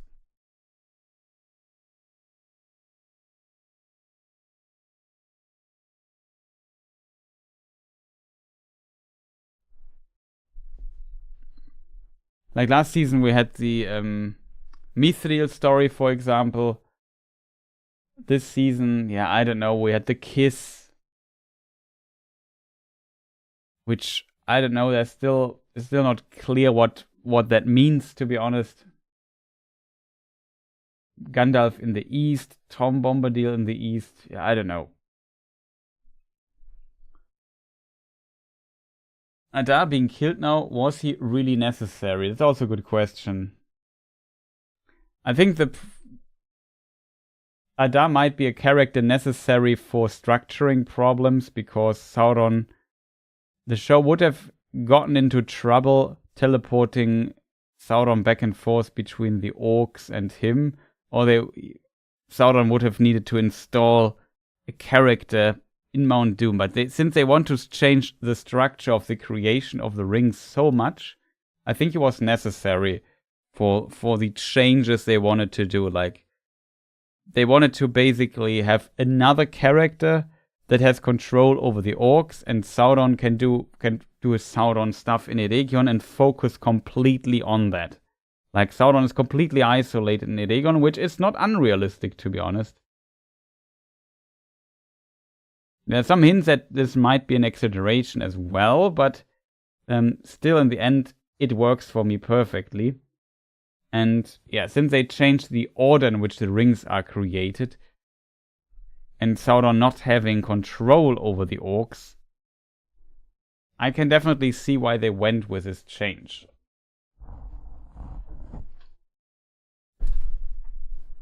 This unfortunately opens like a lot of problems for the writers, I think, because originally Sauron attacks Eregion because he wants the rings back. That's his thing, because his original plan failed. And this is completely now different in the show. Now the rings are not all elvish rings, but in their origin, in their making, were designed 7 for the dwarves, 9 for men, 3 for the elves.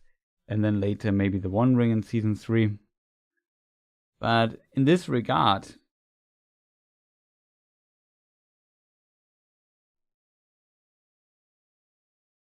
the rings, have to be given directly to the dwarves, directly kind of to men, because otherwise you have this additional step within. We don't know how season 3 will continue, where they will go from here, but I can see that they want to skip this step of first the elves create the rings, then Sauron steals it. Like, it's difficult to make this plausibly happen, especially in the context of the dwarves, when the dwarves know kind of what happens in Eregion and think, okay, maybe, when Sauron was there, we should not use these rings.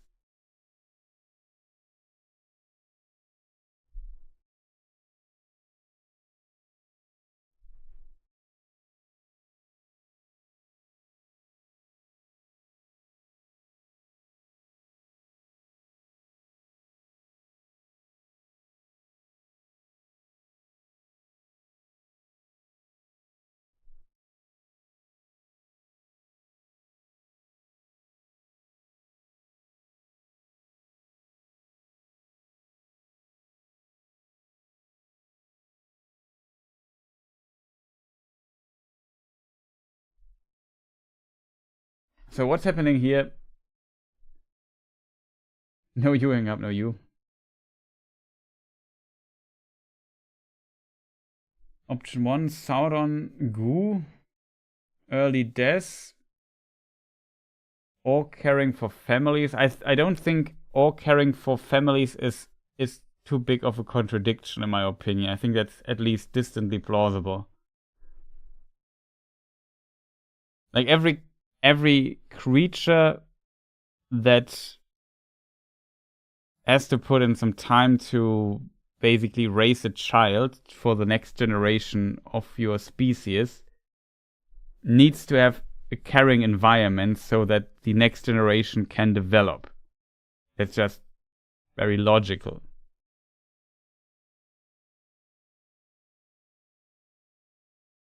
They can hate their own kind as much, but if orcs would not have a way to grow up the next generation and care for their offspring, especially in context of being human-like in their origin, then it would not make sense. Like, they would just go extinct at some point. There wouldn't be no orcs. They go to war. It seems like orcs don't live that long. So orcs need an environment where, like, the next generations can grow up. Otherwise, they just go extinct very fast.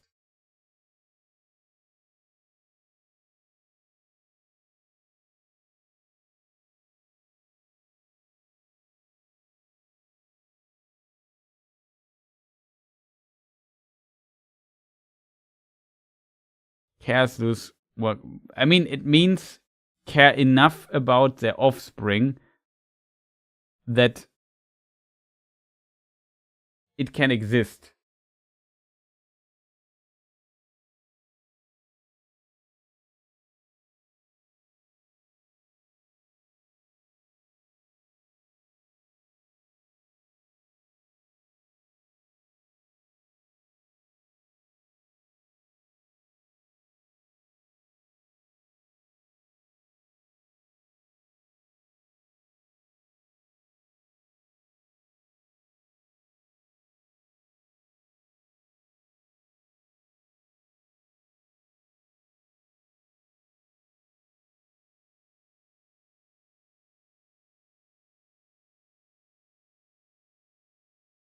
But procreation is only one part of existence.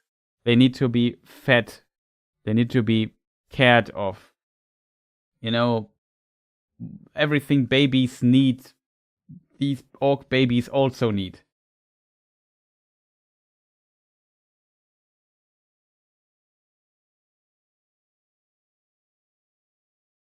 Especially in the context that, like, a baby can't verbally express what the problem is. So it has to make noises and so on to say something is wrong, do something. That's kind of how, I guess, children work. How does orc breast milk taste? I don't know.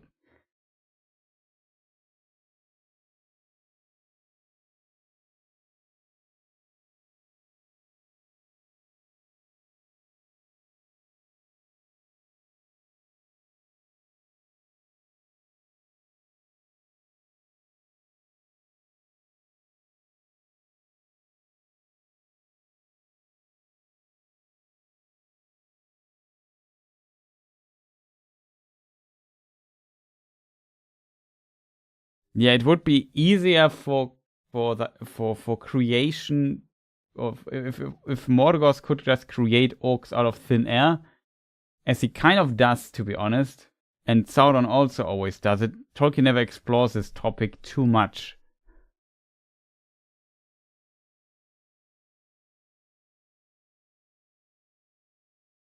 But that would be kind of the easiest explanation, but Tolkien said they also orcs procreate in the matters of the children, or like the children of Ilúvatar do.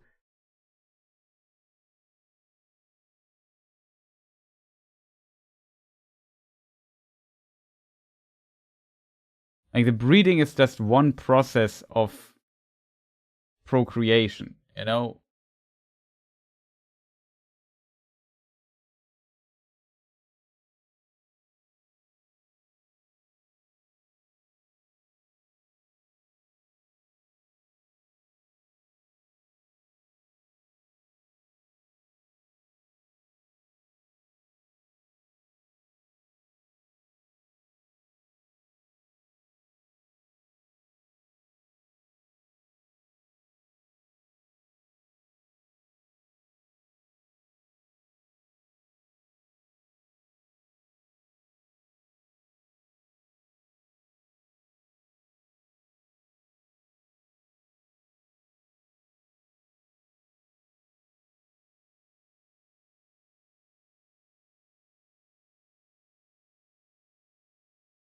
The point is still, if somebody can't tell you, like, a baby orc is not a subordinate. It's there must be some intuition between a mother and a baby to understand what is going on, what the baby needs. In this regard, it is impossible for them to procreate or to exist otherwise. They would just go extinct. If the orc had not enough empathy to understand what the baby needs right now, considering that orc babies work like human babies. On just a very reasonable thing. But we're always discussing these weird edge cases, like,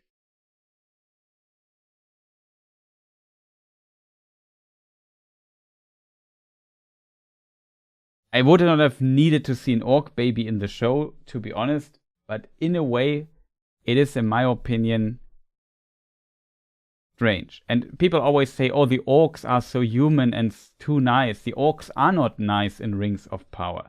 Like, Gluk, who is the orc father, literally kills Adar, and by tricking him, he betrays him, just that to get killed by Sauron in the end anyway, because Sauron doesn't care anything about his orc subordinates. So, like, people pretend like these orcs are angels in Rings of Power. They are not. They are very vile and evil creatures there as well. But all the show is doing is showing that even the orcs have some aspect to them that is similar to humans. And that is true. That is actually lore accurate. It doesn't mean, though, that Gluck is not killing anybody. He just said, "Oh no, father, I'm hurt." And then he pulled out his knife and murdered his father, Adar, basically, in the show. Like, Gluck was also a terrible entity. He was an orc in the end.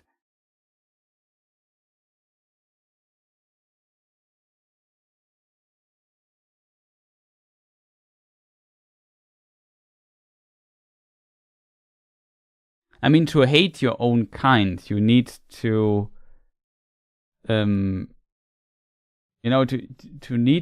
hate your own kind, you need to have a certain aspect of cognitive ability in a way, I think. And maybe it takes some time for them to develop that. And for their child, this is different.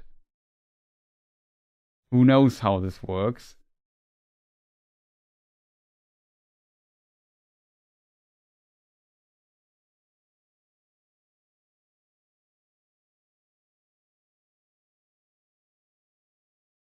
And there are enough human beings also on this planet that also are not the biggest fan of the human race and say we are terrible entities on this world, destroying the world, destroying each other all the time. But they still might have children, maybe in the hope they do something better. Or they would, if they would have children, they would care for them.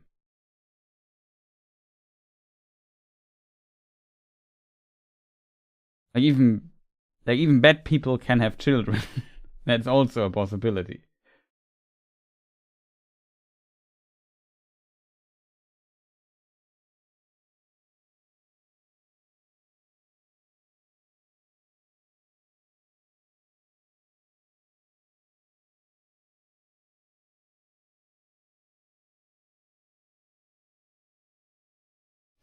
Baby orc should not be possible. Well, Tolkien originally had orcs being created out of subterranean heat and slime, but then, unfortunately for Tolkien, he made his orcs too human to sentient, and then Tolkien had to kind of find a different origin story for them, because otherwise Melkor would be able to create sentient life as well.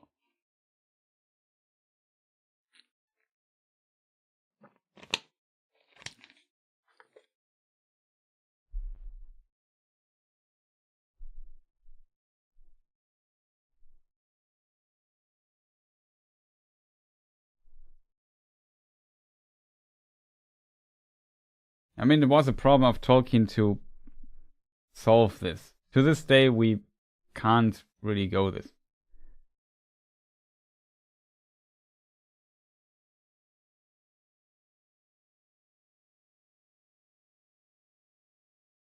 It's very not accurate. I don't know. With this, you can explain basically everything.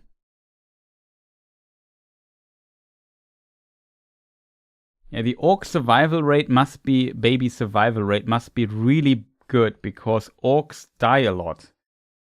As a result, like, they're often in war, so they have to have some reliable way to procreate and grow up new generations of orcs. Otherwise, they would be screwed. There would not be enough orcs.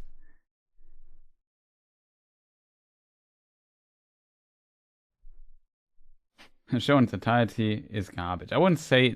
I just would say the writing has a lot of problems in the show. A lot of problems. I would still say there are some good parts in the show as well.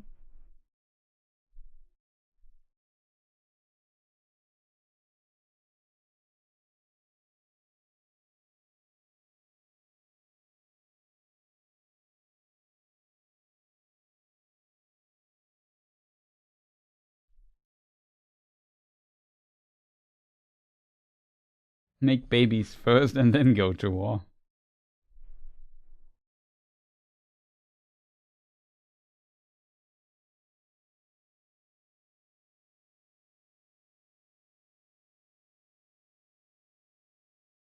I think that is why Tolkien didn't resolve this problem. It contradicts the evil nature of orcs. Yeah, maybe it does. Like, Tolkien had a lot of trouble resolving this problem.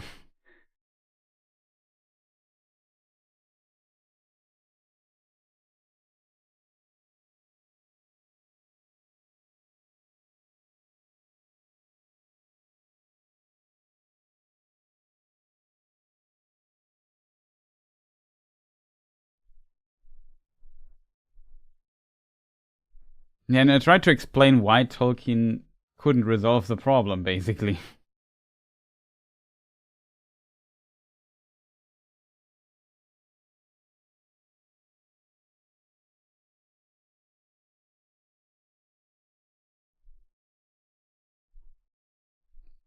In a way, yes, but orcs, like, especially from its origin, they're also like lower demons or something from just the meaning of their name. Like, they are a simple force of evil. And with Tolkien's obsession to explain a lot of things and give it a background story and so on, here he went into an area that he could not resolve on a metaphysical level from inside his world. And that's why this orc stuff is so complicated.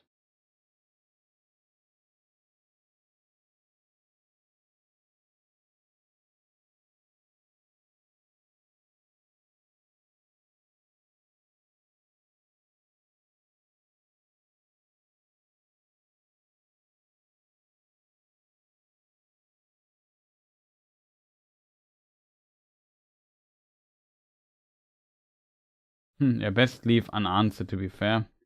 Yeah, that for sure.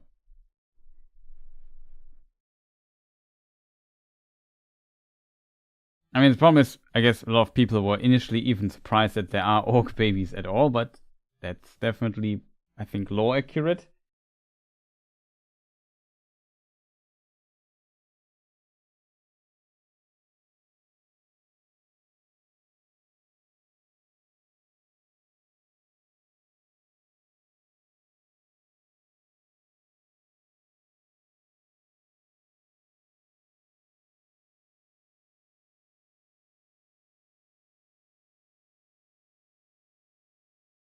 Tolkien also writes about the evil nature in his letters, so outside of his books, there's no reason why he should uphold the unreliable narrator if he writes a letter to somebody else.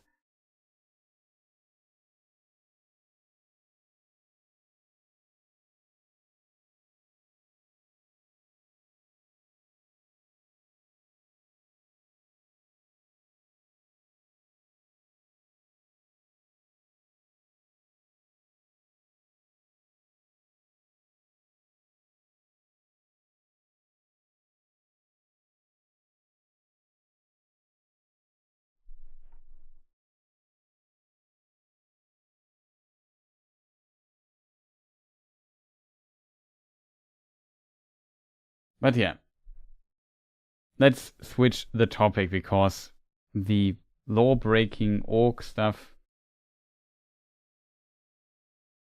is, how to say, like, is in my opinion not that law-breaking.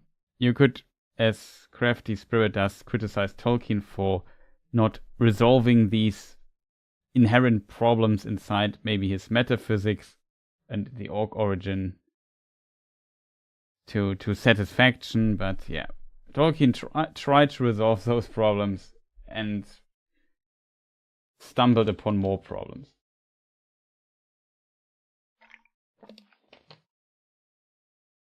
That's a good question by Mark. Will Sauron play the same corrupting game in Numenor next season or season 4, if there is a season 4?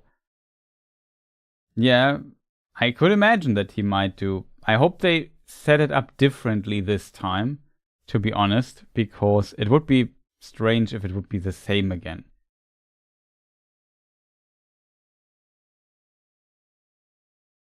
But yeah, Sauron is the key for the fall of Numenor. Yeah, definitely part of the key, I would say. The Númenóreans themselves are also key to it because they desire something, immortality, and that Sauron can then use against them.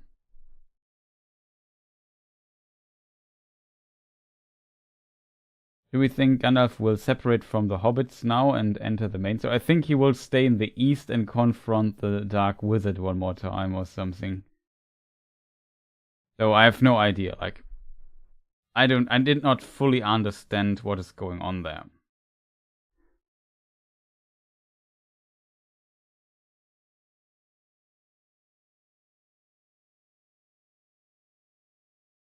My interpretation is he saw them pretty much as zombies. Yeah, you're not wrong. Like I said, originally, and Tolkien only wrote these other texts where this is different in the, I think, 50s. So from all the works from the 1916 to 1950s, orcs were made out of subterranean heat and slime in their origin. So basically, yeah. Zombies, some beasts, some mindless entities maybe. The problem is they made them not mindless enough. And then this would make Morgoth too powerful, because for that he would need the ability to create sentient life.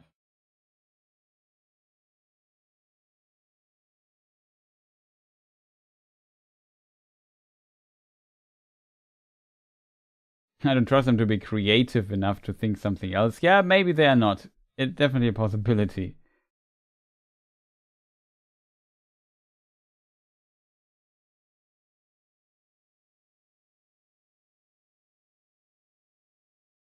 I don't think the showrunners fully understood what was going on with Gandalf in the East either. Yeah, definitely possible.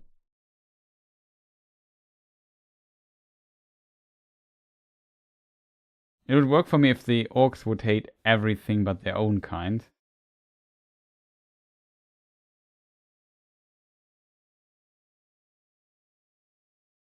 I mean, they could just hate their own kind a little bit less, and that's then already enough.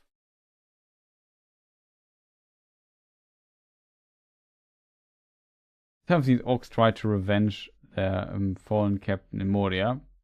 Yeah. Like, there are some contradictions here and there. But we could just now talk 500 hours about how there are contradictions. They exist. Let's change the topic, because we're just going to circles and I'm getting tired.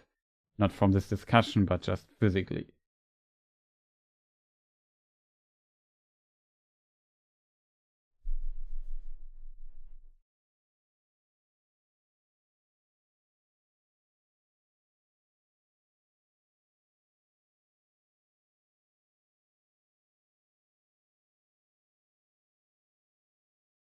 We established that the showrunners don't get how directions work at all, so we should not be surprised that Gandalf shows up. Yeah, cardinal directions seem to be time and space, also a concept that in this show seem to be not that important. Maybe a bit more about Numenor. Numenor is problematic because Numenor, like, Eregion was just one city. On Numenor, we have multiple cities. Like, Numenor is basically like a mini version of Middle-earth in of itself without Mordor. Though later Mordor comes in the person of Sauron to it, I guess. But yeah, I think you get the point. So there are a lot of people, a lot of places. It's massive. They have fleets. They have outposts. They have ships. It's a complex empire, and you need a lot of characters for that. And if you have a lot of, like, a big island, a lot of characters, and a lot of plot lines to cover, you also need a lot of time. If you don't give the time to Numenor it needs, then everything seems rushed and small, and like scenes were missing all the time, and that's a big problem. Yeah, an island southwest, far from Middle-earth. Yeah, it's relatively far away. Just to maybe switch the screen from time to time. Production today was a bit terrible. Sorry for that. But yeah, Numenor in the Second Age, here in the middle, maybe even a bit further west. Who knows? They have a map, I think, but not using it. Well, they showed us the map, but it makes no sense. Did Palantir die a natural death or the result of a civil war? It's a bit murky in the text, but maybe I overlooked something. Yeah, I think it's not 100% clear what is going on there exactly with him. And I think that's by design like that from Tolkien, so that we as readers can speculate a little bit about this.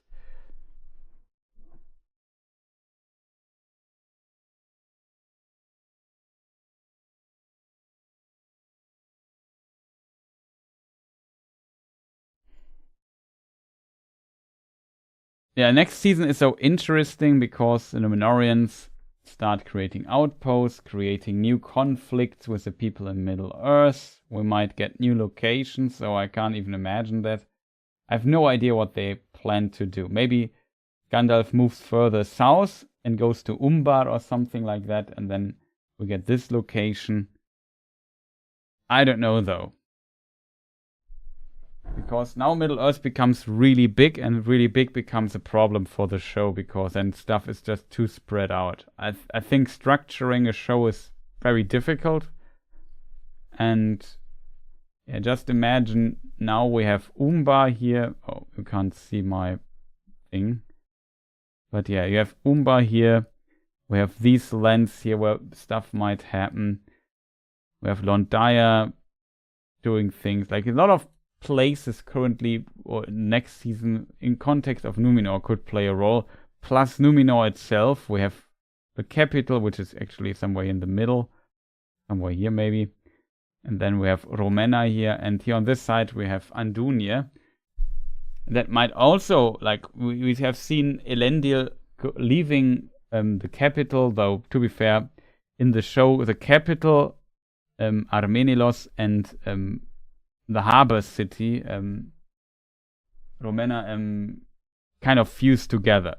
So that's just one place already, which helps the show, I guess. It makes sense to fuse them together, I think. However, yeah, now we have just imagine we have now 2 locations on Númenor, and now not enough characters. Who knows what characters are introduced next season? Maybe Amandil, maybe Anarion or so. Very curious what they might do next season.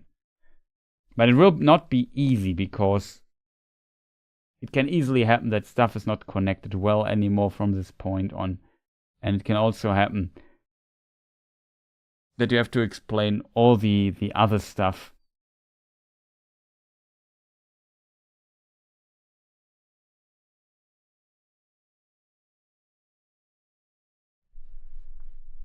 Oh, we see Sauron marching north with the Celebrimbor banner next season. Maybe, maybe not. I think not though.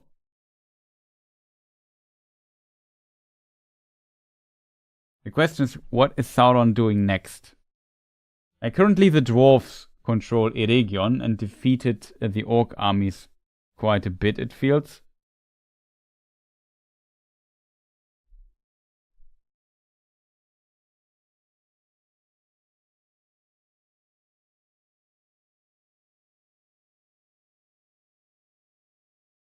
I just finished original Final Fantasy VII. Gandalf like Ares, Cloud like Frodo equals Frodo carrying black materia.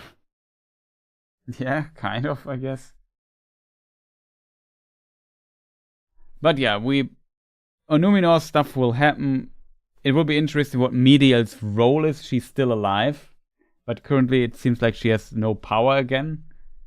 Hard to tell what the role of the Faithful becomes, but it might be interesting. The problem is, if we have too many locations and too many characters again, and not enough time, it's always a bad combination for Númenor.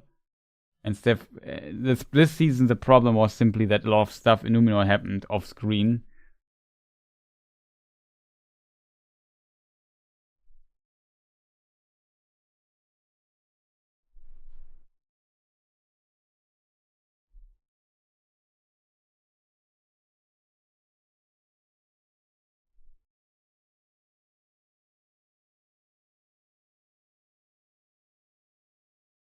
Those dwarven weapons and armors looked fierce. Too bad they only appeared for like 30 seconds. Yes.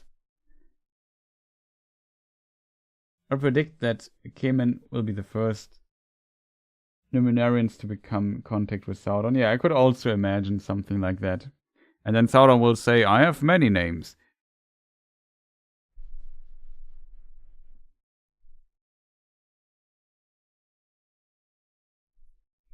When Cayman asks, who are you? Something like that. Oh, that was the wrong thing. Sorry, chat.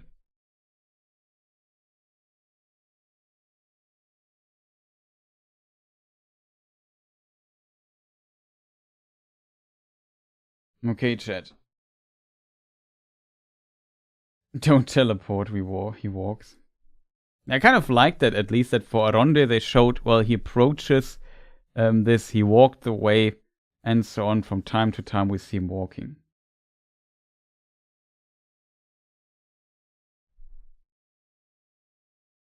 For Cayman, Sauron needs to convince Pharazôn to sacrifice him to Morgoth. Possibility for sure, but I could also imagine that Cayman might get a ring from Sauron and becomes a Nazgul later. Also a possibility. In Numenor, do you think Sauron will appear as Anatar instead of Halbrand? Boy, that's really hard to tell.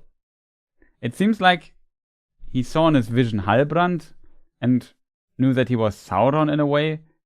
So if Halbrand would appear, he would know it's Sauron. It's hard to tell if that would work or not. I don't know. I would imagine he will keep his form that he currently has a bit, but maybe he also tries something different there. And we have seen him turning to Galadriel himself into taking the shape of Galadriel, basically, and Galadriel to fight herself. Also a pretty cool scene. But yeah. I hope I forget about the show. Yeah, of the Nazgul. Now, hard to tell. I think Pharazôn will, like, according to the books, Pharazôn can't be a Nazgul.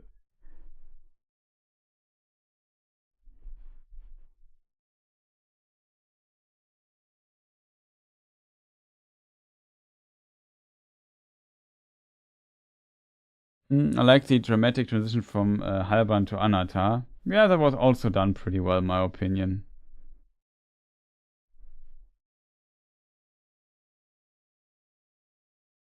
He could appear as anyone. Yeah, the show established that, so there's a lot of option there what he might do in Numenor. We will have to wait. I feel that's very hard to predict. I don't think he comes back as Halbrand. Feels like the show going backwards. Yeah, I could imagine. Also, it will be something new.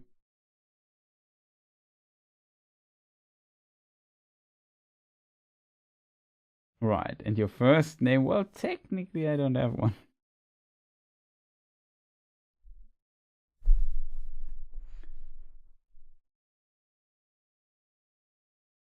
Lots of plot possibilities in Numenor. Yeah, that for sure. Yeah, I don't know, chat. I think we're going into circles. Is there any plot line we could shortly mention again? We talked about the Rune a bit, about Khazad-dûm a bit. Southlands, I have no idea. Like, Southlands is clear. I kind of like the setup there that we might have a conflict with the Ents. There's a theory that Theo, pun not intended, becomes the king or some kind of king of the Hillmen and then becomes the Oathbreaker king that we know from Lord of the Rings, so becomes this ghost dude. He has some history with Isildur, so maybe there's something going on. Who knows what they might do there. Lindon, Gil-galad got better, to be honest. We will see Imladris, Rivendell, I think, in the future. It will be founded in some shape or form. Elrond will maybe focus a bit on healing and becoming a healer. We saw parts of this already this time. What's going to happen with the Balrog? Maybe nothing. He killed one of the Durins next, and the cave collapsed, where the dwarves have to get Mithril out of for a couple of thousands of years. till Balrog wakes up again? I have no idea. Don't ask me. It's just such a weird thing.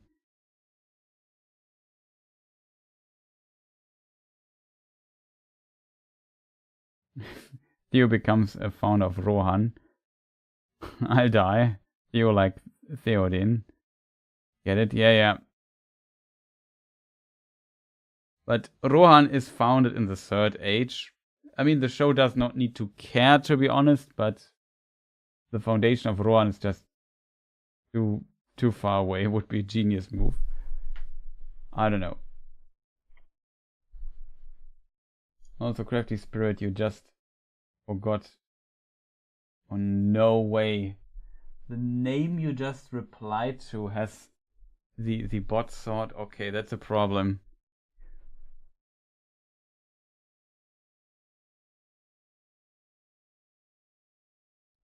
Okay, you can't reply to them. Well, it's because of the username. Yeah, it's because the username with the dot in the middle. Yeah, it's a bit unfortunate.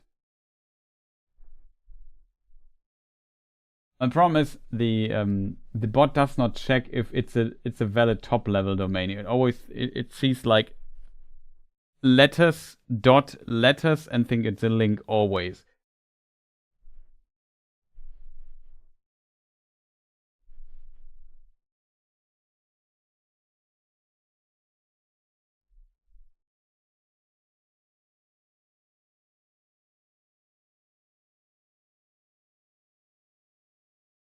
The show doesn't understand how the age in Middle Earth works, so feeling like I wrote something earlier, yeah, you did.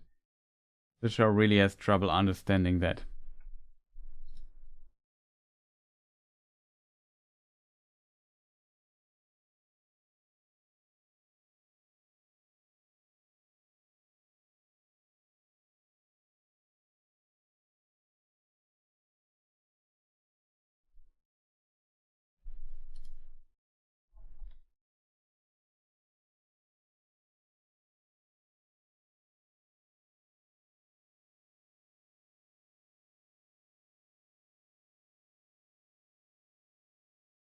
How much showtime do you think there will be between the drowning of the island and the Battle of the Last Alliance? I have no idea. Maybe a season in between, because they have to found Gondor and so on, establish themselves, new locations and so on. That takes some time, so I can definitely see. I mean, not like the show did this very well to this point, but I just hope they do it better.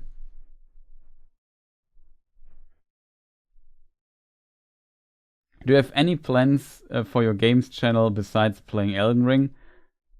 Currently, there's still a lot of Elden Ring because I just play a lot of Elden Ring right now. I plan on maybe continuing my Black Myth Wukong playthrough, to be honest. And I mean, I have some ideas for videos always. Maybe if there's something interesting in the news. But currently I was so busy with Rings of Power and Elden Ring that consumed basically all my time. And do you have any wishes, Pumpkin Rick, for stuff I should look into or something?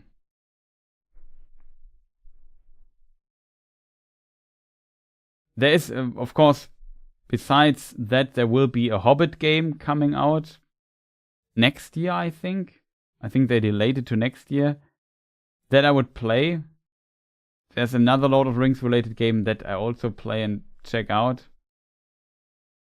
But most likely that will happen on the main channel, not on the games channel. So there's that.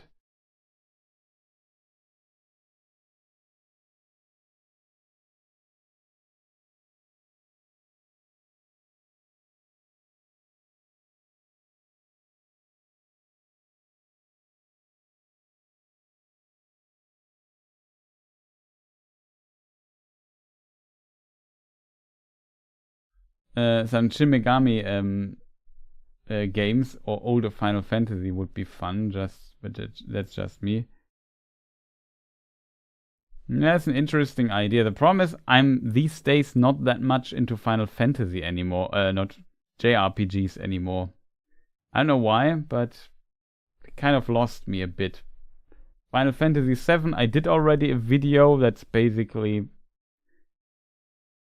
I mean, it's not on the games channel, but on the main channel. And Shin Megami Tensei and so on, I have too little clue about.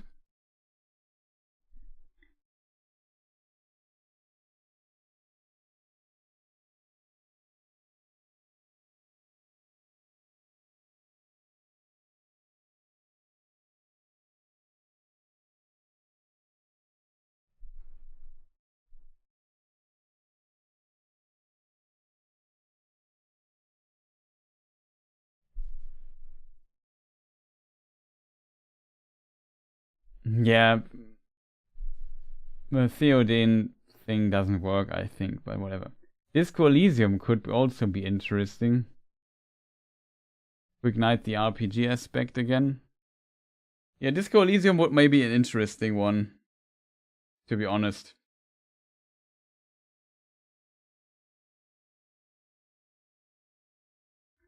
One thing, the DLC for Starfield came out, so maybe that's again a topic. I always want to make like a little critique for. Maybe I did it. Did I? I think I did actually a video about this. Or maybe it was just in a stream. I forgot. Currently, I can't look it up.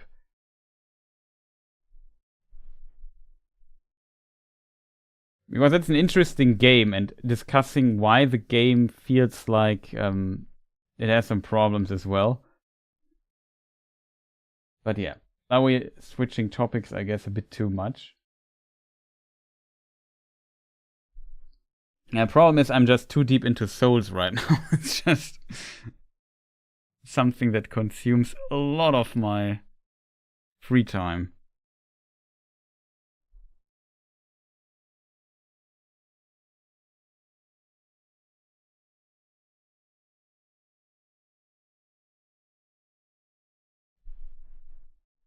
It's always interesting to see what people think, what they would like to see, and so on.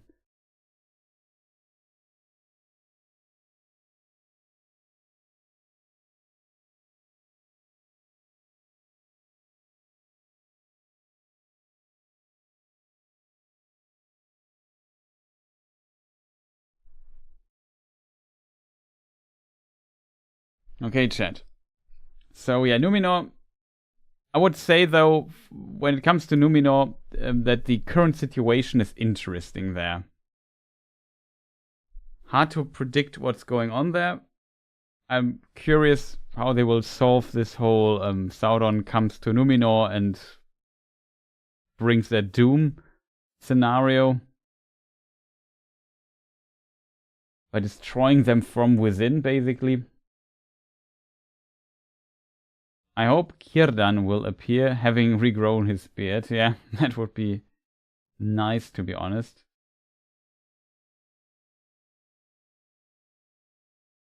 Good old Círdan.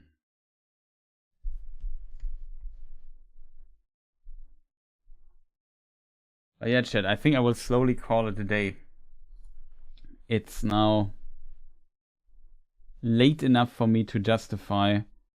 I streamed long enough to justify to end the stream for now. I feel like we could discuss a bit more. I was a bit low energy today, I feel. Do you have any knowledge of what got Tom Shippey in trouble with his NDA? Not really, no. I'm not sure what specific information he might have given that brought him into a bit of trouble or so.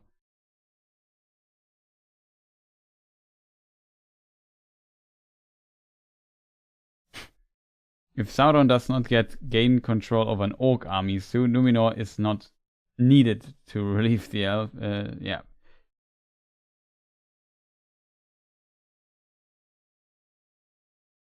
After the Anarion name drop, I expect to see him and more of the faithful. Exactly, that's also what I expect.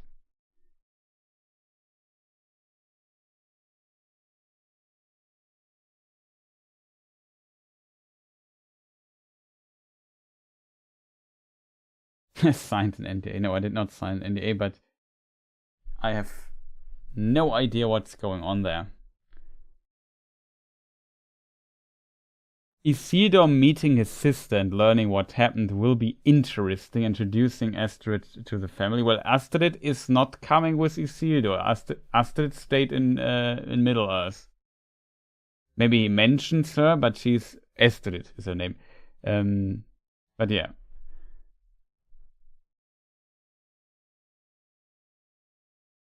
Yeah, Celeborn might appear. Yeah, Astrid was left behind in Middle-earth. Exactly.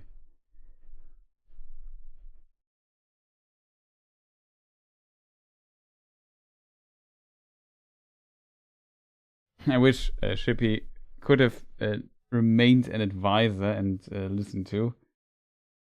Yeah, it would be better, but who knows? I think the show goes so far away from a lot of Tolkien writing stuff that, yeah, I don't know. It feels like the showrunners do what they want anyway.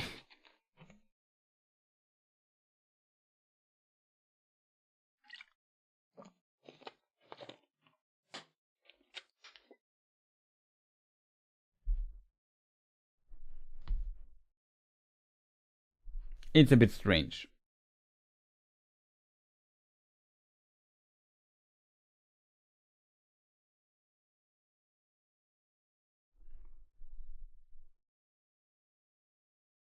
We need a king for Gondor. Yeah, we have a king of Gondor. That would be Isildur and Anarion. And Elendil is the High King of Gondor and Arnor later. But how could Celeborn reappear? Where was he 100 of years? I think he comes... Like, my only prediction for Celeborn is he comes... There was some hints that Glorfindel might appear. Maybe he brings Celeborn with him from Numenor. From Aman, not Numenor.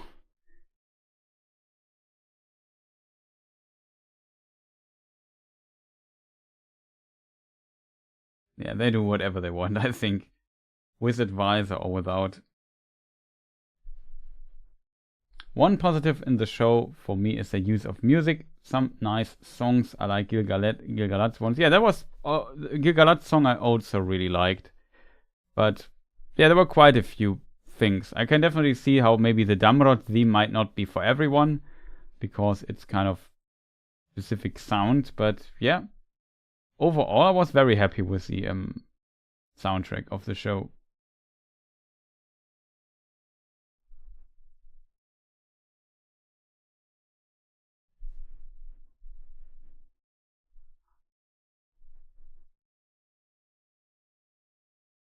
But yeah, a lot of things also come down to time compression, especially how the rings are distributed, that they want to basically skip the step here.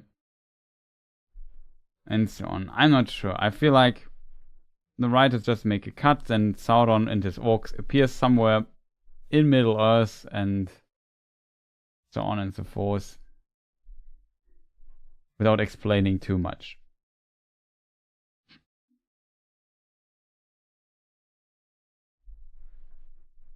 It's unfortunate how they often do that.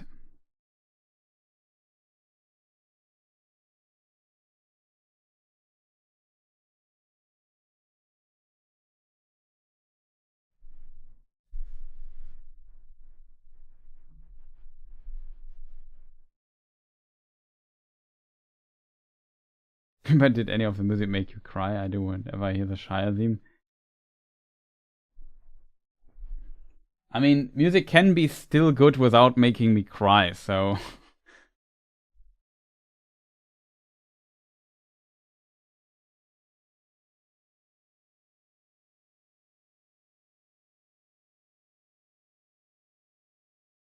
I'm also curious. I mean, Gil-galad implied that they might need to fight further, so there's that, but who knows what they will do. Maybe Sauron has now the control of the Orc army, and even though they look pretty defeated after the dwarves appeared, suddenly there will spawn more orcs in the amount Sauron needs, and then it just continues. I don't know.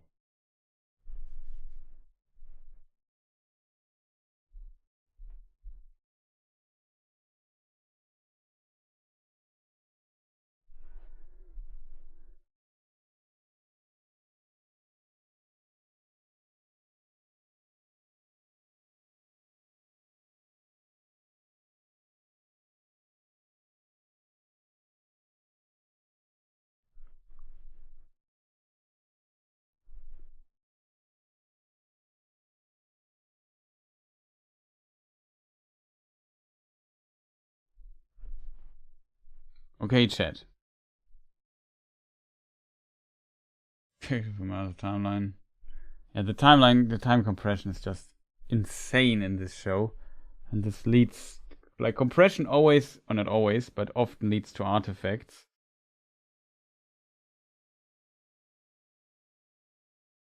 To little inconsistencies, so to say, and yeah, that's the show has quite a few of.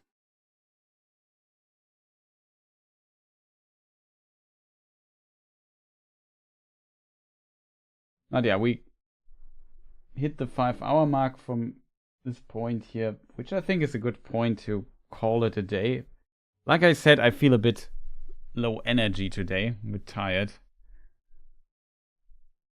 Very strange.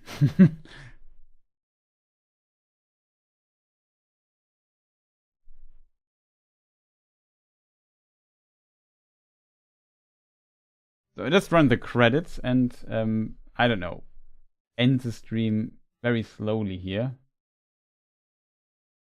Take care. Thank you, you people as well. I hope you enjoyed the stream. Shoutouts to the artists, of course, even though we didn't use many artworks today. None.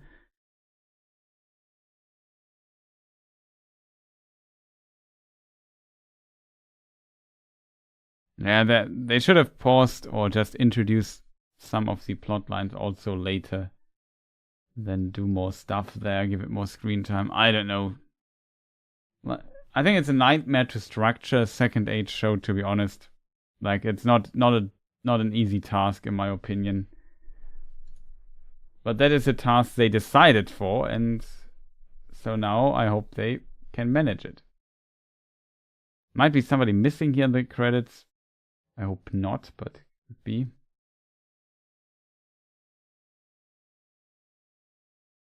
And yeah, it was an interesting discussion today, even though we maybe talked a bit too long about Celeborn, which I could imagine appears next season as well.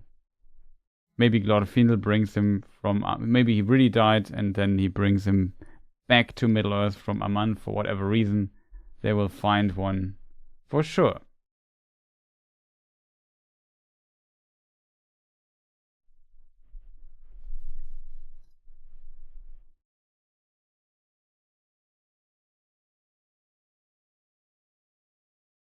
Thanks for the time. Let's see what they do with Celeborn. Yeah, that for sure.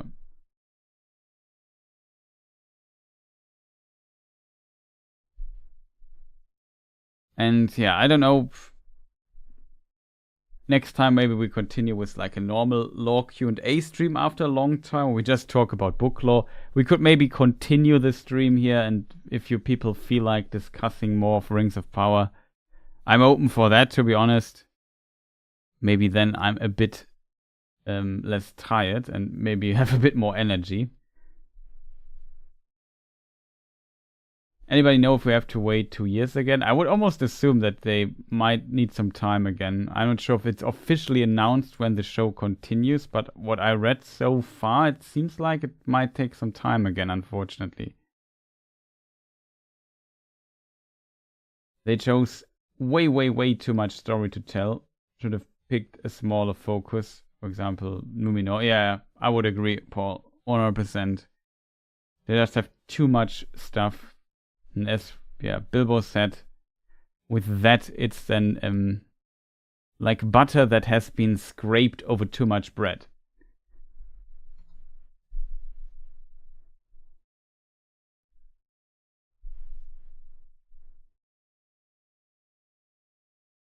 They might be able to compress it a little. Wheel of Time looking like it will be 1.5 years between seasons 3 and 4. Yeah, maybe it's 1.5 years or so, but I could still imagine.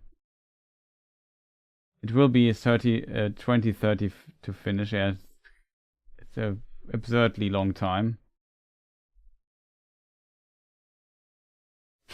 Who knows if human society even survives as long? Yeah, sometimes it does not look like it.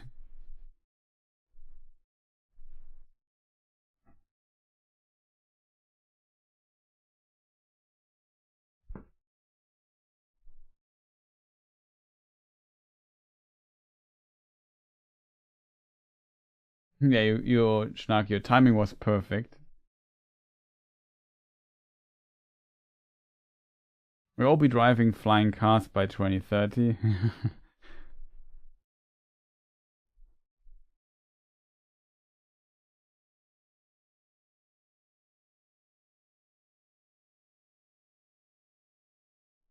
Yeah, when does Blade Runner play, chat?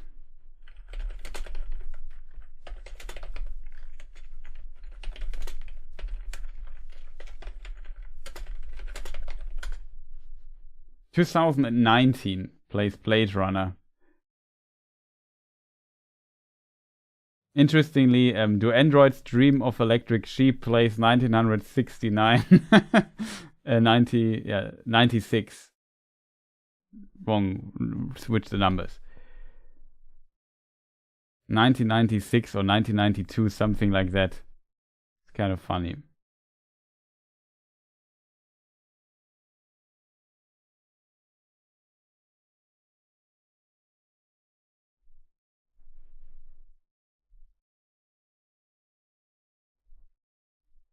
But yeah, chat, thank you for watching here. If you have not pressed the like button, feel free to do so, chat.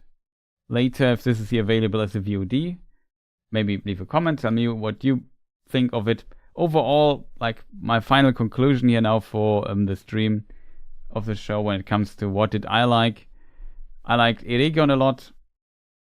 I still liked Khazad-dûm quite a bit, though I feel like it got a bit weaker due to some problems in the writing of the story and bending everything towards its end for King Durin the Third. It felt like it made very little sense, even though the scene was epic.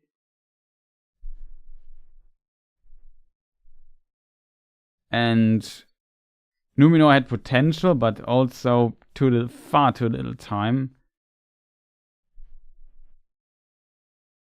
Some stuff like Galadriel, Gil-galad got better. I also like Stranger Nori Poppy, but feel like the story did not make enough progress to justify the time investment so far. So that keeps a problem. Still, visual is awesome. I would agree on that. Music is awesome. I would agree on that. The actors and their performance I enjoyed also in the show. So the sets were awesome. I liked a lot of the costumes. For example, Miriel's costumes always looked pretty awesome. And so on. Galadriel's costumes and so on. Can't complain too much about those things. And also the dwarf stuff also looked awesome. Makeup artist stuff, the prosthesis stuff they used. Not much to complain there, in my opinion. And as a result, the show still has potential. The problem is definitely the structuring of the show, which I assume is done by the showrunners. And in parts also the writing. I hope they kind of reduce the amount of story arcs they want to tell, because this actively hurts the show and leads to a lot of strange situations where you feel like, okay, we have this massive elven city and the elven smith is there giving like commands, say, yeah, destroy the siege engine or something, while arrows flying are shot in the general direction of her, and you feel like, well, why is she even there? It makes no sense. Oh yes, they don't have any other character in Eregion, and they need her later for another scene there at the wall, so it makes sense to place her there already. Still, if you think about it, it makes very little sense, and it's strange, but yeah, that's just the show for you, and I hope they can improve on these little things over time. We will see. There will be a new writing team for Season 3. For the most part, some old ones stay.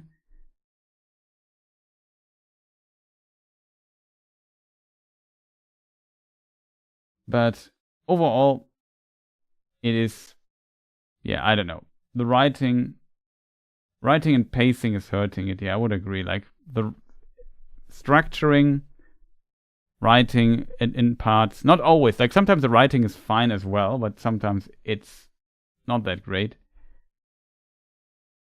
It definitely is difficult. Thanks, Chris. Take it easy. I try. If it gets people to read the Silmarillion, Unfinished Tales, then I call the win. Yeah, I agree on that. If it gets new people into the franchise, it might work.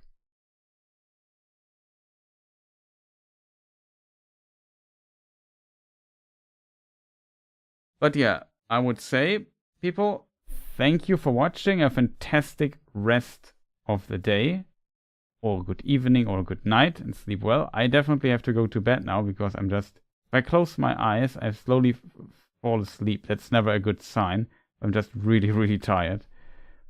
So sorry if at the end sometimes I was a bit here slow in my mind because I'm just really, really exhausted. But I would say, yeah, we stream in the future. There will be maybe lore content. I want to make a final critique video here on the channel. Maybe check that out. If I make it.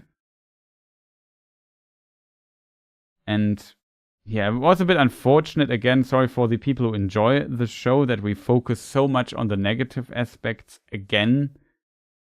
I try to, like I said, also put some strong points out. Like I said, the interaction between Anatar and Celebrimbor were pretty good all the season. The little nuances in how they acted these scenes, the gesture, the mimic, and so on.